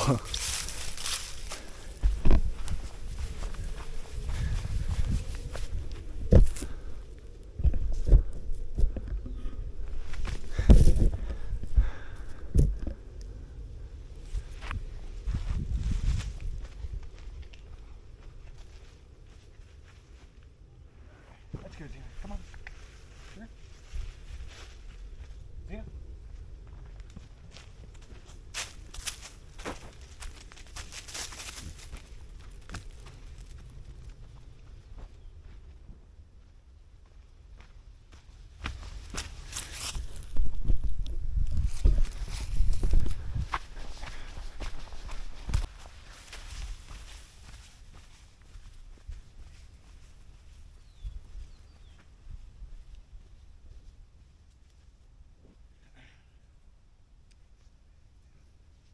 Zena, come here. Come here. Yeah, hey. You ready to go to the car? Let's go. Come on, Zena.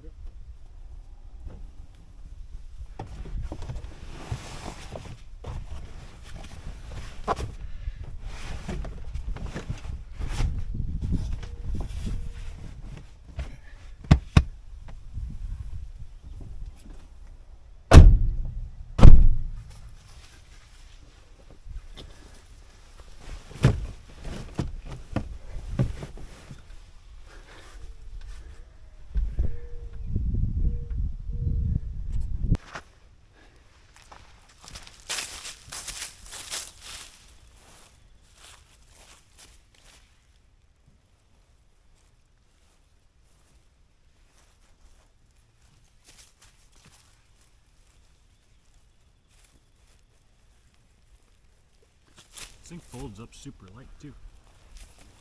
The pack is nice because it's a compression style pack. I'm still not sure what the brand of this thing is. Anybody, my brother's, so he picked this one out. And you just gotta shove it on in there.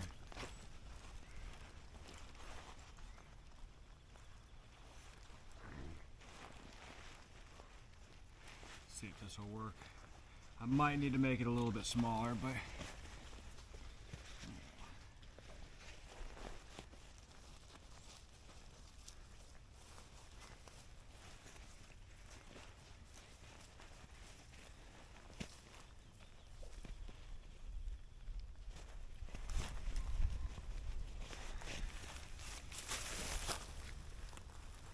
oh, that works.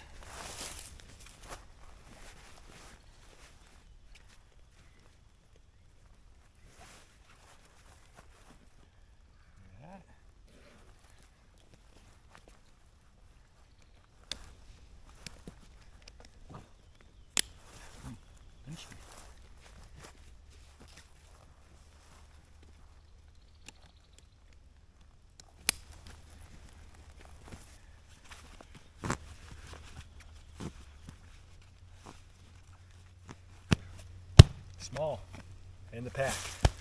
Done.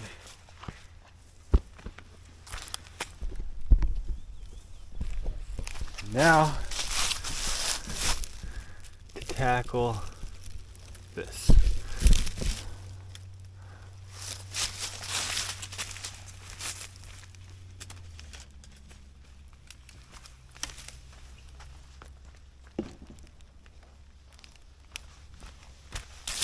First of all,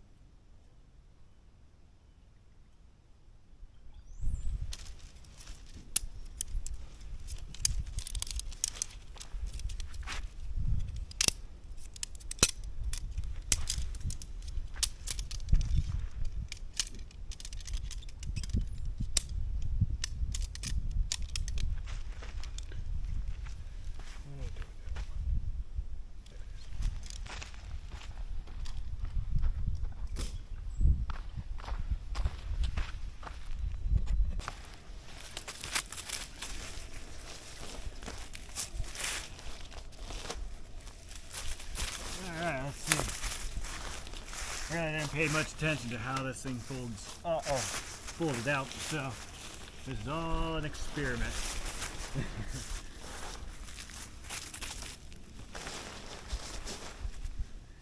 Shouldn't be that hard to pack up. Just like a few folds like that. Fold out like that.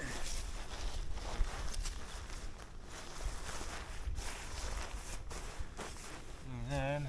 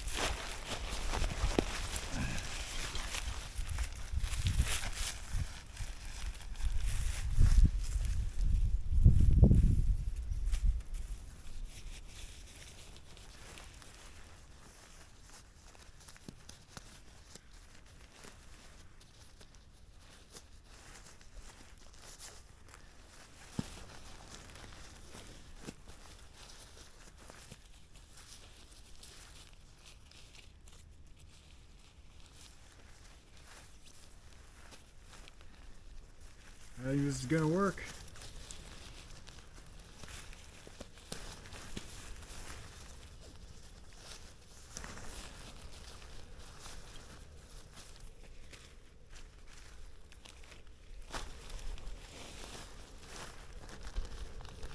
We'll see. Actually, it's this one.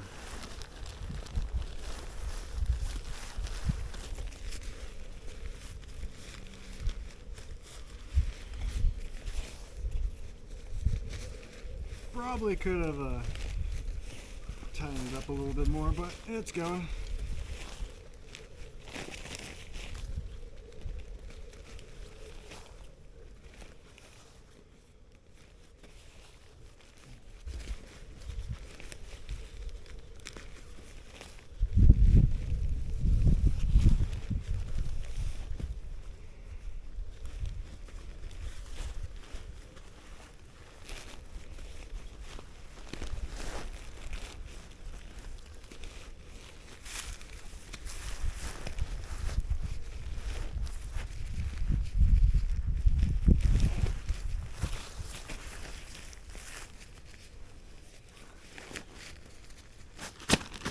Haha!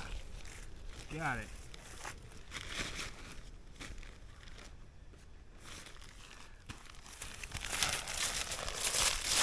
The Mystique 1.5 backpacking tent, Alps mountaineering. Good time.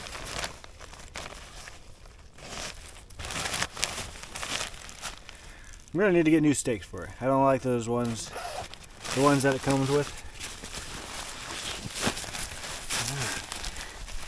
See how excited I was. I didn't even unbuckle that one. Oh, and this one. Same.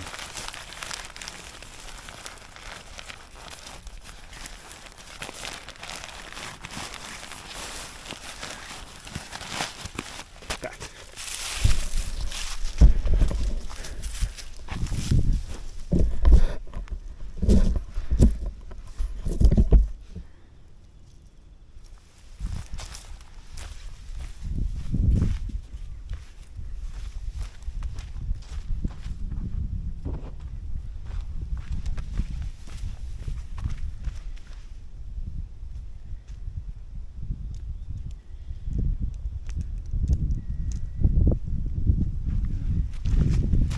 Very clay-like ground.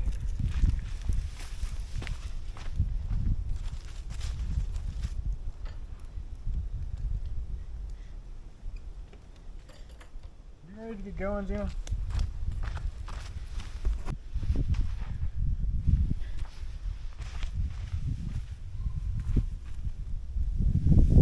Oh, alright, I'm all packed up. Got myself an NA beer that has sour cream on it.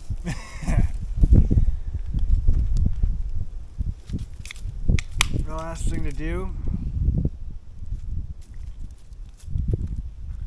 bring all this to the car, and then make sure I got everything, and then from there take off. I gotta say, packing is the least fun part.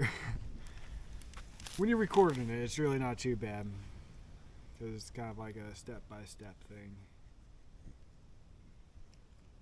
But you really do just kind of want to sit there for just a moment and not pack. Once it's done, you feel accomplished. Something was done today, and that was packing.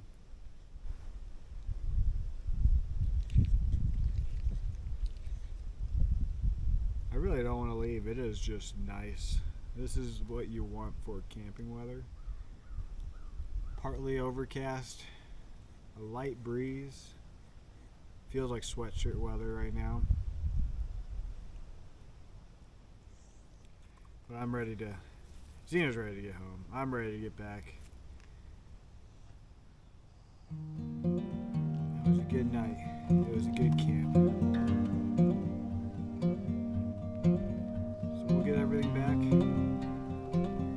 I'll get everything packed. And then I will bring you back to show you the campsite when it is nothing here.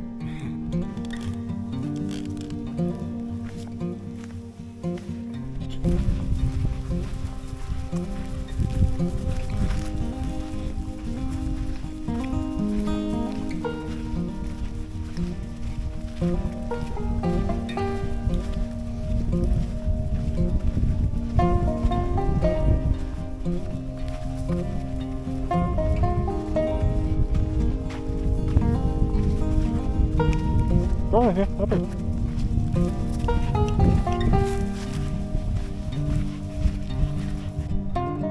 I finally got it all, but with the cooler, I might have to make one more trip. Just back. I don't know. I wish the cooler had the handle now, because now that it doesn't have the handle, I mean, I'm gonna have to use both hands, and with the fire pit, we'll see. We shall see. I might be able to do it in one trip, but I'll bring you back when I'm back at the car and all loaded. Take a look though. The site is packed.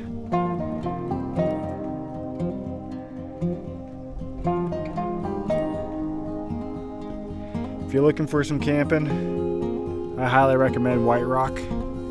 Out here in Iowa, it's a really good campsite. And yeah, very, very primitive. Very, very wild for Iowa. So come on out to White Rock. You'll enjoy it. See you back at the car. All right, we're off. It's a good camp.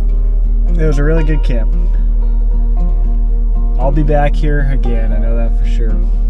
I hope I can get one of the further out sites. I think he was saying number 11 was the one that everybody always goes to first.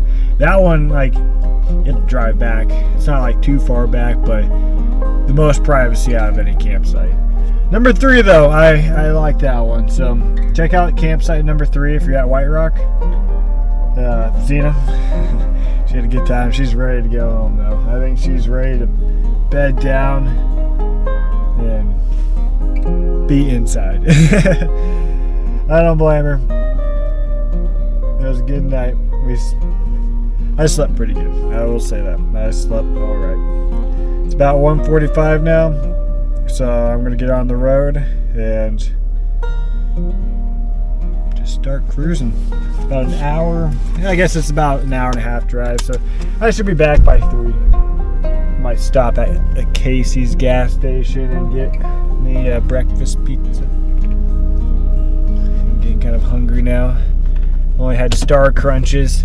I know maybe I should have had the pancakes. But I'll catch you later.